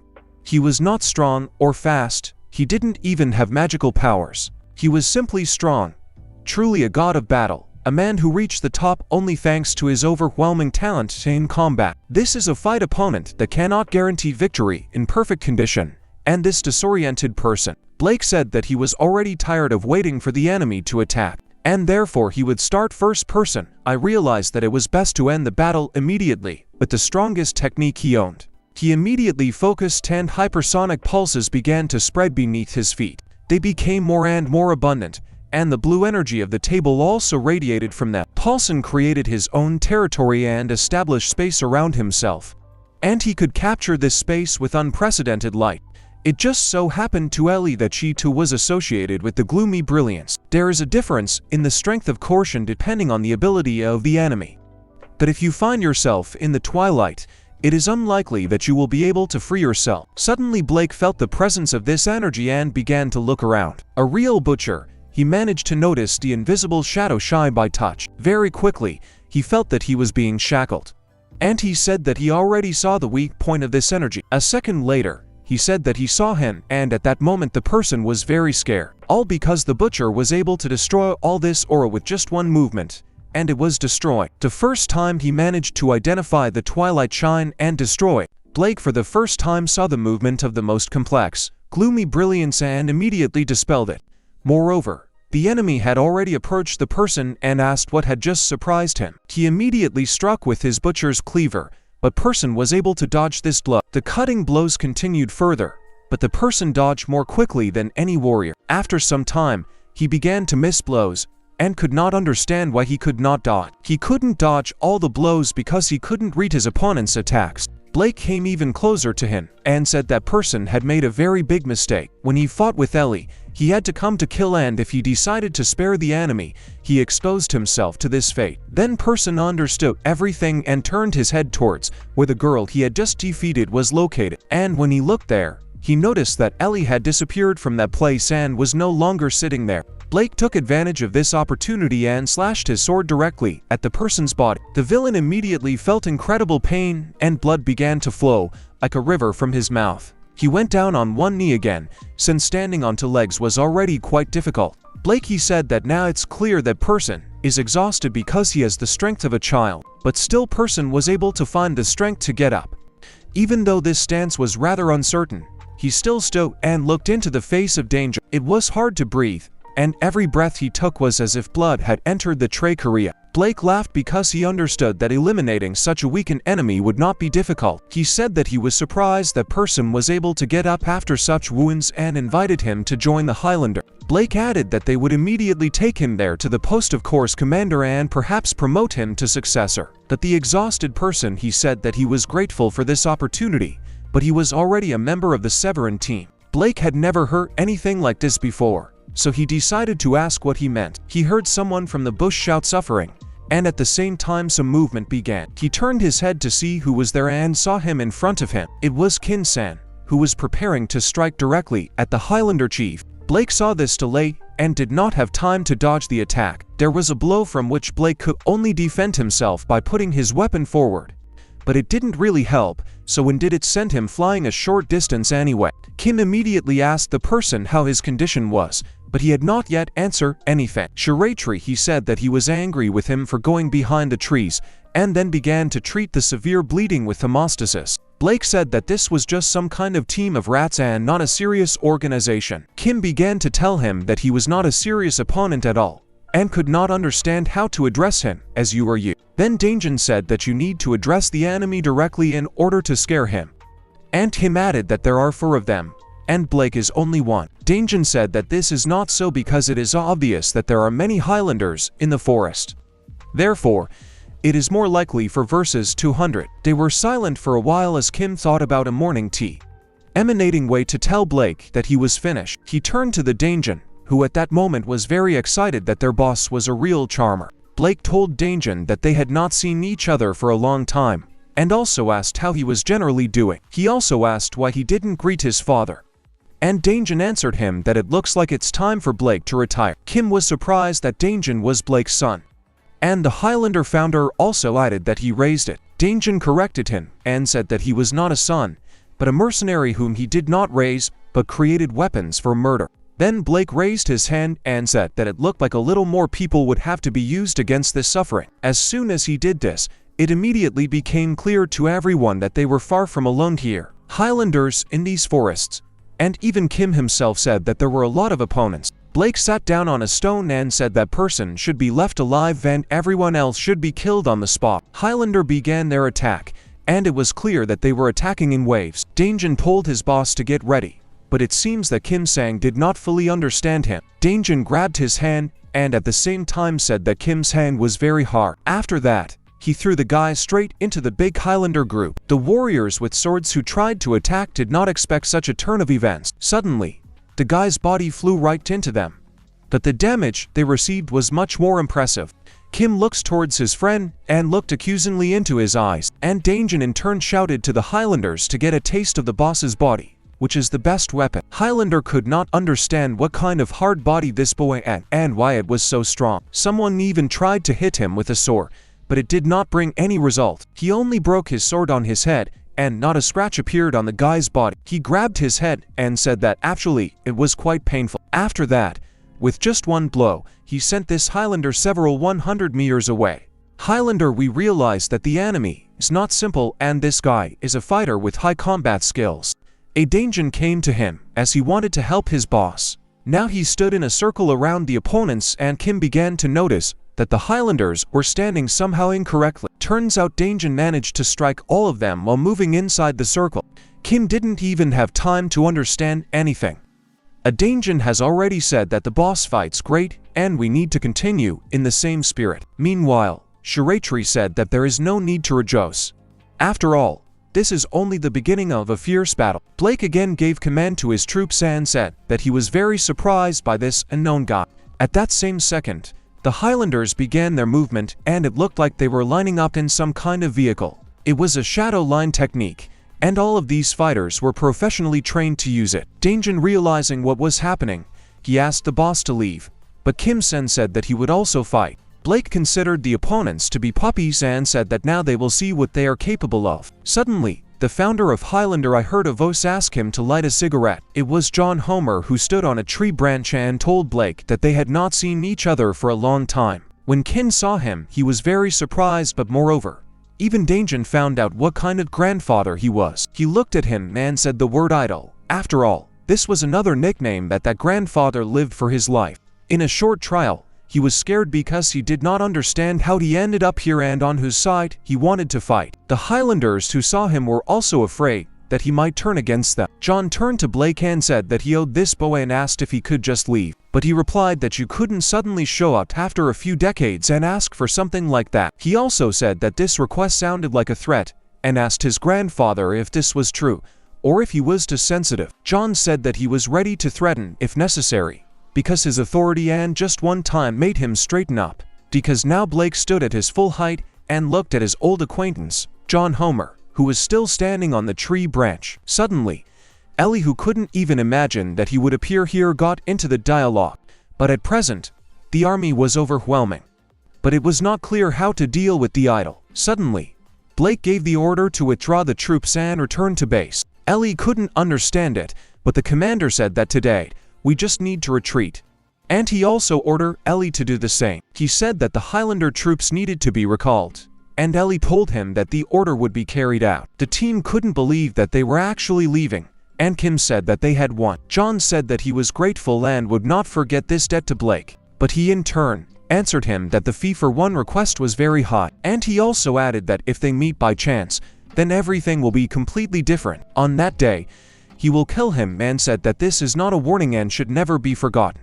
Grandfather laughed and said that he understood and would keep this in mind for the rest of his life. When Highlander and the others left, Kim Sang immediately ran up to John. He began to thank him and said that he was incredibly cool since everyone listened seriously and laughed. Person said that he owed this old man because he had just saved their lives. He said that if you compare this with what Kim did for the viola, then his help is simply nothing. Then Kim said that perhaps they should live together.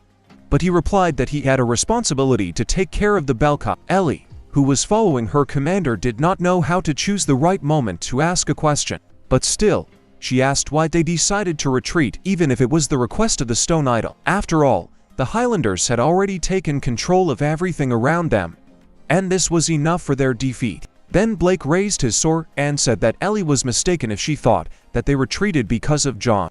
Then Nellie asked what was the main reason because she was incredibly interested. At that moment, the commander gave a small click to his sword, and from it, it cracked in half. Ellie couldn't believe what happened to Ella, because this weapon was made of metal. It was like a fairy tale, which is the strongest material for weapons that cannot be destroyed. Then the girl suggested that at the moment, when the guy struck, and Blake blocked it, he hit the sword. After all, such a blow cannot break the spell of an ordinary person, and even a hero. Suddenly Blake began to realize that he was accompanied by a person. This was a baby he had seen for the first time, and moreover, it was such a strange power. And then the commander realized that the one he was looking for was that child. Ellie still didn't realize anything and wanted to ask her commander how this could happen. The commander told her that, in fact, everything is much simpler than she thinks. The bloody lynx, meanwhile, was still in that bar, and it looked like he was waiting for someone. He didn't talk to anyone, but just sat at the counter and sipped whiskey from time to time. Suddenly someone came into the room, and this person really attracted the attention of everyone else who was here. They didn't understand why he even came here. If he understood how popular he was, they could understand for us how such a person is darkness, whom everyone considered to be a poor psychopath, got here. There were even suggestions that perhaps he came to kill everyone and find out information about someone. When he sat down next to the bloody lynx, he told him that the audience welcomed him very much. Darkness answered him that he was glad that he had lived so long, that he had lived to see the moment when the red lynx himself wanted to see him. Lynx answered him that when he sees Dark, he thinks that he really lived a good life and offered him a drink. He answered him that he doesn't drink despite the fact that the lynx said that he could easily go outside without a mask. After all, no one knows him. Then he asked him to tell him his real name Hanel because such a vile stalker as he could not help but know it. Dark ordered him to stop choking and get to the heart of the matter to why he came here. Bloody Lynx said that he was very uninteresting and took another sip from his glass. With just one smooth stroke, he emptied it completely and got to the point. Bloody Lynx turned his head and told Darkness that he needed help from him. He replied that this was quite unexpected, because usually requests are made to the Bloody Lynx. Lynx could not help but find any clues. He would have done anything to get on the tail of the killer Rest Bowl. But even in VN he could not find him. He also added that any information, even the slightest clue, would be useful. Bloody Lynx seemed to find out about this everywhere.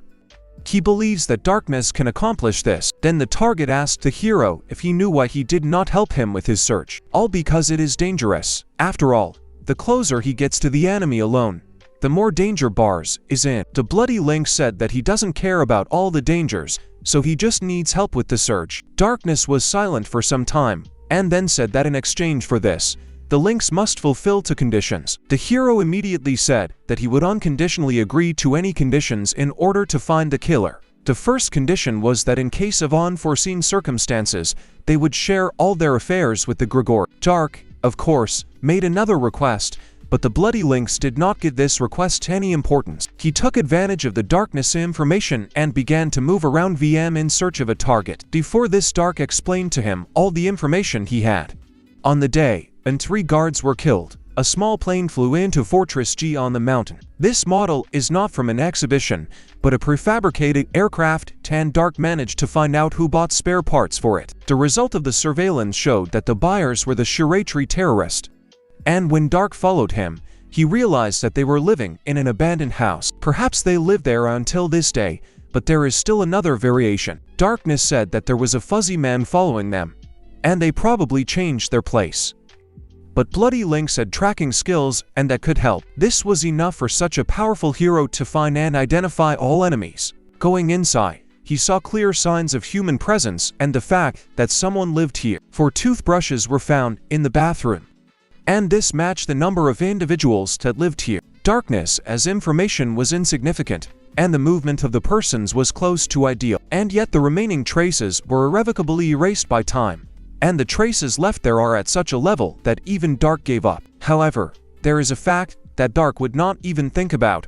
Well, what Bloody Lynx thought about. The Bloody Lynx was ready to lay down his life just to eliminate the one who killed the rest bull, and when he used all his knowledge, he climbed the rock and discovered some kind of trailer. This trailer did not fit the surroundings at all and looked quite foreign. The Bloody Lynx immediately jumped off this cliff and wanted to get closer to this incomprehensible structure. The trailer was too big for a regular container. It became obvious that someone was living there. It was impossible to enter there right away, because perhaps there are some kind of security systems there. Moreover, if the entire group is now inside, then you first need to observe. Suddenly, the Bloody Lynx heard that someone was walking through the forest and was getting closer. He turned to that area and began to watch in order to understand who it was coming. Suddenly he saw a man in a mask and instantly realized who he was. But in order to understand how this could happen, you need to move back some time. Then he himself approached the Shiratri and asked where everyone had gone. And he answered him that he was glad that he had already gotten up. He notified him that Person and Campagian had gone to finish the last battle, where they want to remove all traces. Kim said that he realized that everyone was busy, so he wanted to take a little walk. I asked if he wanted to go with him, but he replied that he would just walk around the area himself. He walked through the forest and realized that he was alone, in which he had lived for a long time. And now this loneliness does not haunt him, and San walked in a good mood through the forest. He experienced a prolonged event, and it made him intoxicated with calm. And for a moment he even felt like he was in ordinary life. It was a nice sunny day, and it had a positive effect on the guy's mood. Sen, enjoying a good and relaxed mood, and walked further and further through the forest. But suddenly, the two unexpectedly collided and almost instantly recognized each other. Kim was very scared when he saw in front of him someone who was chasing him, as if this was his goal in life. And Bloody Lynx, in turn, looked at Kim Sang and did not know what to do. He put his finger to his ear and told Gregory to come to him. The guy watched this and realized that most likely the hero was bluffing. The Bloody Lynx's gestures seemed ostentatious, and the guy understood that he wanted to intimidate him. Naturally, there were no Bloody Lynx's colleagues everywhere, and even he didn't expect her to collide so quickly. But the hero was a veteran who went through thick and thin and was ready for different situations. After the last time he escaped and lost his mind, he decided for himself that he would not repeat the same mistake again. Dark's information in his past experience, then Sand, is completely new. And the Bloody Lynx remembers this for a moment and therefore bluffs. And this bluff was the first step which showed that the battle would soon begin. Suddenly, instead of looking at the enemy and expecting an attack, the Bloody Lynx looked towards the trailer. He realized that Person in combat and when most likely inside, and if they join, he would have no chance of victory. Therefore, first of all, you need to separate them. Bloody Lynx asked, does the guy remember it? Then Kim began to retreat, and the hero said that if he runs away, first of all, he will catch the rest of the group. At the words of the Bloody Lynx, Kim trembled because he did not want to hurt his soul even more. He had very little experience. Lynx understood that Kim values his friends, and now he must manipulate this. That's why the Lynx said that he had a special offer. He asked if the guy understands that his colleagues are eager to catch the whole group. However, now he only wants to deal with Kim. Kim made a choice between calmly following the Bloody Lynx or starting a dog fight with his friends. After all, even if he lets Kim go, he will definitely catch 2 of the team. He gave the guy 1 minute to decide, but it looked like he was ready to answer much faster. Kim himself said that he would go after the Bloody Lynx, and without even considering other options. Lynx was pleased that everything turned out that way. After a short time, They moved to another location, which Kim said knew nothing about. There was bloody Lynx in front of him, and he just looked at the guy like he was a victim. The guy asked if it was necessary to go so far, and then asked where he was. Bloody Lynx answered him that at this place, he first visited VN together with Restbull, and so he asks the guy directly. He was interested in why he killed Restbull. The guy said in a trembling voice that the Lynx had misunderstood, because he actually couldn't do anything like that and didn't remember at all. With one movement, the Lynx destroyed the stone that was in his hand and asked if the guy wanted to say that Restbull was nothing. He replied that he really doesn't remember anything, and doesn't understand how he was able to defeat the hero that day. Bloody Lynx said that further conversation is absolutely pointless, and we need to move on to action. Even if the guy doesn't resist, the Bloody Lynx will still kill him. The guy started screaming that it really couldn't have been him, and that day he doesn't remember killing anyone. Bloody Lynx didn't like the way the guy talked about it at all, as if he wasn't on the killing team. Person, according to official figures, killed 62 people and was a 1-its class villain. Danjin officially killed 370 for people, and the same was 1-it as an S-class villain. Shiratri organized 7 terrorist attacks on the government and was the target of special attention. In this world, people were wanted for murder, even for the murder of one person. Bloody Rice didn't understand why the guy was acting like a child. Kim said that this couldn't be neither because the guys couldn't do something like that, something must have happened. Lynx then said that Kim Sen himself killed 2 people and asked why he decided to become a villain in the first place. At that moment, that guy realized how stupid the reason was in the first place. After all, he tried to ignore reality and acted like a real stupid child. Kim Sen only wanted to become a villain because he wanted to be cool. When Bloody Lynx heard this, he didn't understand anything at first, but after a couple of seconds, he became furious at what he heard. Did Kim really want to become a villain without even thinking about it, and killed Restbull because of it? Kim realized that he wouldn't be able to talk to this guy because fury had completely covered him. At that same second, Bloody Lynx used the 5 spirits technique, which was also called Death God Descent. When this spirit appeared, Kim could barely stand on his feet. This was a unity technique, and Blood Lynx absorbed the energy from these 5 spirits. He felt pain when this happened, but at the same time, he gained incredible strength. Kim watched all this and understood how difficult the enemy was in battle. He looked at his body and realized that this guy was definitely very serious. Bloody Lynx summoned 5 spirits at once and was easily able to absorb them. The hero said that the guy really thought that he would be careless after he killed his best friend. The guy asked him to stop because he didn't want to kill Restbull that day, but the Lynx no longer wanted to listen to him, and simply asked the guy what he was thinking when he did this. Here I am with such great power. He used it without thinking, and now he will understand what consequences this leads to. The guy saw a very angry and strong opponent in front of him, and constantly asked him to calm down. But suddenly he disappeared somewhere,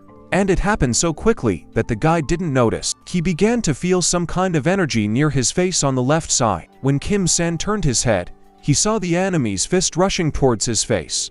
Will the guy be able to survive such an attack? When Kim Sen took this blow, that is, he experienced a shock that he felt for the first time in his life. The blow was so strong that the flow of energy instantly began to spread around, creating a shockwave and scattering stones. The guy's body began to fly away, but it seemed that the Bloody Lynx was not ready to let go of his opponent and again pushed away from the place where he stood. The guy tried to get to his feet, and he succeeded quite successfully, after which he began to look at his enemy. He had never felt such blows before, and it was very unsettling to realize that this had happened now. Before he even had time to blink, the Bloody Lynx had already moved closer to his body, and seemed to be preparing to strike with a strong blow. Another moment, and the hero's fist again struck the guy's face. And again, the flow of energy began to spread. The guy fell to the ground, and his body flew into it with such force that it created noticeable cracks. Kim Sen very quickly realized that this was dangerous, and receiving a couple more such blows was too risky for his childish body. Therefore, it was necessary to fight back despite the fact that now the guy was slightly scared. Since he was meeting such a hero for the first time, he even managed to land one blow, after which the Bloody Lynx lost his vigilance for several seconds. Kim Sen noticed that when his opponent was in the air, he definitely received a lot of damage after this blow. Therefore, he began to think about what to do next, because he needed to take advantage of this situation and carry out a powerful counterattack. But it seems that he was not destined to do this. because the bloody lynx only had 1 second to come to his senses. He dealt another blow to Kim, after which his body flew several tens of meters away from the battle site. At lightning speed, he flew into a rock that was nearby, and an ordinary person would definitely die after such a blow. But Kim Sang was not an ordinary person, and even after such a blow, he was still able to stand on his feet and breathe. But nevertheless, San, who had never even really fought during his school years, had never felt this, let alone martial arts. He had never received blows of this kind, and now, despite the fact that he did not feel pain, he understood that the damage to his body had been quite significant. These were life-threatening injuries, and the guy was definitely not ready to die right now. He got down on all fours and couldn't understand why Bloody Lynx was okay, since he just hit him pretty hard. The guy began to remember all the moments when he struck much weaker blows on other opponents. He realized that when he hit all of them, they flew very far away and received quite significant damage. And now he hit even harder than before, and the enemy seemed to have lost his mind for just a second. While he was thinking about this, the Bloody Lynx said that Kim's strength and endurance were definitely amazing, and then asked why he didn't attack. Without waiting for an answer, he asked another question, because he was interested in the fact that Kim was also very fast. After all, last time, it seemed to him that he and the Bloody Lynx were approximately on the same level. He wondered if Kim San still had the same strength. But at that moment, it was even difficult for the guy to look at his enemy. He just stood with the last of his strength and looked at him, thinking about how to proceed. But instead of waiting, the Blood Lynx used Crimson Wind, and it was an incredibly powerful technique. The guy fell to the floor and did not show any signs of life because his body had suffered significant damage. Bloody Lynx could not understand what kind of strong body this guy had. After all, few people managed to survive the blow of the Crimson Wind. When the Bloody Lynx came closer to the guy's body, he began to feel some kind of energy coming from Kim's hands. He couldn't understand what it was because it was energy that within a few seconds forced him to move a short distance away. Having moved literally a meter around his body, some kind of blue energy began to circulate, and this bot came time to rise. The guy decided to use this chance in a rather unique way, and stuttering we tried to convey his thought to the enemy. He started shouting that he had already said that he didn't remember anything, and that perhaps what he was accused of was not done by him. But instead of understanding the guy, Bloody Lynx said that Kim-san would soon die and would consider telling this story to Respol. Then the guy realized that it looked like he wouldn't be able to reach the enemy, and he needed to move on to action. He carried the blow with his fist straight to the Bloody Lynx's face, and he was unable to block it. At this time, at the Darkness secret base, all monitors were glowing red due to an alarm. He quickly ran to the computer in order to understand what happened and why the alarm level turned on. Darkness tried for a very long time to understand what happened, and when he realized it, it plunged him into horror. The Bloody Lynx appeared in procession, and now the computer was giving an error called the unification of the descent. When the hero realized this, for some unknown reason, he immediately began to leave the base, all because he realized something. He moved quite quickly since the descent means that the entire attack power increases exponentially. This can only mean that there is a deaf god have the highest level of skill. Moreover, such a huge amount of force use speaks volumes about this. However, this was not even possession, but real unity. The Bloody Lynx's aura can be depleted, causing it to die. Literally half a minute later, Darkness was already sitting in his plane, which he used only in the most extreme situations in order to quickly move. He could operate such means quite well, as he had a lot of time to learn. The engines turned on and the plane was ready to start moving and reach a very high speed quite quickly. Darkness left the hangar and rushed towards his friend in order to save his life. The plane was flying so fast that literally after a few seconds, it was no longer visible from the hangar. It was a true stealth jet, and in the hands of a man like Darkness, it was quite a powerful weapon. There was a short distance to Vienne. At Darkness, remember that all objects flying over Vienne would be destroyed by the villains. In addition, due to the jammas installed by the villains, GPS does not work in this place, which means he will not be able to understand where he is flying. Even if Darkness gets together, he will be lost there for a long time, so he decided to record an appeal to Grigori. The computer said that Grigori was missing right now, but still he decided to turn to Hanel and Master Jean. Meanwhile, the real battle took place in Israel. Part of the city here looked more like ruins. In the middle of all this hell was Master Jean, who was carrying someone's body on his shoulders. He constantly repeated the same phrase. He wanted Esther to finally come to her senses. Suddenly, someone's hand appeared from under the earth. And very quickly, the hero realized that this would bring him a lot of problems. Now, two villains appeared in front of him who, despite the fact that they had arms and legs, very faintly resembled people. Moreover, they had several dozen teeth, and as soon as they emerged from the ground, they immediately began to attack. Master Jean could not believe that this was happening, because he only wanted to retreat, but now he would have to fight some more. It's good that suddenly, out of nowhere, a blue cat appeared, which was able to destroy one of the villains with one blow. But of course, the heroine decided to stop there and began to strike the rest of the villains with her powerful legs. Master Jean said that the girl was just in time, and the blue one immediately asked him if they had caught the lineman. At the same time, while running away, Master Jean said that they had caught him. But out of nowhere, the lieutenants jumped out calling monsters, and they attacked Esther. After hearing everything, the blue cat asked where Elle was, and Master Jean replied that he had most likely left to deal with the lieutenants. Meanwhile, the Israeli wars no longer knew what to do, and the situation looked like a real trap. One of the soldiers said that they must declare a state of emergency for the state, and they understood that if they stayed here, they would be destroyed. Moreover, one of them said that if they retreat, the villains will enter the settlement and it will be a disaster. Therefore, it was decided not to retreat to anyone in the name of God, and to hold the defense until the last breath. But as soon as one of the warriors shouted this, suddenly, lightning rang out in the sky and struck one of the villains. The warriors could not believe their eyes, because everything around them was lit up in blue, and the sounds died down. And when they realized that the source of this light could possibly save them, they were very happy. The villains who could also observe all this concluded that this guy is the supreme hero. A handle appeared in the sky, and the entire sky was covered with lightning, which struck the ground from time to time, and the handle face was not particularly happy. And at that very second, all the villains realized that they would die here. Still, they couldn't do anything other than attack, so they prepared to strike. There were a lot of them, and it seemed like they had lost their sanity. They decided to attack the handle all at once like that. The hero got ready and his body began to emit lightning, and his face became increasingly angry. It was at this moment that all the villains realized that he only had a few seconds left to live. A powerful explosion occurred that scattered the villains in different directions. Their bodies were struck by lightning. He told them that he would not allow villains to walk around this earth like this and do whatever they wanted. Having said this, he made a swift dash and literally in 3 seconds destroy more than 10 enemies with the help of lightning. Meanwhile, the battle between Bloody Lynx and Kim Sang was in full swing, and Darkness flying on his plane was waiting for your moment when enemy air defense noticed him. He arrived in Vienna, and from that moment, he realized that he could now be detected. Therefore, it was decided to turn on the autopilot so that the plane itself would fly to the specified point where the Bloody Lynx was located, clear from the radar that he was moving in the right direction.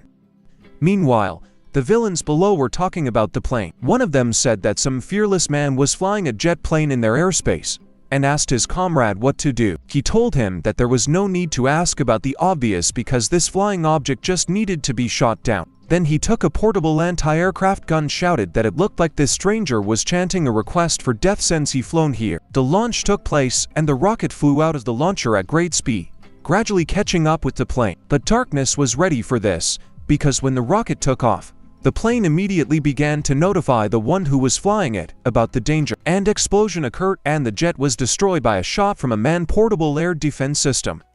While Darkness levitated on a special device, it could fly, and as soon as Darkness stood on it, it immediately began to move closer to the earth. This device was innovative and could easily lift and lower the person standing on it. Darkness landed, and from that moment, he realized that he needed to start moving forward in order not to waste time. And so it happened, he immediately rushed towards the people who shot him down, because he realized that they would not leave him. The villains realized that this man seemed to be completely fearless, because he was approaching them high speed. As he got closer and closer, at one point one of the villains said that this man's face seemed familiar to him. It was Darkness, and the villains couldn't understand why the bastard came here and what he wanted. A portal appeared near the levitating board, and Darkness pulled out a small submachine gun from there. Darkness immediately opened fire on all the villains, and in just a few seconds, they were all dead. In parallel with this, the hero contacted the bloody lynx and said that he had arrived in Vienna. And first of all, he asked the lynx to retreat. He ordered to retreat now, because then they will be able to fight by joining forces. But instead of following this advice, the bloody lynx sent a stream of energy towards its opponent. Kim Sen again flew at high speed into the rock. And after all this, another rather impressive explosion occurred. The guy did not feel pain, but understood the incredible damage his body had received. Instead, bloody lynx felt pain, and at the same time, her darkness ordering him to retreat, saying that it was urgent. All because of the fact that he ate the power that was released against the will of the bloody lynx, and his body cannot withstand it. The bloody lynx heard all these messages, but despite them, the descent was used, and specifically the power of power. Darkness could not believe that all this was happening in reality, and asked the bloody lynx what he was doing. The fact that darkness began to turn to the bloody lynx on you brought a smile to the hero's face. After all, he had never done this before. After that, he said that he had been waiting for this for a long time. And as Dark Mesa to watch how he would now destroy this guy, he picked up considerable speed and prepared to deliver the final blow to the boy's body to finish him off. Dark began to shout at him and tell him that this did not need to be done, because in this case, the bloody lynx would die. If things continue like this, he will die from exhaustion, and therefore darkness must find him in order to stop him. However, the VN was full of radio interference, and because of this, darkness would not be able to know the exact location of the target. He used the maximum speed value for his booster in order to move as quickly as possible. He didn't care even if the rocket board exploded. He swore that he would turn everything around at random to find the target. Due to the fact that the guy began to retreat, the bloody lynx had to chase him. He climbed onto the rock and saw in front of him the same Kim San, who, for some reason, was still standing on his feet. When he saw the enemy in full growth, he said that he expected that this guy was somewhere much stronger. And after that, the bloody lynx screamed and asked him if this was all he could do. At that second, the guy realized that the enemy was so strong that he could not defeat him. He realized that he would lose, and this meant that this very place would become his grave, and the last place where he would end up. In fact, at this time, Sun did not push the bloody lynx much. Although he pushed him back slightly, they still maintained the position at 6:4. But the guy who had never participated in such an extreme battle before did not have the skill to calmly understand the situation. In addition, there was one problem that very frightened Kim. His mind was rapidly collapsing. For the first time in a long time, Kim Sang heard an inner voice that called him trash. And inner voice told Kim that he was fighting a very weak opponent, but the guy said that that person was very strong. Then the voice told him that in fact, it was just Kim who was weak, and if he took matters into his own hands, he would tear this insect apart. After that, he ordered the guy to immediately let him into his body, and a very evil image appeared before Kim's eyes. The guy immediately asked the voice what he meant when he said this. A dark aura began to appear around the guy's body. And at that moment, Kim realized that perhaps what he was so afraid of what happened now. He fell to the ground, and the aura around his body became increasingly black and left behind an even blacker trace. In parallel with all this, the bloody lynx said that the guy would not succeed. He was introduced and heard that Rest Bowl was also attacked from different sides, but with such force, it was impossible to turn him because such a weakling as Kim Sen was of no use. An inner voice ordered the guy to give control into his hands and let him into his body, but Kim understood that this could not be done because a catastrophe would happen again without his knowledge, and he realized that this was too dangerous. He felt that this voice was getting louder and swore that this would not happen, and he would never transfer control into the hands of the demon. Meanwhile, the bloody lynx said that Rest Bowl was watching all this from heaven and ordered the guy to be sure to apologize to him there. Then the guy began to think that perhaps it was worth letting the voice into his body, because this was the only way to survive. Kim Sen's mind gateway, and this immediately became noticeable to his opponent. He saw a bright red glow, and realized that it was better to go a short distance in order not to get hit. He jumped literally 5 meters so that the enemy could not reach him instantly. Watching all this from such a distance, he couldn't believe his eyes, because he was seeing something like this for the first time. A bright red glow appeared around Kim's body, which looked like a demonic image. But what was remarkable was that this demon occupied exactly half of the guy's body and the other half was under Kim's control. Bloody Lynx just silently looked at all this for a while. And after all, the whole battle he saw in front of him only an ordinary guy who was tenacious. Darkness, who had been moving all this time, also felt something was wrong and decided to check his locator. The aura exploded beyond the limits of reason, and he immediately noticed it. This meant that events will unfold much worse, and when he realized this, he slightly lost hope that he would be able to persuade his comrade. That demon separated along with Kim, and even the guy himself could not believe that this was happening. He stood directly opposite his opponent, and Link said that he knew that everything would turn out exactly like this. Rest Bull once. His face became more embittered, and he said that he now realized that this demon is the murderer of Ripple, and he will pay for it. The demonic entity asked the enemy who this Rest Bull is, because he does not remember the trampled and killed Worms. Link said that this is good, because he will teach the demon memories that he will not forget forever.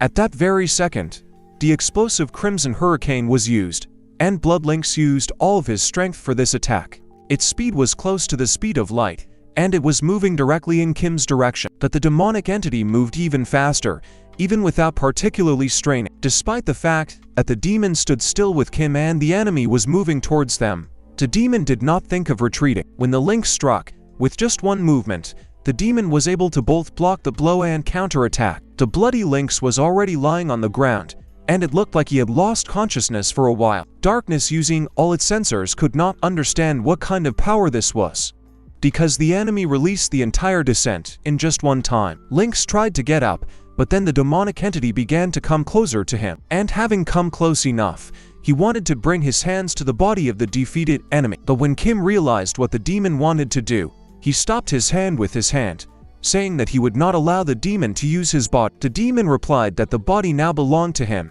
and added that all the garbage should disappear. The guy was in a panic and constantly asked why there was such a monster in his body, and asked him what he even was. While they were not talking to each other, Bloody Lynx found the strength to stand up. He said that everything should be the way it is happening now. A smile appeared on his face because he was confident in his abilities. And also the Bloody Lynx understood that there was one more important matter left, but at the same time, he received a message from Darkness. He told him that if the Lynx uses the descent again, then he will die.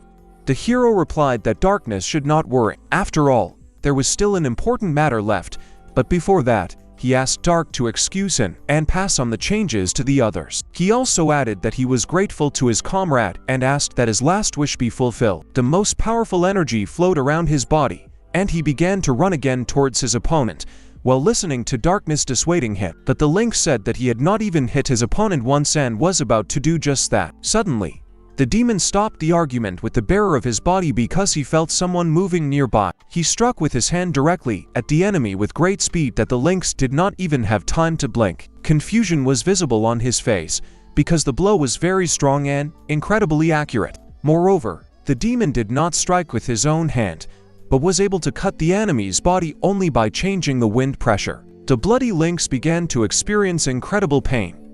But despite this, he was not going to stop the fight. He became even more furious and pushed off from the place and began to run towards the enemy. He ran close enough, he jumped back again and tried to deliver a quick strike from the air. But the demon was able to intercept this and stood up to deliver not very soon wrong blows to his opponent. At the same time, the monster listened to Kim ordering him to stop. I understand that this is useless. He began to shout to the Bloody Lynx to run away faster. A few seconds later, the Bloody Lynx was already lying on the floor, and it looked like he had spent all his strength. At the same time, he only thought that he had not even hit the enemy once, so it was not time to die. His hand barely moved, and he tried to use it to lift his body. But when he raised his head, he saw a demonic entity there, which was preparing to finish him off. Then the Bloody Lynx tensed his hand and said to himself that he had to hit him at least once. That the demonic entity had already prepared to attack and extended his hand directly into the Bloody Lynx's face. At that moment, the hero decided to tense up for the last time and shouted that he would strike at least once. He extended his hand, but it turned out that the limb of the demonic entity was much faster than his hand. The enemy's paw was already right next to his face, and the Bloody Lynx realized that this was the last second of his life. He closed his eyes and asked Rest Bull forgiveness for the fact that he was never able to take revenge. But suddenly he felt that the hand had disappeared somewhere and was already at a greater distance from his face. Then he opened his eyes to see what was happening there, and he thought that he was already in hell. But when he opened his eyes, he saw that Kim-san, with the help of his hand, was able to stop the hand of the demonic entity that had absorbed part of his body. The bow ordered the ancient demon monster to finish and not dare to control his body, as he pleases. He repeated these phrases several times, ordering him to immediately get out of his body right now. For some reason the demon did not answer. His response was silence, which I quickly turned into action. Half of San's body was now free, and he was exhausted after the demon left him. Bloody Link suddenly said that this was the last chance, and then the guy tends to little when he heard this. When he turned his head, I saw that the enemy directed his hand at him in order to grab him. But after all this, he gave up. Now Bloody Lynx was kneeling in front of the boy and lowered his head. For a while, he just thought about things. And this silence was slightly awkward for both of them. Kim Sang asked him if he was okay, but Bloody Lynx didn't answer that question. He just said that now he understood everything. And now he knows how everything really happened. He understood why Kim Sang didn't remember how it happened. And now the Lynx believed that it was seriously another person. He also said that he now realized that Kim is not a bad guy.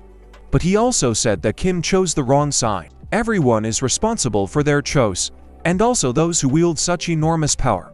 He informed the guy that he had made a frivolous choice. After all, there are things that you shouldn't do even as a joke. He extended his hand to the guy. He said that he was sorry. There was a mask in his hand.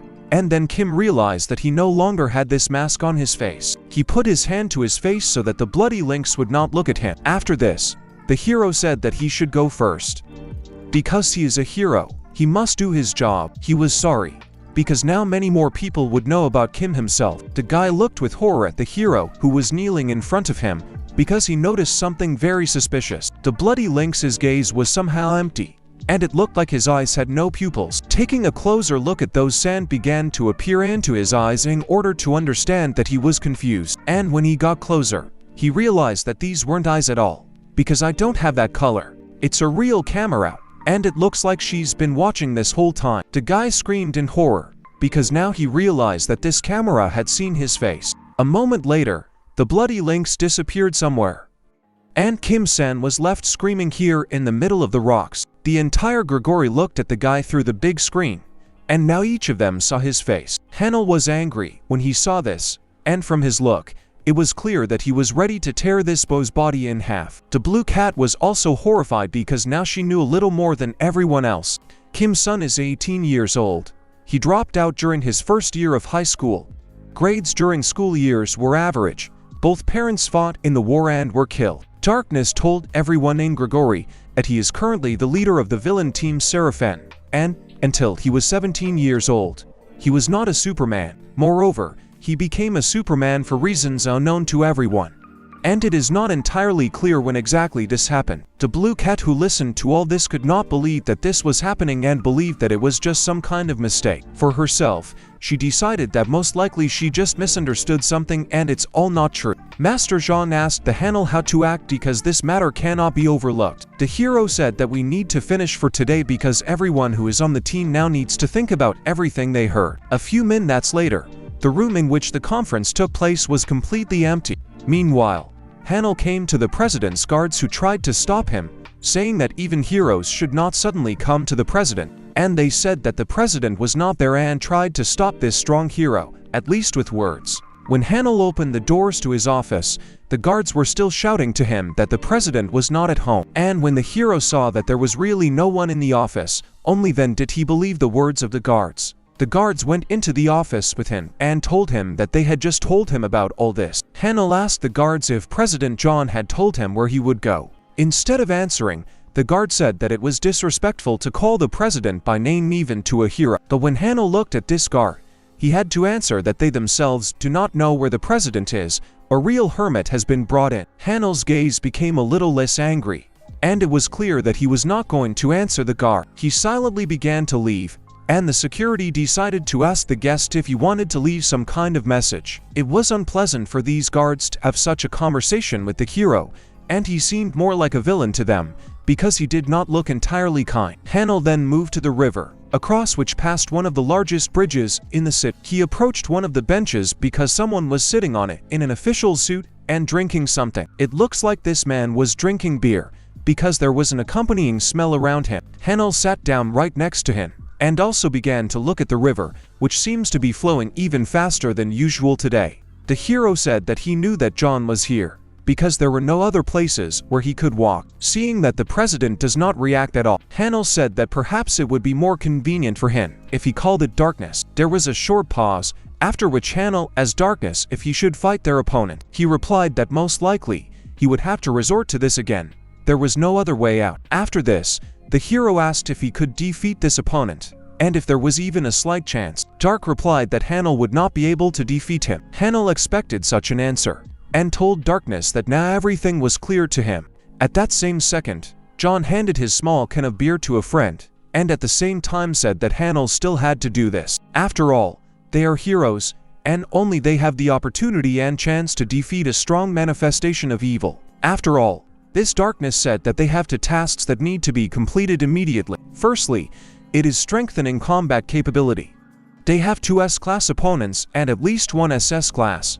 Leader Rome cannot so loudly declare a one-sided all-out attack. Then Hanel asked what is the second problem because he also needs to know about it. Dark said that it is necessary to gather all the heads of world security heroes immediately and hold an urgent conference. The very next day everyone arrived at the meeting point and were ready to discuss important matters. There were really a lot of people here and they were all from different cultures, but they always had the same goal. They fought against evil because they were the chosen heroes. Despite the fact that they fought in different parts of this world, something still united them. Perhaps this was their goal, or perhaps the similarity of forces, but they gathered like that day quite rarely. And Hanel also realized that this event was truly unique. Everyone was sitting in the conference room, and a photo of Kim Sung was shown on the big screen, just in the nick of time. Dark was explaining the situation all this time, because he realized that there were a lot of people who still didn't understand what was happening. He informed that everyone present had just seen a simulator reproducing the death of Rest Bowl.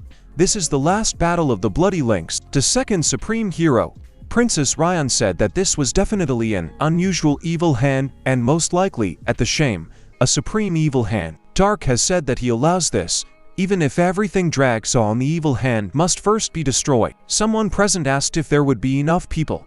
After all, even if there are now small losses in the ranks of the Grigori, this will give rise to negative thoughts. It was the head of the Guardians named Guardian, and he said that the reality was that they couldn't all rush to catch him alone. Spiritual Shaolin named Huan Yonghan said that he would agree with the guard.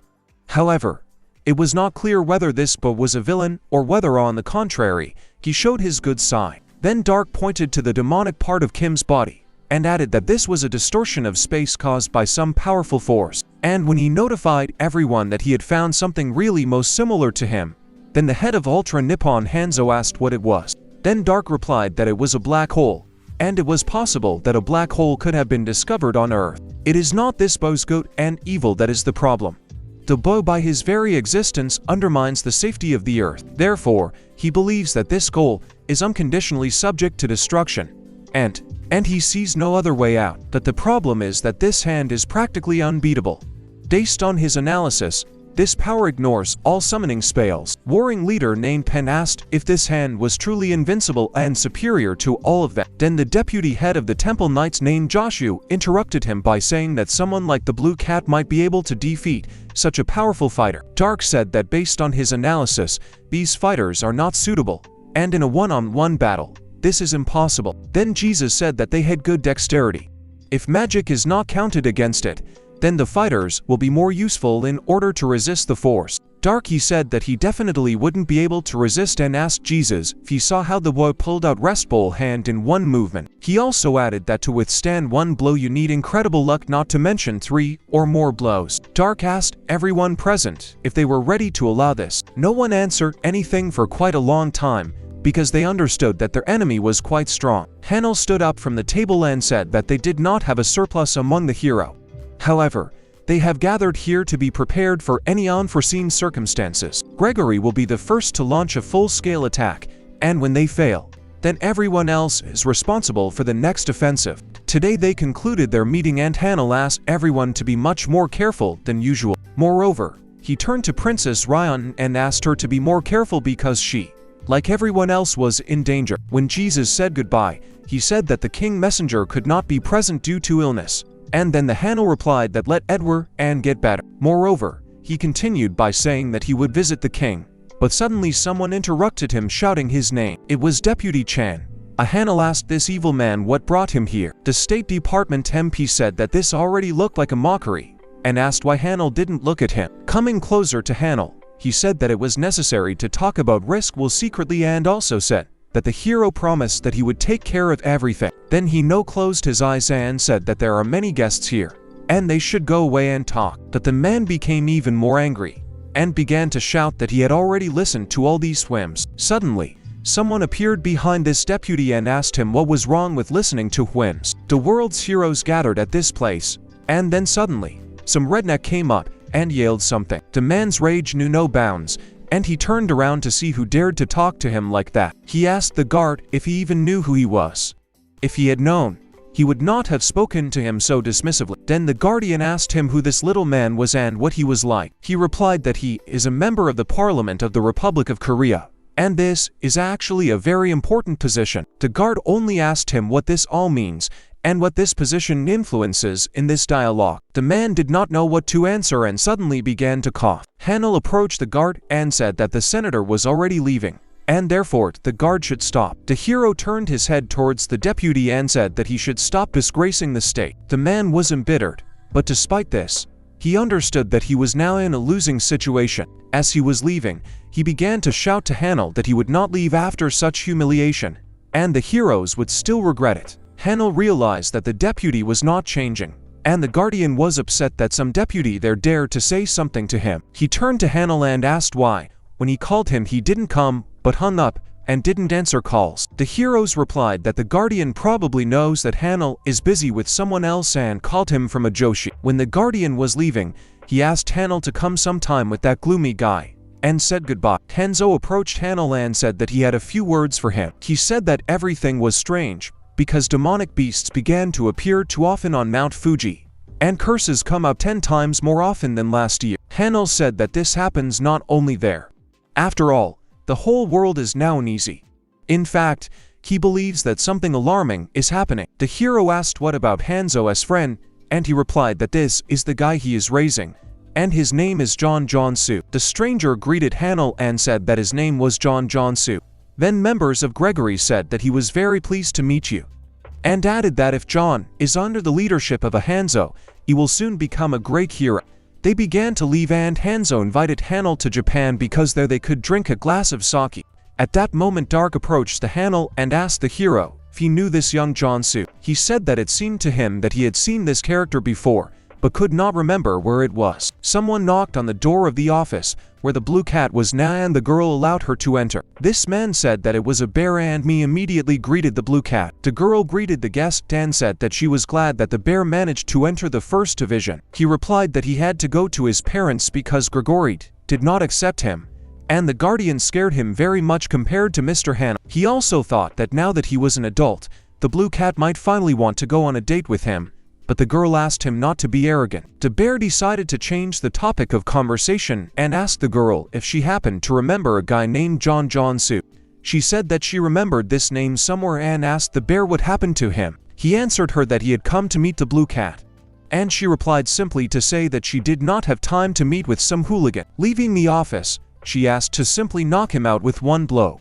And then the bear said that he had already tried to do this. There was a short pause, and at that second, the bear was very tense, and just silently looked at the blue cat. She asked her comrade if he really lost to such a weak opponent. They moved to the training camp and turned on the lighting, which could be turned on remotely. Now 3 people stood in the middle of the large training hall, and John decided to speak first. He said that it was a great honor for him to meet the blue cat and introduced himself to her. The blue cat replied that she knew who young Johnson was and asked him to get straight to the point. He answered her that she was even cooler than he had heard about her, and said that he would immediately move on to the topic of conversation. After all, he came because he wants to join the Gregory. And in fact, this is the only reason he came here. The blue cat immediately asked the stranger if he really wanted to join the Gregory.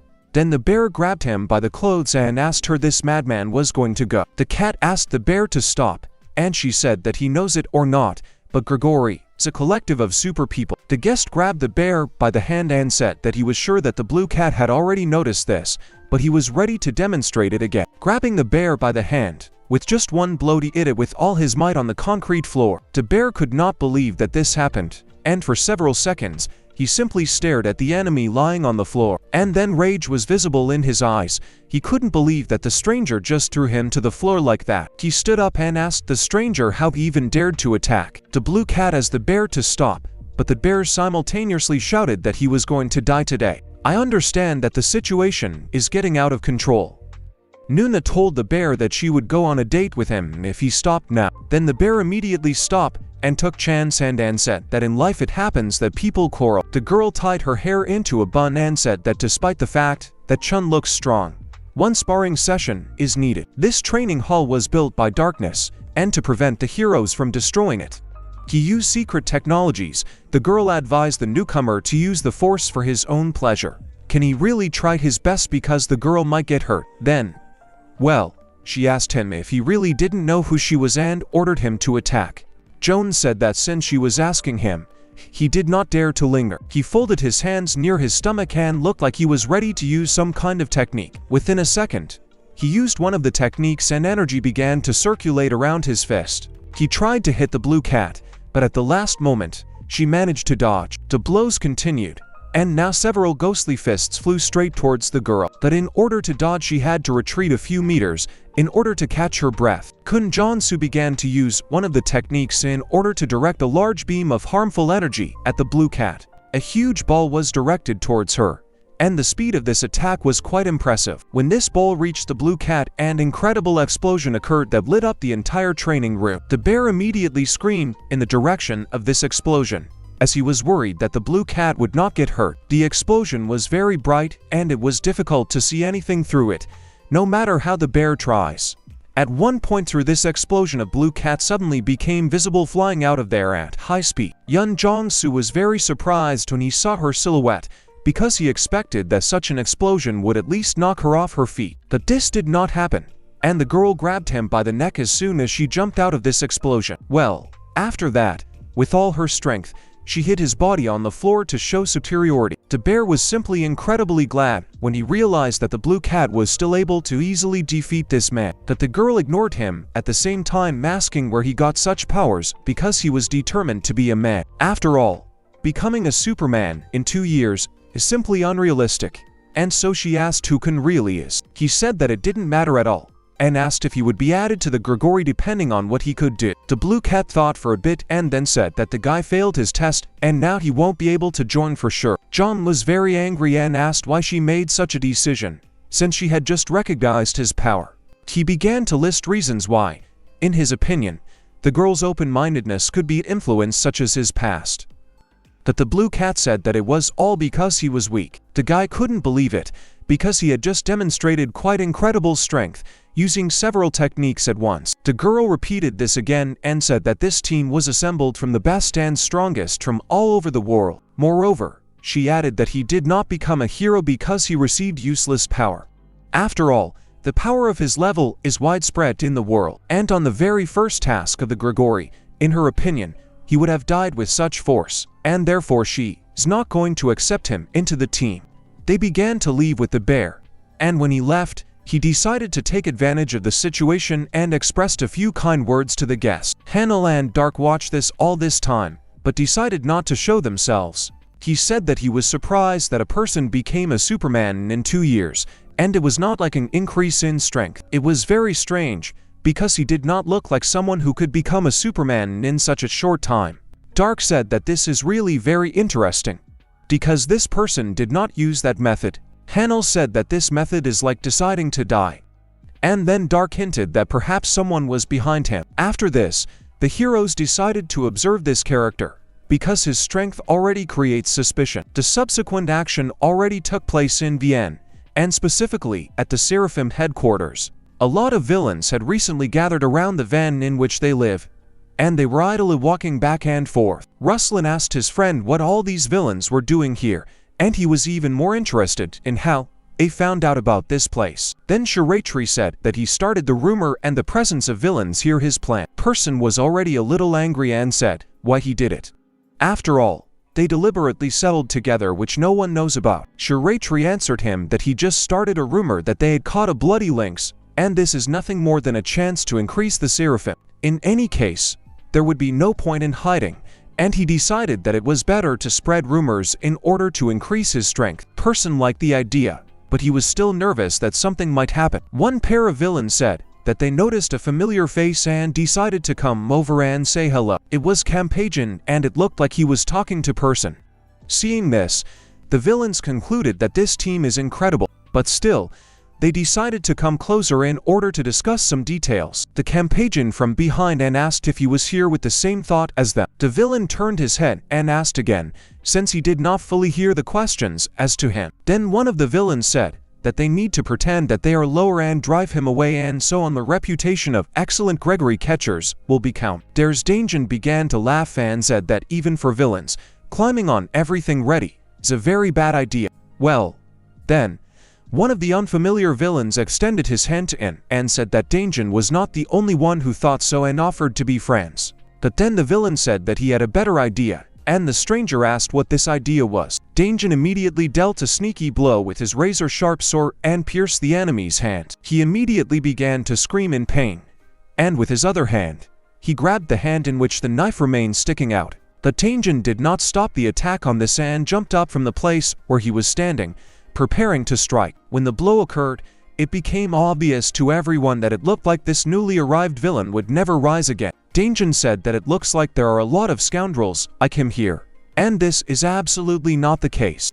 Moreover, he emphasized that the best solution would be to kill them all, and then only the strongest would remain. All the villains who heard this were incredibly tense, and no longer even thought about showing off. Shiraitri and Person watched all this and could not believe that this really happened. After that, they gathered together with their old company and went in search of their leader. Person asked Shiraitri if the guy was still in the same condition in which they found him. He replied that he felt much better, but still, the situation with his mental health was not ideal. Danjin was not particularly worried about this guy's health, but rather thought more about his appearance. When they walked for a few minutes, they saw Kim-san near a lonely tree, and it looked like he was just looking into the distance. Person was very happy when he saw him and immediately began calling him. He screamed louder and louder, and after a while the guy heard him. The reaction was not long in coming. He turned his head and there was already a smile on his face. Moreover, he no longer looked like someone who had just recently gone through a very stressful phase of life. After some time,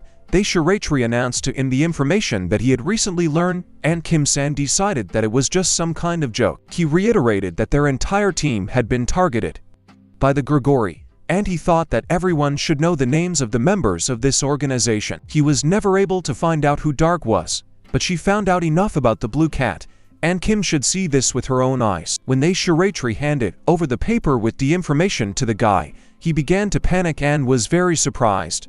The guy simply couldn't believe the words that were written here, because it all didn't look as he expected. Now he realized that the Blue Cat was actually his classmate named Ji-yoon. Also, Shiraitri added that during the investigation, he found out that they are very close, and therefore he considered it right to tell him about this. At that moment, the guy remembered all the moments of his life in which this girl appeared, and all these memories were war. The brightest moment was when the girl turned to him and smiling sweetly told him that she would be waiting for calls. Out of fear, the guy began to laugh because, as you know, laughter is the most reliable defense mechanism. He said that it seems that Shiraitri was also mistaken this time, and Ji-yoon cannot be a hero. Along with everyone else looked at the guy and understood that it would be very difficult for him to believe in anything in the future. The guy started talking about how Ji-yoon couldn't be a Superman, because they had studied together since the 3rd grade of high school. Shiraitri confirmed that he 100% understands Kim's confusion, but in such moments you need to be more complicated. The guy squeezed the piece of paper that contained information about his classmate and said that he refused to believe it. Moreover, he shouted and said that Ji-yoon cannot be a hero. After that,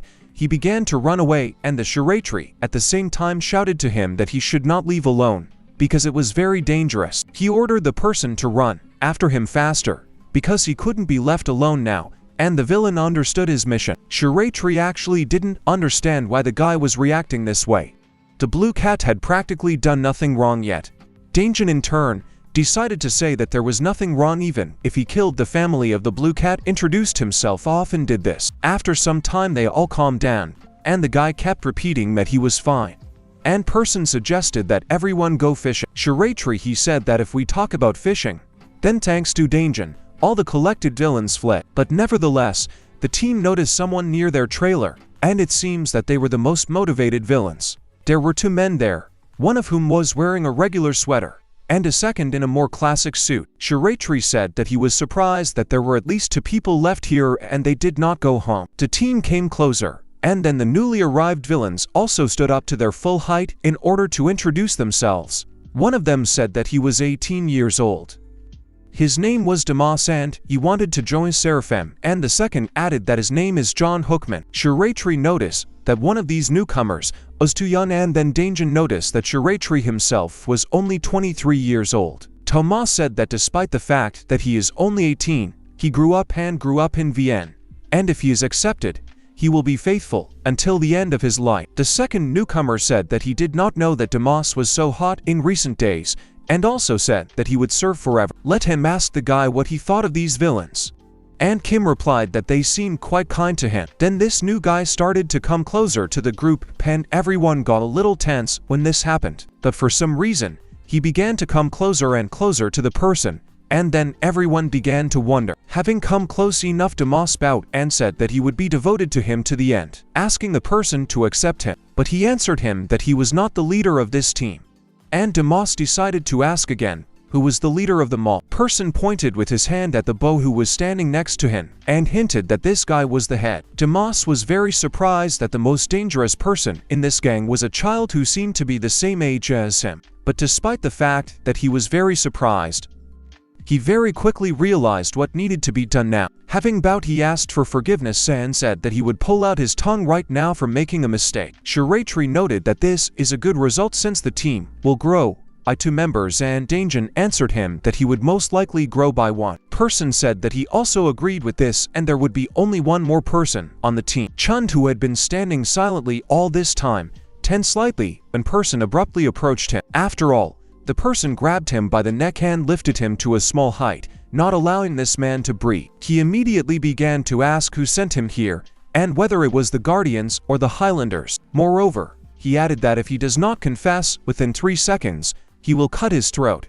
As soon as Person countered to 2, Chen immediately said that he was sent by Blake from the Mountaineer organization. Shiraitri could not believe that this man turned out to be a spy and immediately asked why he came here in the first place. He replied that his boss, or get him to monitor and report every move of a guy named Kim Sam. When Shiraitri realized that now it seems that everyone knows about the real nature of their leader, now he has an even greater danger. Damas said that he would take care of this agent, and this could be his first assignment. Without thinking twice, Kim Sinha said that this was correct, and he allowed the newcomer to act. Without thinking twice, Damas struck with his knife right at the city of Chun, who at that moment did not understand what was about to happen. When this team noticed, they were very surprised by what was happening and did not expect everything to happen exactly like this. Chun grabbed his throat from which blood was flowing, trying to stop the arterial bleeding. Damas certainly didn't feel any regret for this enemy, despite the fact that they seemed to have become friends. While they were waiting for the team to come here, Person together with Gamut Jim began to look at Chan's death with indifference.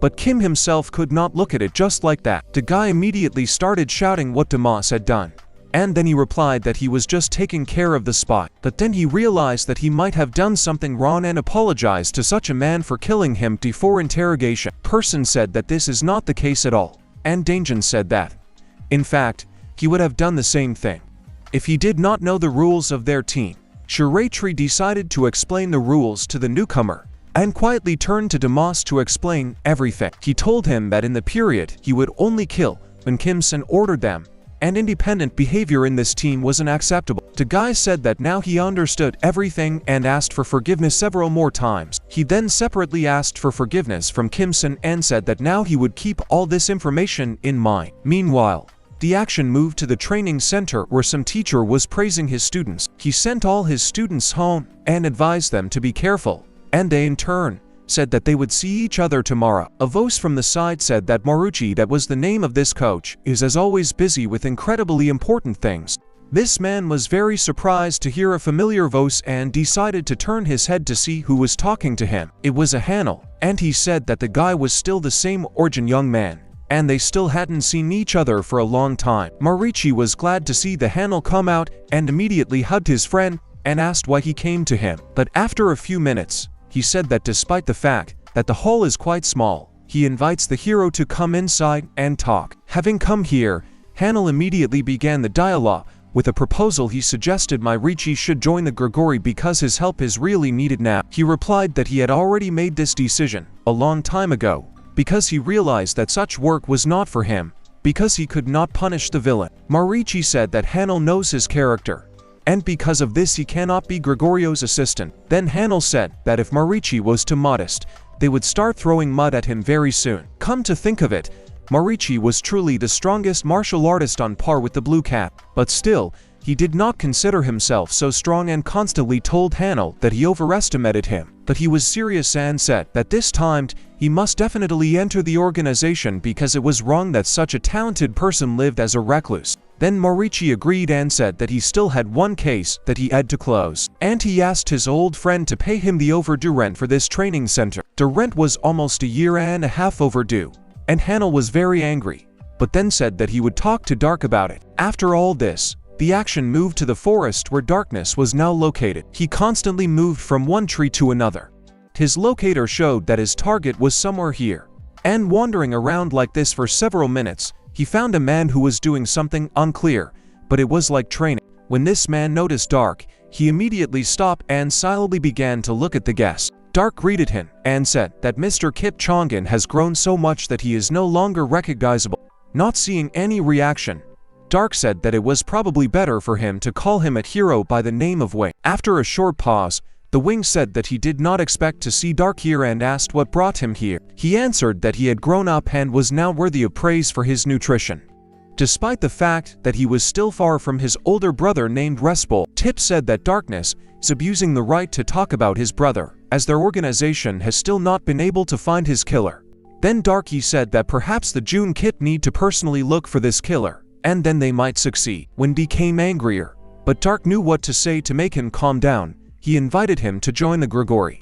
The guy was very surprised when he heard this because he expected to hear anything from Dark, but not an offer to join the organization. Like he said that it looked like Dark was joking because when he begged to join them, Dark didn't even listen to him. And then he answered him that at that time the Wing was very young. Wing said that now that he is so strong, maybe the Grigori will at least enroll him in the Boy Scouts. Dark said that even though the Wing is making progress, he is still just an ordinary rookie. But despite this, there is a factor that can have a very strong influence and it cannot be ignored. Darkness said that these days it is very rare for third heroes to have the same skills as Wing. The guy said that these were very good words, and he would think about such a tempting offer. Just a few days passed and a large group of heroes gathered at the Grigori headquarters to discuss important details. Hanel stood near the entrance and said that their primary goal was Seraphim, and they should ignore everything except this goal. This will be a full-scale war and Master Jean and Dark will have to leave the operation. Until that day, everyone needs to take care of their condition. There will be no reinforcement troops, because they are in VN. The more opponents there are, the larger the battle will be. Hanel also added that during the penetration, they will not penetrate the VN and instantly end the mission. Meanwhile, Shiratri told the others that recently, they had a lot of work to do and could not train, and today everything needs to be fixed. He told the person to demonstrate some technique to their leader so that he could try to repeat it. He just immediately took a stance and told him that it was an easy movement and he just needed to repeat it. He focused all the energy he had in his body and tried to remember exactly how to do this technique. Red blood energy began to be released, and Kim realized that it seemed that this technique would not be as easy. And the person began to jump from side to side simultaneously, emitting a large amount of energy and causing damage. It was a four-leaf clover, and this technique was not really the simplest and quite a few people knew about it. He turned to Kim and said that since it was quite easy, he tried. Shiratri was definitely not happy with all this, even though he said that he needed to try something easier. The guy told him that it was at least worth a try. The guy also realized that it was approximately the same level compared to the fight with the bloody lynx back then. He tried to focus all the power he had in his body and use the little combat experience he had gained earlier. The guy thought that he just needed to try and then he would definitely be able to repeat this technique. He took a fighting stance and began moving his arms above his head, simulating the flow of energy through his limbs. These poses were constantly changing, but nothing supernatural was happening around Kim's body at that moment. He tends to even more, and then everyone thought that perhaps now he would radiate energy. Black energy began to spread from the tips of his fingers, but it was quite transparent. Very soon, this energy turned into just a small wind direction, and that was all. The guy immediately turned to the rest of the team and said that it looked like it turned out pretty good. Person was a little surprised and said it was simply excellent. Damas, meanwhile, said that this technique is not at all difficult, and it is quite easy to repeat it simply by observing the person. Then person turned to Damas and said that this was an advanced skill with a class at difficulty level. Damas said that he does not find it difficult, and in order to reproduce this technique, it is enough to simply get into the right position. When he got into this position, he jumped away from several places at once, and he managed to produce this very person technique. Danjin, who watched all this, did not really understand how an 18-year-old guy managed to reproduce such a complex technique. But the guy only said that in his opinion,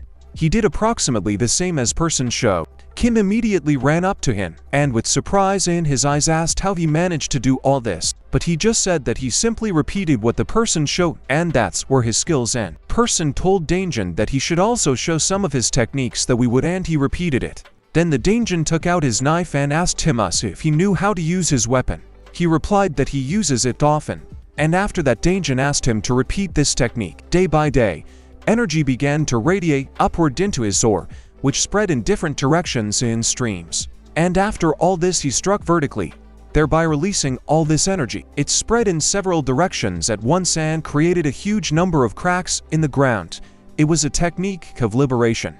Kim-san said that it would be simply incredible if Damas managed to reproduce the same thing. He took out his small knife and tried to repeat the movement exactly as the Danjin did. Having collected enough energy in it, he launched a horizontal strike, and it seemed that the force of such a strike was only slightly weaker than the Danjin strike. The villain, who watched all this, could not believe his eyes.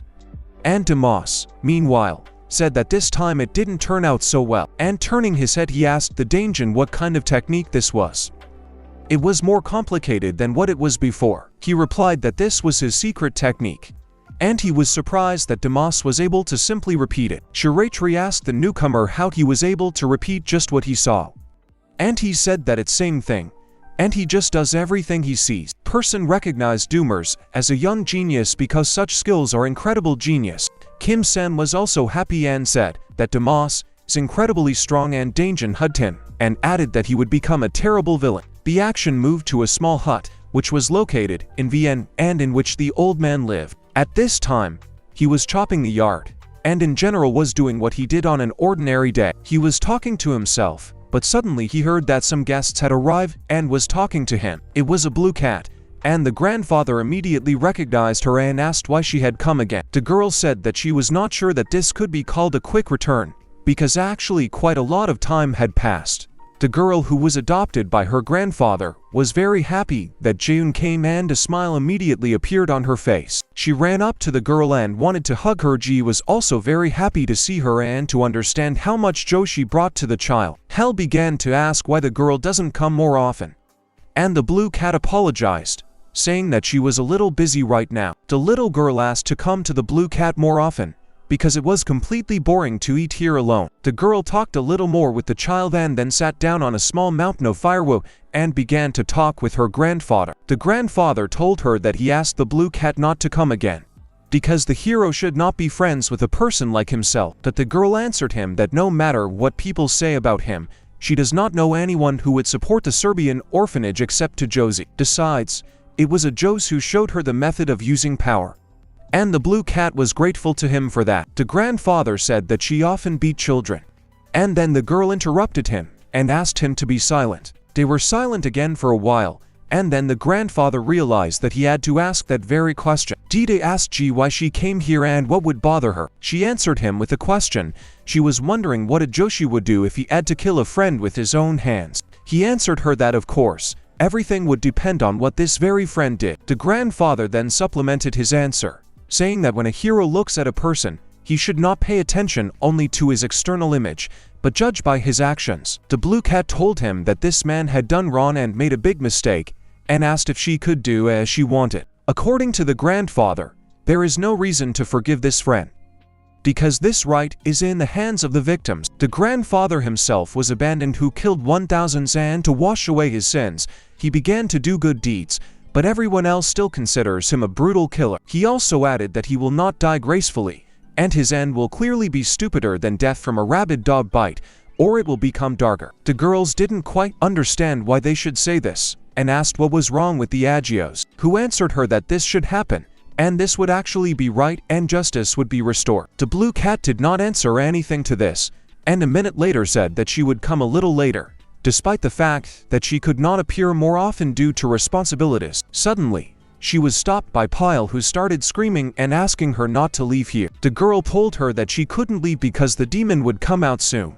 And the girl tensed up a little and she heard this, all because the child continued, saying that a huge demon would appear to eat the blue cat like all the people in the world. Therefore, she asked to stay with Pell, because somewhere there was the only safe way. The blue cat didn't quite understand what the girl was talking about. And at that moment, the grandfather noticed that she had been behaving like this for several days. The blue cat bent down a little and said that she would kill this demon or Kim would save Pyle in a way. The grandfather took the girl to his place and began to say goodbye to the blue cat, who told him that they would see each other later. Even when the girl left, the girl still said that the girl should not leave because it was only safe with Pyle. An hour later, Hanel said that the main goal is Kim-sen and everyone else doesn't matter, and the operation needs to be completed as quickly as possible. The heroes came forward, and it was a pretty impressive team of pretty strong heroes who also helped each other. Meanwhile, Damas and the Shiratri were picking berries not far from their base. Shiratri told his friend to be careful not to pick poisonous plants, but to collect only edible ones. Someone answered her that he was born in Vienne and lately he has really felt the taste of life, all because he lived his whole life among garbage. And after living with Kim-san, he now understands everything. From that moment on, he realized that there was something for which life was truly worth living very simply, and for this he was grateful to their team. Shiratri, he said that the same situation happened to him because all the team members are for the most part no different from him. Damas was about to say something, but suddenly stopped to listen to the sounds for a couple of seconds. Shiratri was a little tense by this, and he turned his head towards Damas, who at that moment had already jumped in his direction. There was a targeted explosion that looked like someone had sent a large amount of energy towards the two. When they looked around, they saw that a burst of his energy had destroyed all the trees behind them. Some girl from the outside said that she didn't even think about killing them, because now there was no point in making any noise around. It was Ellie, and she said that she was looking for Shiratri and she was not interested in the others. She ordered the Shiratri to follow her quietly, and if she refused, she would die, saying that in any case, she would not remain unharmed. Then Damas took out his knife and ordered the Shiratri to hide behind him while he dealt with it. Then the girl jumped off the branch and asked what kind of child this was, and what he forgot here. Let's direct the sword of the wine god in his direction. She expected to deal with this opponent with one attack. Damas was very frightened and put a knife in front of him, which took upon himself the entire attack. He didn't even see how this energy rushed towards him, and only thanks to lucky he managed to hide. Then Nelly, she said that this little guy is lucky, but he has very little time left to live. Damas saw the technique she was using, and at that very second, he decided to copy it. A moment later, the phantom sword also appeared from his hands and he was ready to repel the attack. Ellie wasn't surprised by this guy's strength, but she couldn't exactly understand how he copied her technique so quickly. They crossed their blades in battle, and Damas was determined to eliminate this girl right there. A rather powerful explosion occurred at that second, and the guy realized that perhaps he had won the battle. He asked the Shiratri if he saw how he repelled the attack and was able to carry out a counter-attack, but when he looked around, he saw that one of his Ellie's minions was already holding his sword at the throat of his comrade. Shiratri immediately asked for forgiveness and said that he did not want to be a burden. Or she said that she was very surprised that the guy managed to repeat the sword of the wine god in an instant. But she also said that this did not affect anything, and asked to tell the commander that if he wants to save the Shiratri, he must come to the curry forest. There is an hour for this and, if he is late, then Shiratri will die. After that, without even listening to the guy, she pushed off with her henchmen from the place where she was standing disappear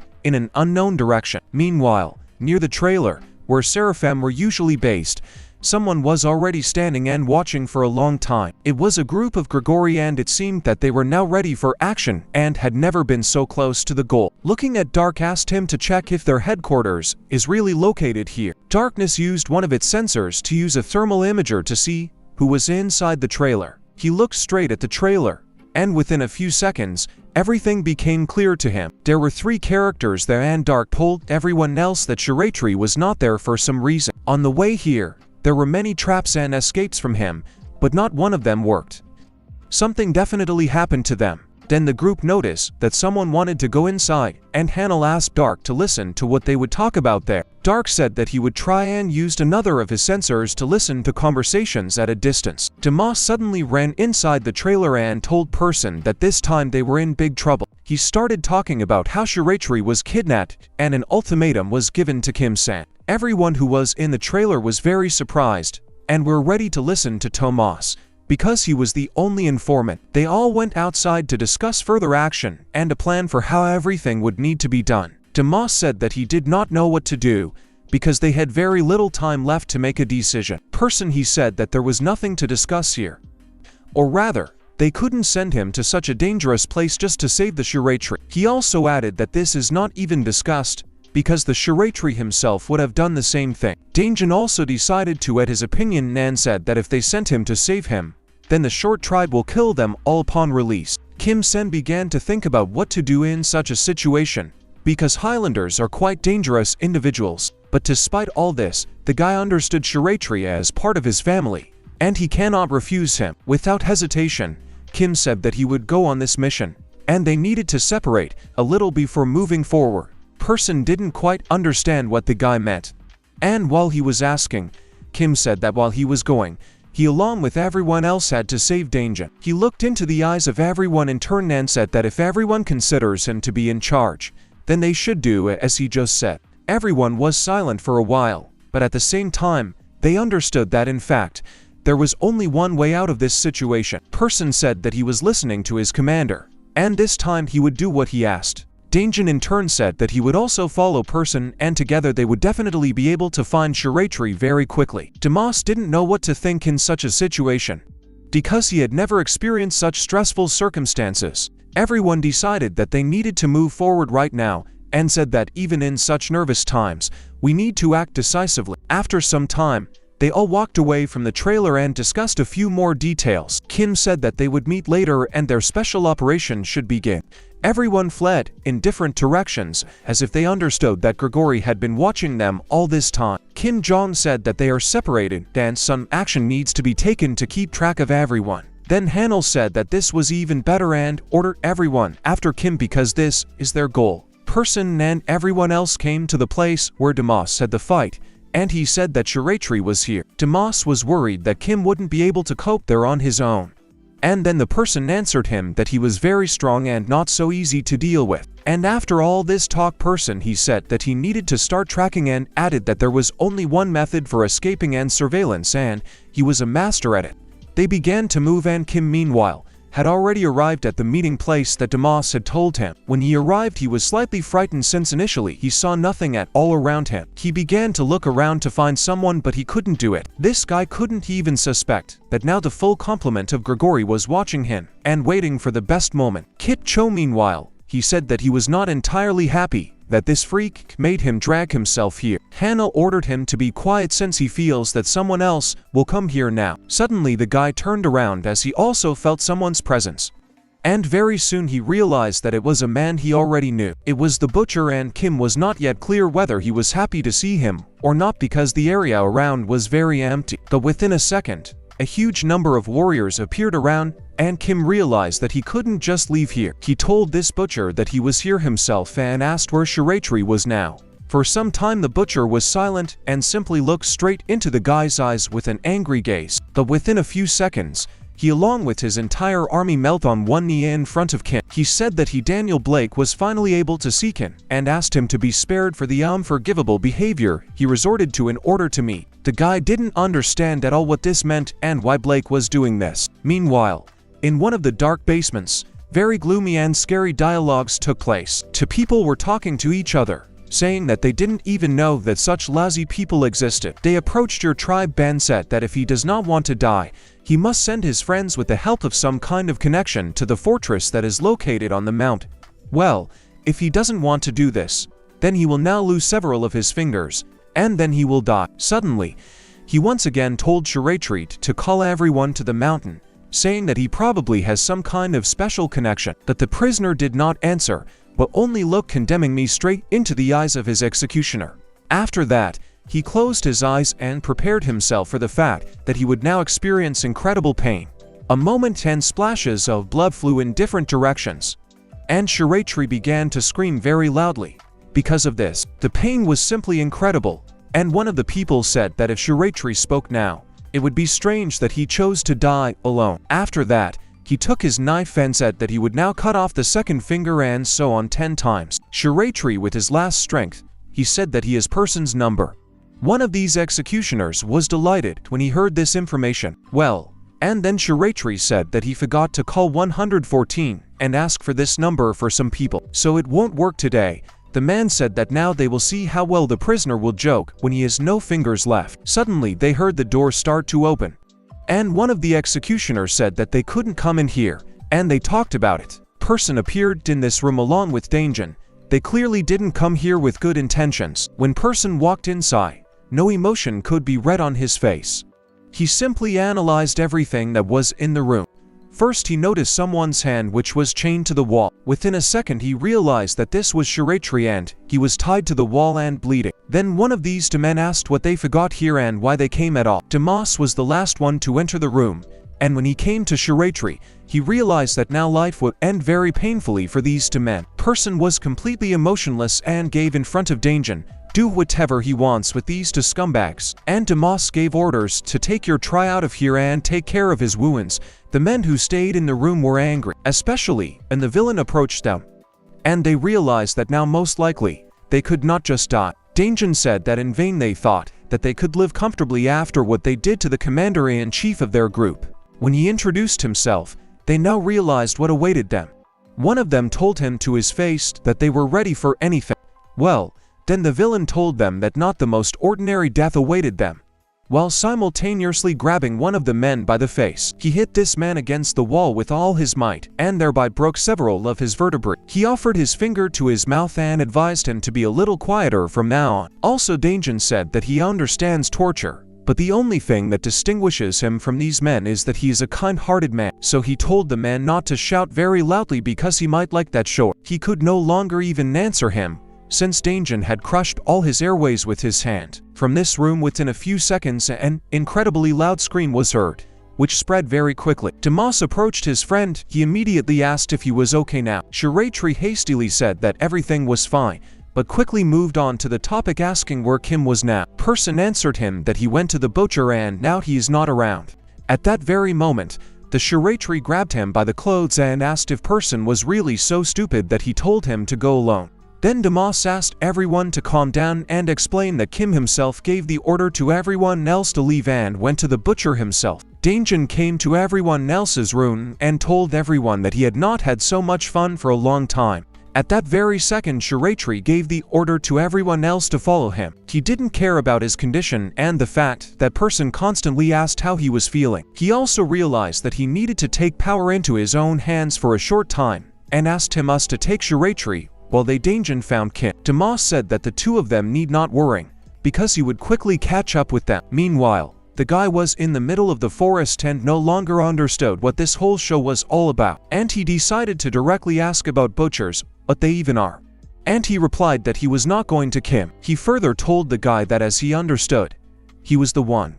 And if this is true, then Kim must demonstrate his true face. The entire Grigori division, meanwhile, watched these negotiations, but did not hear what they were talking about. Master Jean made the assumption that they might start fighting among themselves. At some point, Dark answered him that this would play into their hands, because if during their battle, at least one dies, a better situation could not be imagined. Kim Sen asked the butcher what this even meant, and he told him that he urgently needed to meet the demon. The guy became more frightened and said that Blake should stop talking nonsense and free his comrade. But he replied that there is no need to pay attention to such people.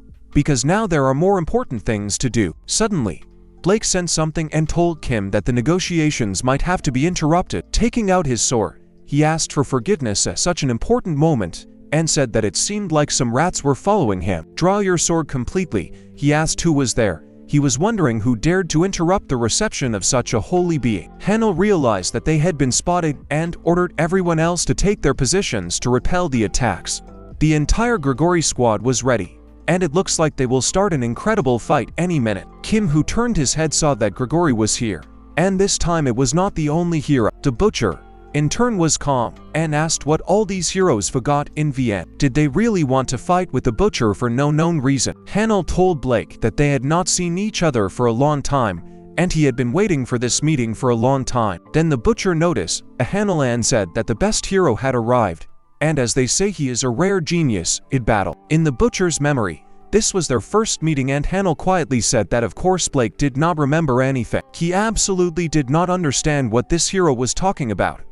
But he said that if everyone had gathered, it meant that they were definitely full of determination. He waved several fingers. He gave the order to all his soldiers to eliminate the violators. The Grigori also did not stand on the defensive, but began to attack their opponents. Kim was scared the most. He came here not to kill someone, but to save his friend. Kip Chun was the first to enter this incredibly brutal battle and immediately showed himself to be a very strong warrior. He instantly used the powerful hammer technique, and thanks to it, he eliminated several henchmen at once. But they were not confused, and a small group formed the technique of a large turtle. Hanel very quickly noticed what they were planning and gave the order to Esther to smash this turtle. Then the girl landed a short distance from the main character and prepared to use the technique. For her, it was a standard technique called the 12 Zodiacs. This time, she decided to use the sign of Taurus since it would be effective against a small group of enemies. A moment later, this sign was able to manifest itself, and when it appeared, it eliminated several enemies at once. Ellie realized that she needed to intervene and also joined the fight. Despite the fact that she was quickly noticed, Ma was the first to come into direct contact with Haruchi and immediately struck her with a sidekick. Ellie recognized almost everyone who was there, but she was not familiar with the man who hit her. This guy told me that it looks like the girl is a C-rank villain, if she could dodge such a quick blow. Meanwhile, the blue cat was also breaking up her attack, and it looked like she was very angry. Kim at that second still did not understand where all this was going and was only looking around frightened. But literally a second later he saw that it was approaching him, and from this a variety of sensations appeared. All this happened because Jaeun tried to throw a powerful kick right at Kim's son. Quite suddenly, a butcher knife began to fly from the side or body directly towards the blue cat. She noticed this at the very last moment, and for this reason, she dodged there by avoiding striking Kim again. The butcher asked how the girl even dares to do what she is doing now. Did the green brat really dare to take a swing at the sacred demon? Then the blue cat ordered him to move away. The one introduced was not even half the power of her. They were exhausted in the battle, and Kim also noticed this, and his reaction was not long in coming. He started shouting at Jaeun to get away from this butcher. Apparently, he's actually a very dangerous warrior. By that time, the person had already run up and found his commander all over the battlefield. Approaching him, he said that it was very dangerous here and that he needed to stay away. But Kim-sen tried to persuade him to let him go. Person ordered Kim to get ready, otherwise such a mistake could cost him his whole life. At that moment, just one of the warriors tried to attack Person from behind, but it's good that Daejin covered him. The villains didn't understand what all this commotion was because there wasn't even a chance to talk calmly with the head. Shiraitri watched this entire fight from the side and thought about how best to act in this situation. We had to get out of here because both sides were targeting Kim. He didn't think that all the Grigori would come here, but he was haunted by the fact that Hanel was nowhere to be seen. During this brutal fight, Daejin ordered to Damas not to lag behind and stay close, and he said that he need not worry. Suddenly, Dark jumped up to Daejin, and it looked like he stuck some kind of explosive device to his shoulder. When the villain looked at his shoulder, he saw a small bomb there that glowed brightly red. A few moments later, a powerful explosion occurred, but it's good that the villain managed to dodge it. Being in a defensive pose, he said that it looked like the hero had been given a defective product. But for some reason, Dark said that he had planned it that way. It seems that the Grigori were acting according to a pre-prepared plan, and the butcher was the first to notice. He saw a Hanel in the sky and ordered all the warriors to switch and attack only him. When they raised their heads, they saw that this hero was moving towards Kim with incredible speed, and the moment he got as close as possible, person used one of his techniques. But since Hanel is one of the most powerful heroes on this planet, he was able to dodge this blow and even launch a counter-attack against person. The guy was at an incredibly small distance from his defender, and because of this, he did not understand anything. But the most important thing for the Hanel was that now Kim had absolutely no idea what was happening. Therefore, he quite successfully managed to throw it a considerable distance to the side. Now he gave the order to Esther to use the technique that they had discussed in advance at headquarters. Esther used the 12 zodiacs technique again, but this time she used a different sign. This was the sign of Aquarius, and was one of the most interesting and powerful signs that Esther had in her arsenal. This jug of ghostly water suddenly leaked this same water. And this meant not the best news for the guy. He couldn't understand what it was, but Hanel just focused and looked at the flow of this water, all knowing what would happen next. The water began to spread in different directions, but at the epicenter itself, it was not visible what was happening. Despite all this, it's a shame realized that they both had disappeared, and it was unclear where they will now. The butcher was the angriest of all, since for him this only meant that he would not be able to complete his job. Master Jean ordered the rest of the Grigori to immediately disperse and retreat. The warriors who were fighting with the blue cat at that time did not understand what to do next. The butcher gave the order to catch every single one of them and eliminate them on the spot. At that moment, Dark used his nanotechnology to track where Hanel and Kim are now. The sign of Aquarius is the ability to move objects located in the area of the Aquarius jug, but the catch is that even the magician himself does not know where to move. But thanks to his abilities and a huge number of satellites, Dark was easily able to find where they are now. He closed this panel and called the capsule to move to this point as soon as possible. When the capsule appeared, Esther also noticed it and decided to voice her proposal. She told Dark to wait for her and take her with her to the point where the guys are. He said that this capsule was only for one passenger and she told him that she needed to be with Hanel now. After thinking a little, he ordered her to go first and explained that the autopilot would take her to the point and he would follow right behind her. Shiratri.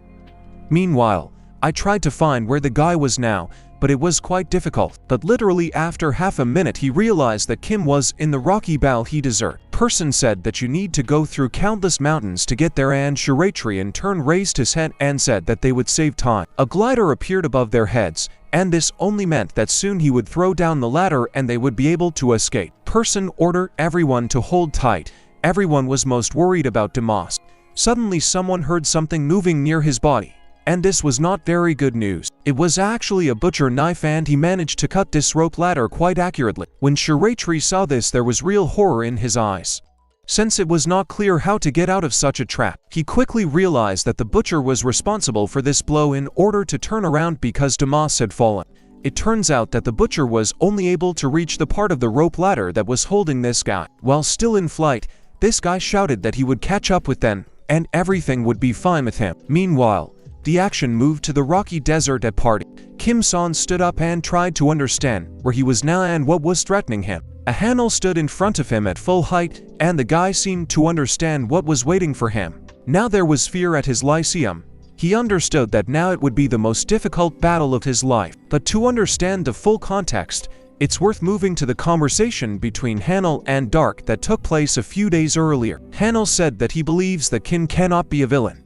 There is a possibility that they will be able to persuade him. Dark didn't like this at all, especially when Hanel said that Bloody Lynx started the fight, and Kim on the contrary tried to stop it. Darkness could not believe Animal's words at all, and asked whether he was really saying such nonsense. Then Hanel continued speaking and said that this boy definitely had kindness left in his heart, and if he is persuaded well, then they will be able to find a solution. Perhaps Dark agreed that the boy was go, but he knew that the demon that sits inside his body is truly evil. Hanel said that Kim looked like he was resisting this demon, and that's why this changes everything. Dark said that in his humble opinion, this demon has consumed him, and now there is no turning back, even though he understood the Hanel feelings.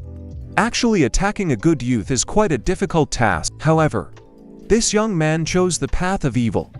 As a result, 2 of their colleagues die, and therefore, the woe will have to bear responsibility. When leaving, Dark advised Hanel not to hesitate, because he is a first-class hero, and the demo that sits inside the bow is evil in the flesh. Before doing anything, Hanyul decided to ask the boy if he was Kim's son. While the guy still couldn't say anything, the hero said that he was pleased to meet you.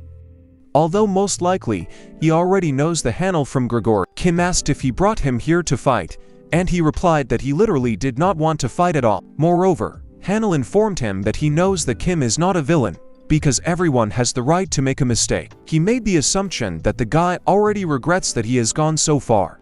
And King confirmed, saying that he did not intend for things to go that far. Hanyul wanted to lend a helping hand and say that if King came with them, they could overcome the monster inside him. They no longer had any reason to fight, and Hanyul promised that the guy would return to his normal life and he would take responsibility and help. In fact, this is what the guy wanted, just to go back to life and pretend that none of this happened. He told the hero that it was enough to stop all this and asked if he could live peacefully with his friends. Hanyul said that this is impossible because these are villains, and they must be punished for what they have done. Ken was not ready to agree with this, because he did not know how the fate of his guys would turn out. The hero got a little nervous and said that he could send them to a treatment center. And this is the only possible option. In this situation, Ken didn't want them to spend their entire lives in a mental hospital, and such a proposal from Hanyul infuriated him. He said that he would not allow this to happen, and that it would be better for him to get rid of the Hanyul and run away with his friends. The hero asked him not to get excited, but the guy interrupted him and ordered him to get into a fighting position. The hero gave him one last chance and recommended that he think very carefully before taking a decisive step.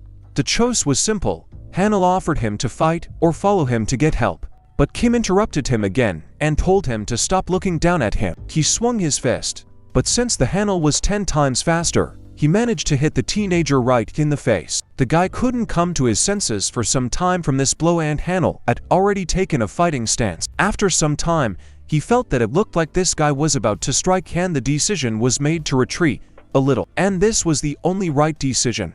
After all, this is exactly what Kin did. Soon, having retreated a few meters, Camille opened up the opportunity for himself to kick his opponent. This attack was quite successful because the guy flew several meters and almost lost consciousness. Moreover, Hanyul quickly moved behind him and delivered a two-handed strike directly to his head. Because of this, the bow flew into the ground at great speed, and it was not visible what happened to him down there. But Kim managed to land on her feet quite successfully, taking virtually no damage from this attack. Then he noticed that some objects began to appear around him, preventing him from moving. It turned out that this was the so-called stone wall, because of which he now could not go anywhere, but he very quickly decided to destroy one of the components of this wall in order to get out. But when he struck one blow, cracks only appeared on the wall, but it did not crumble. Suddenly above his head, he saw several bright sources of energy. And then he understood why these walls were put up. An instant and a very powerful explosion occurred in this stone chamber, which the hero directed there. After the explosion, a huge cloud of dust appeared, and they could not understand what happened inside. Until a few seconds later, he saw a guy flying at great speed to counterattack. But Hanyul was not at a loss either.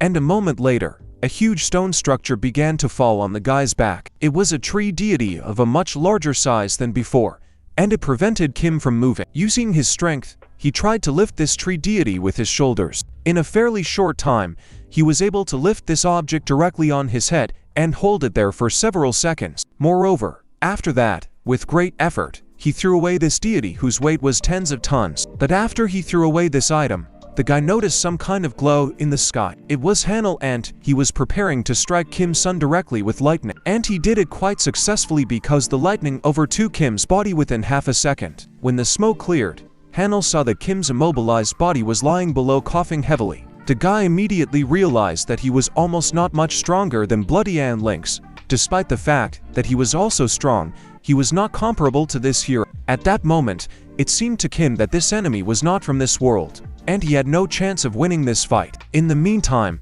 he said that it was not too late, and the guy just needed to make the right decision, and then everything would be resolved. Kim realized that there was no way he could defeat him, and in this case, he might have to resort to plan B. An inner voice spoke inside his body and offered its help. Kim thought because in the battle against the Bloody Lynx, it turned out well.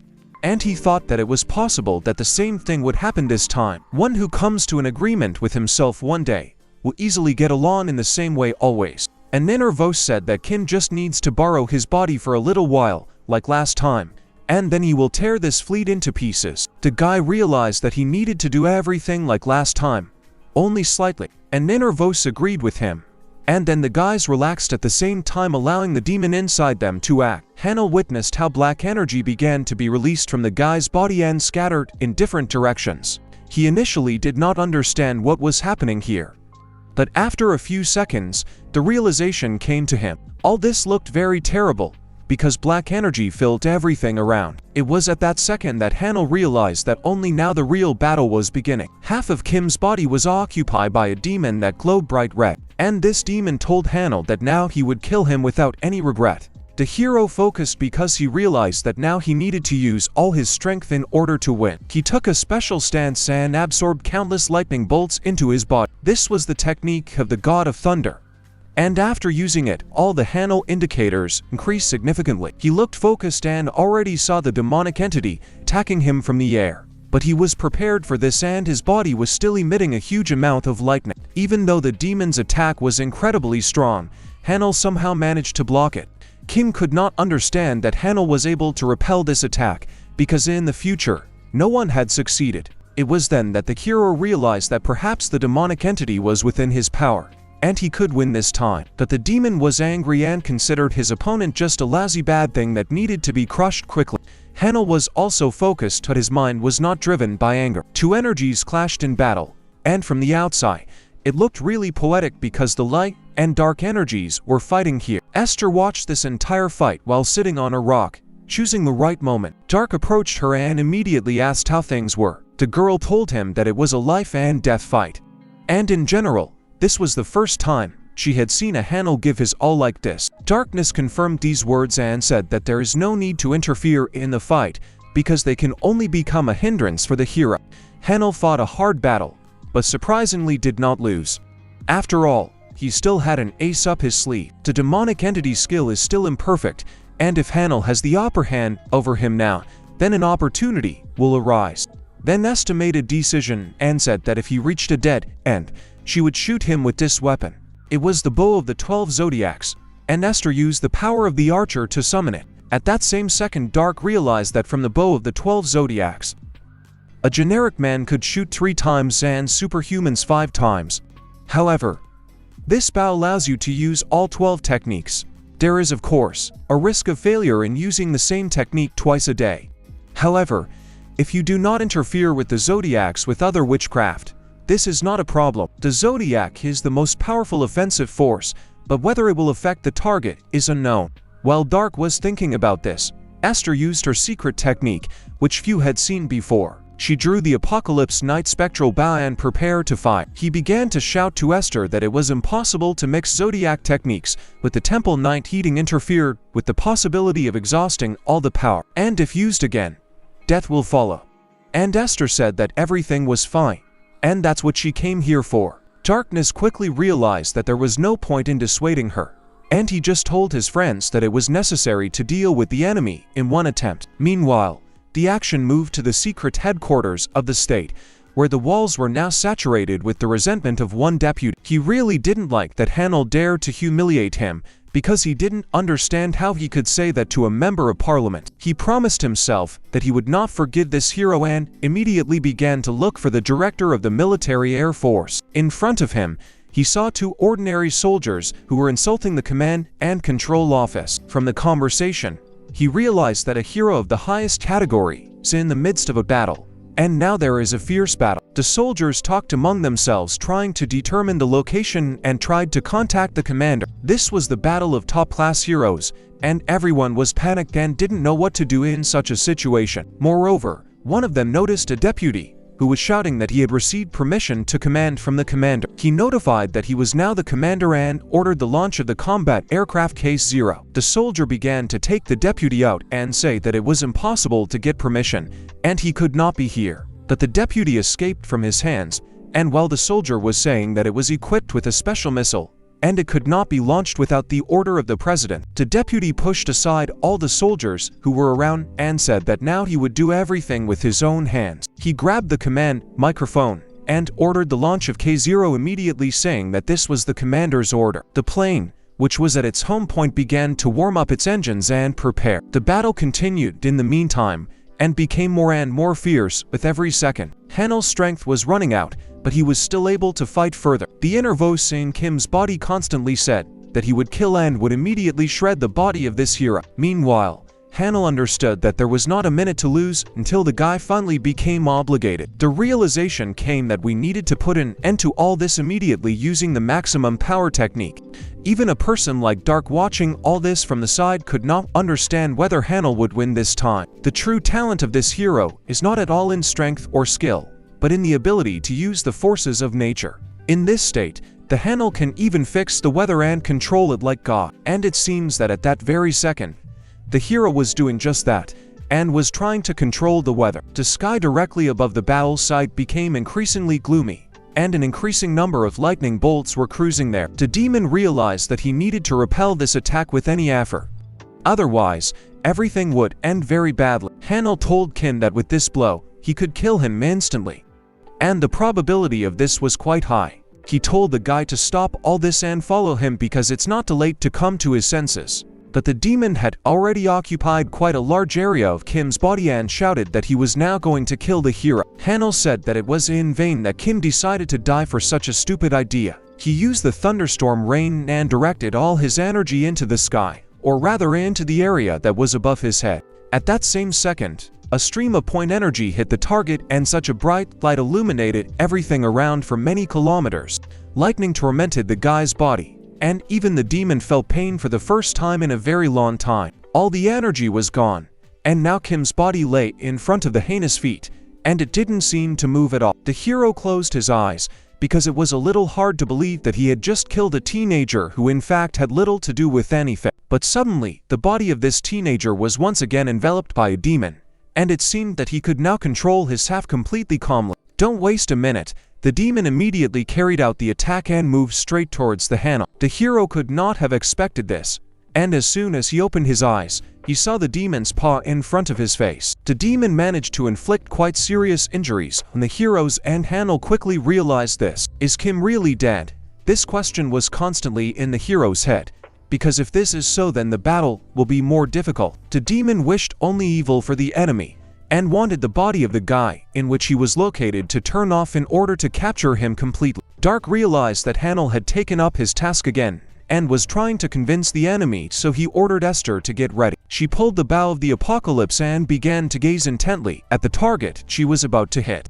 Meanwhile, the demon was just swinging to finish off the Hanel, who could not move after the missed blow. Seeing that the demon had an open weak point, Dark immediately gave the order to Esther to open fire right now. A shot was fired accompanied by an incredible flash right around Apocalypse's back. This projectile reached its target and pierced the demon's body through and through. This body caused him to fall to the ground, and the hole in the demon's body quickly became overgrown. The enemy deviated, and Esther told Dark that she was aiming for the head, but the enemy managed to dodge. He told her that there was nothing to worry about, because the girl was able to inflict a lot of damage with this shot. The demon was lying on the floor and experiencing incredible pain, and from this Kim also woke up. This demonic entity said that it would not forgive these small fleas and would tear each of them into pieces. He swore that he would kill everyone and leave no one alive, and in this way he would be as cruel as possible. Suddenly, Kim heard someone say his name, and this made him finally wake up. Hanel told Kim that he was a human and ordered him not to allow himself to be consumed by a demonic entity. He told him not to lose consciousness under any circumstances.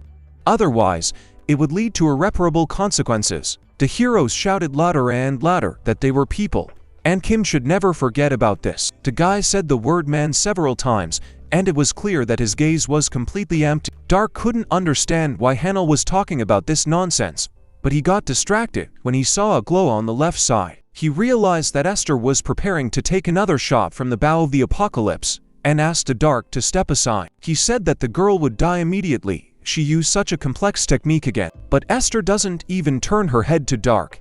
She said that this was better than the death of Hanel, and for this reason, she went for the gift. Suddenly, the girl felt someone's blade near her throat, and someone said that it was time to finish. It was Danjun, and he told Esther that if even one of her hairs moved, he would immediately cut off her head. For some reason, Danjun did not immediately notice that Dark was still near the page, and he immediately pointed his gun at the villain's head. He ordered him not to move if he did not want to lose his head in one moment. Person at that moment just crept up on Dark from behind and said that if he moves, he will also die. The situation is quite interesting, and it seems that the only one who can survive in it is Person. Esther also decided that she could influence this situation and ordered the person not to move, otherwise, she would shoot at Kim. Let him in turn order everyone to stand still, because if even one moves, then everyone will die. Danjin laughed hard and said that he was surprised that Dark could not expect such a development of events. But Darkness thanked him for his concern and said that he need not worry because he had foreseen this too. Danjin was delighted,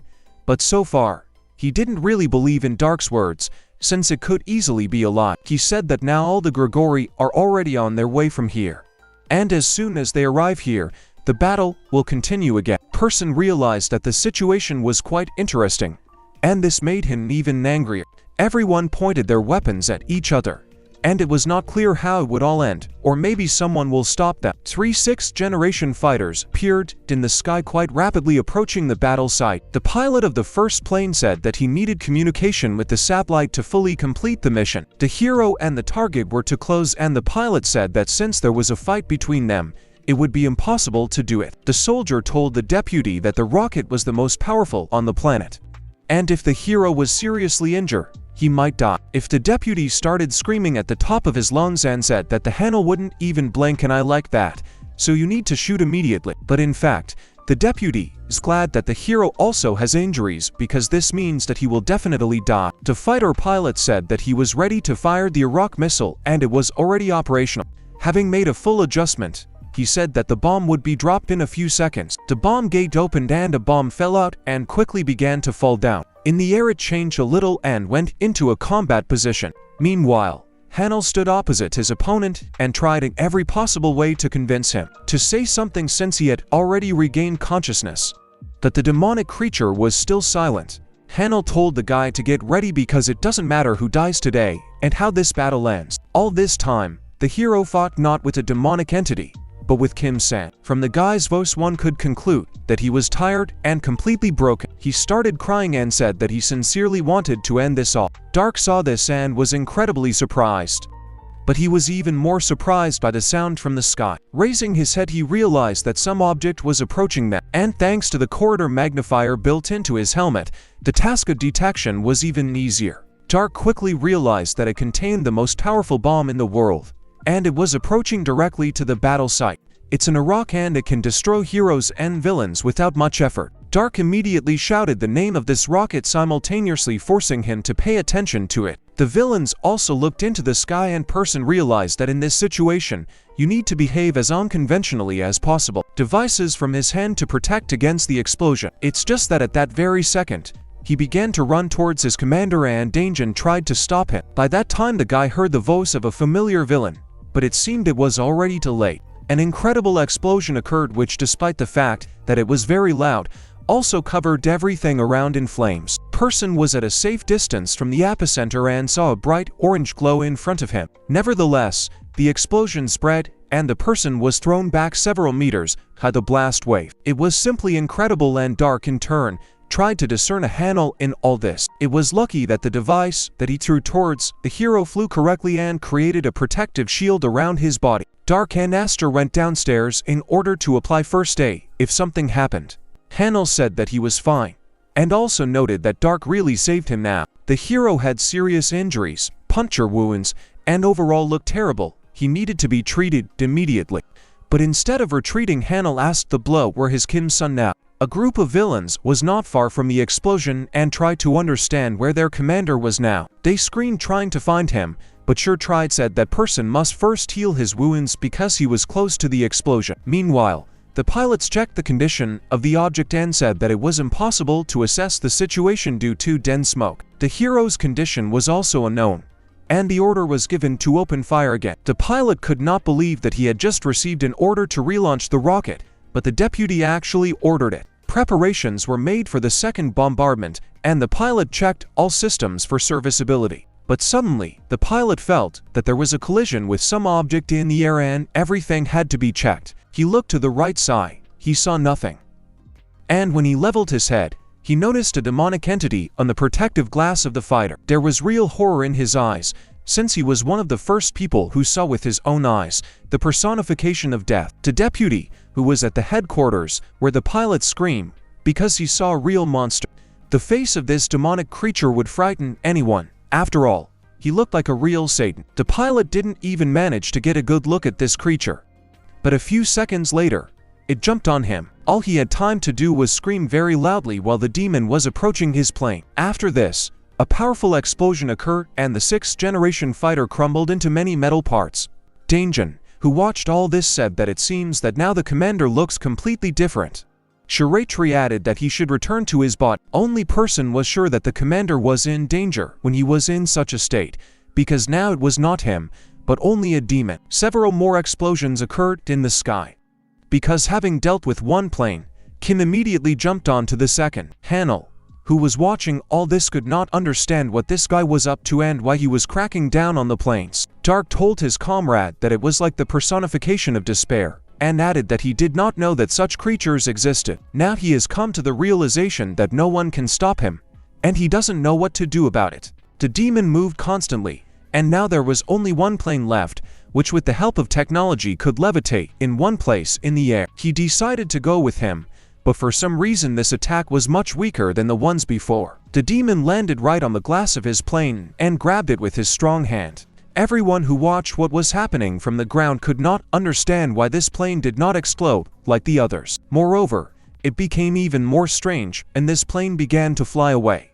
Dark, he said that they had problems because the dynamic entity flew away along with the rocket, and noticed that in that direction, there was the city of Party. As soon as he said this, the Hanel fainted, and Esther tried to help him get up. Meanwhile, the action moved to the outskirts of the city of Perka, where now it was also not entirely boring. There were 2 warriors standing here, and it looked like they had just been in battle, because they were breathing very heavily, and all their bodies were covered in blood. In front of them stood 2 villains who said that they did not believe that there could be such weak heroes. Suddenly, a woman appeared out of nowhere, and it seemed that she was hostile to these villains. It was Princess Ryan, and she used heavenly fireworks, which was her secret technique. She began to spread the flash in different directions, and thanks to this, the villain was immediately eliminated in the blink of an eye. After all this happened, Ben immediately came running to the princess because he didn't even expect that the princess would attack the opponents like that. The princess said that there is no need to wait so long,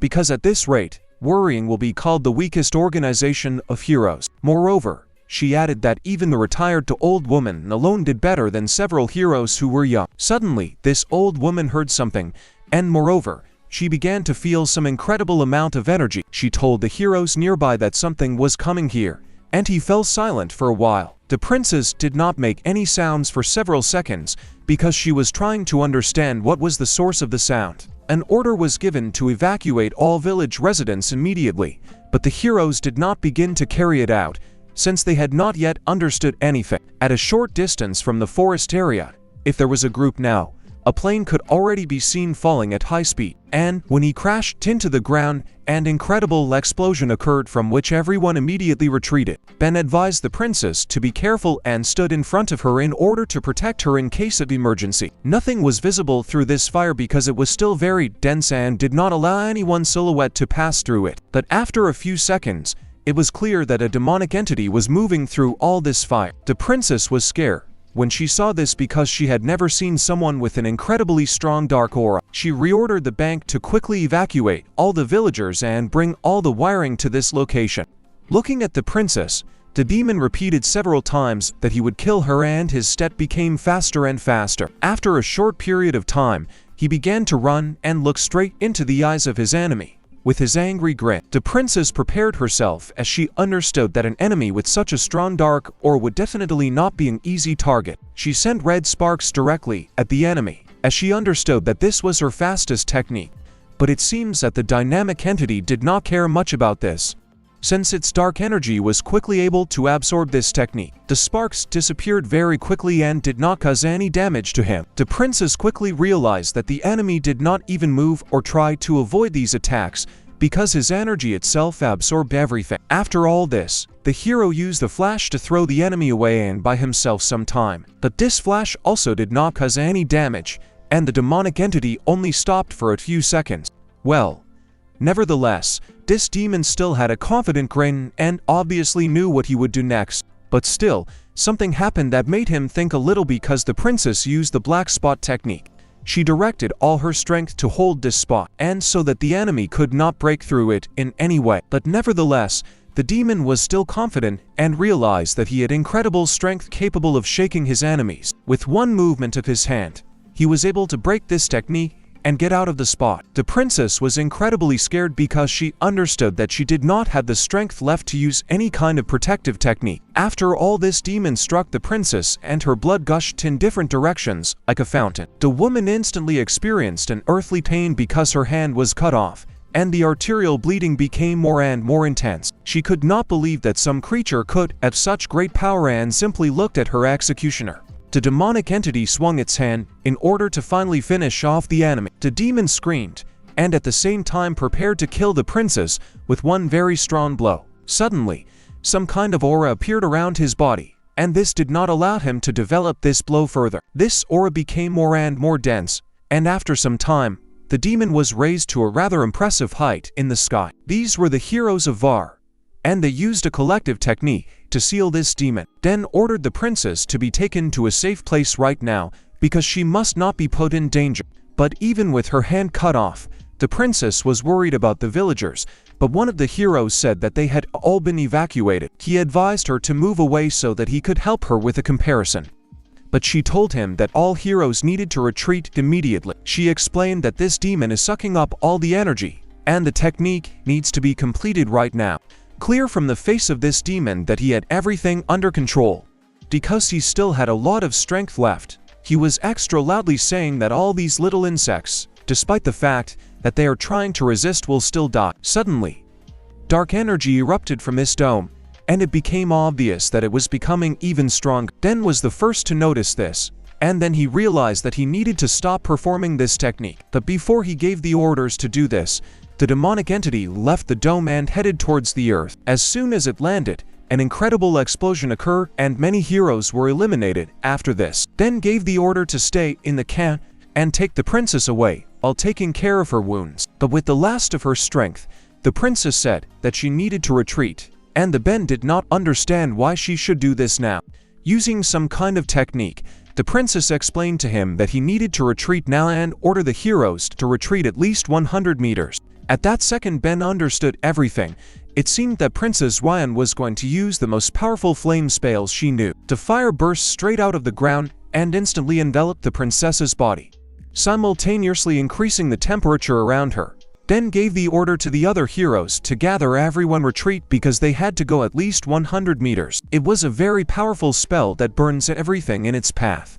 And some even said that the smaller the area affected, the stronger the heat. Den very quickly realized that the princess was going to kill herself because it was impossible to survive. After using this technique, the demonic entity said that no one would get out of here alive. It was about to move towards the heroes who were running away, but the princess suddenly told him that she was still standing here, using summoning magic, specifically the wings of the phoenix. She looked her opponent straight in the eyes with contempt. She notified this creature that it would die here with her, and nothing else could save it. The temperature around became higher and higher, and even the trees began to burn. Moreover, the iron swords that remained lying on the floor were already red hot, and were deformed from the effects of temperature. But nevertheless, the demon still stood at full height, and we were already looking at the enemy. The princess quickly tried to figure out what to do next, but it was not obvious who could withstand such heat. It became even scarier when this demon began to move, gradually approaching the princess's body. He looked truly menacing, and even though the heat caused him little damage, he was still able to move. About a few meters away, he stopped and looked at the princess, ignoring the fact that the earth under his feet was turning into real lava. The princess understood her mission, because such a monster should not come out into the world, and she swore that she would do everything to prevent it. By that time, the demon had already approached her quite close, but the princess still repeated that she must destroy her at any cost. The demon got ready and said that now the princess would die.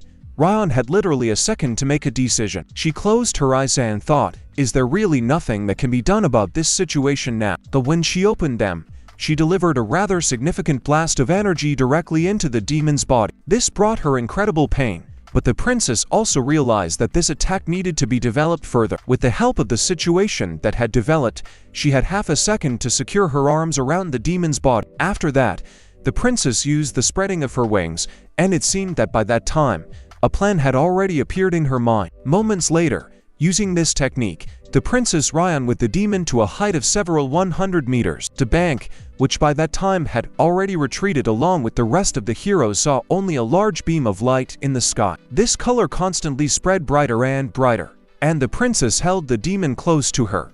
With the help of these phoenix wings, she was able to fully fly, while at the same time not letting go of the very heavy demon. Moreover, she managed to reduce the altitude above sea level, which had a positive effect on energy costs. The demon thought that this old woman seemed to have gone mad before her death, because she was doing some strange things. The princess only smiled in response and said that this is called the great sacrifice, and such evil in the flesh cannot understand anything. And then the old woman suggested continuing their failed dialogue in the next world. The demon did not understand what she meant, but it was already too late to jump away. At some point during the flight, the phoenix's wings remained glowing even brighter, emitting more heat. Then these wings closed, thereby creating a temperature inside themselves of several tens of 1000s of degrees Celsius. Then, along with the rest of the heroes, had already gone out to the cliff to see what happened at the battle site. The realization came to him that the princess was dead, because it was simply impossible to survive such an amount of heat and energy in the body. The temperature after the explosion remained lower and lower, and the sea also calmed down.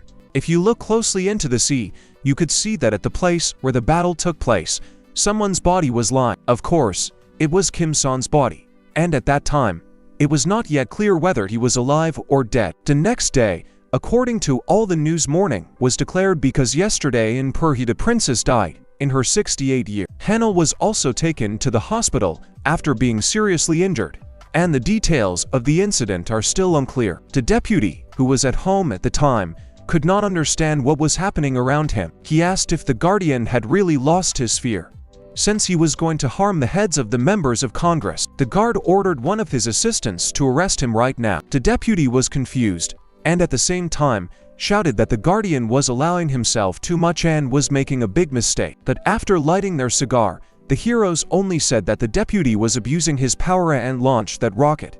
He asked the deputy if he knew what he had done with this action, and how he influenced the course of events, but he replied that everyone misunderstood him.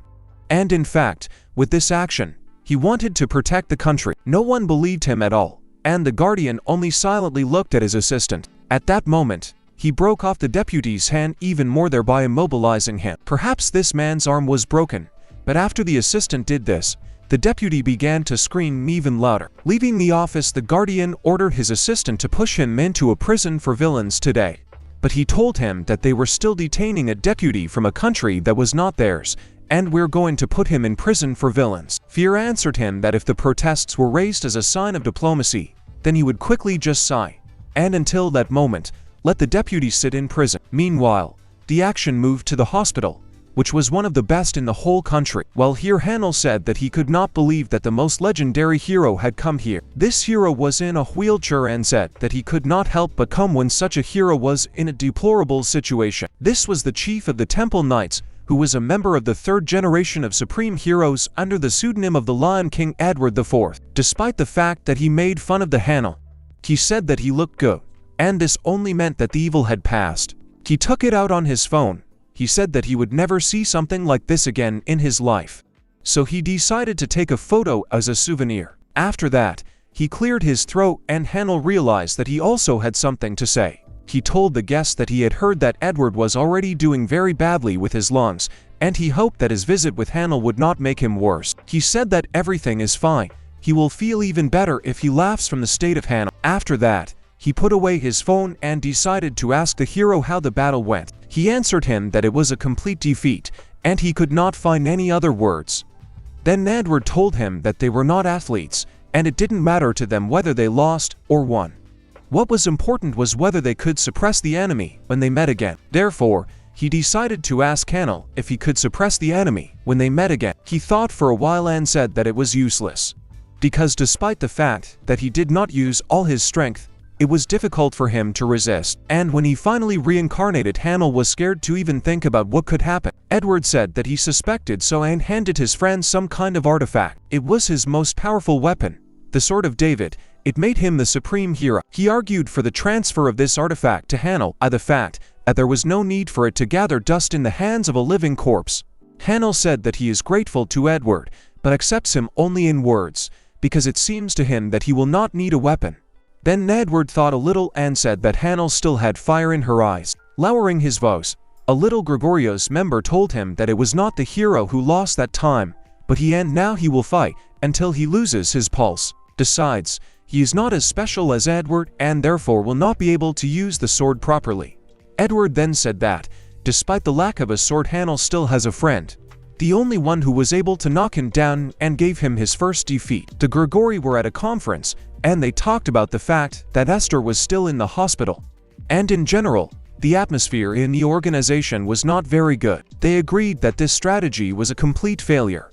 And with it, they suffered a huge number of casualties. The Blue Cat was not very inspired by the fact that Dark was constantly looking for something on the computer during their conversations. But Darkness was silent for some time because he needed more check all information. Then he closed the laptop with a strong blow of his hand and said that the work was over. But he did not answer any questions, but only left the conference room and said that he would be back soon. When Master Jean asked him when he passed, he told them that he would go to the Seraphim team of villains.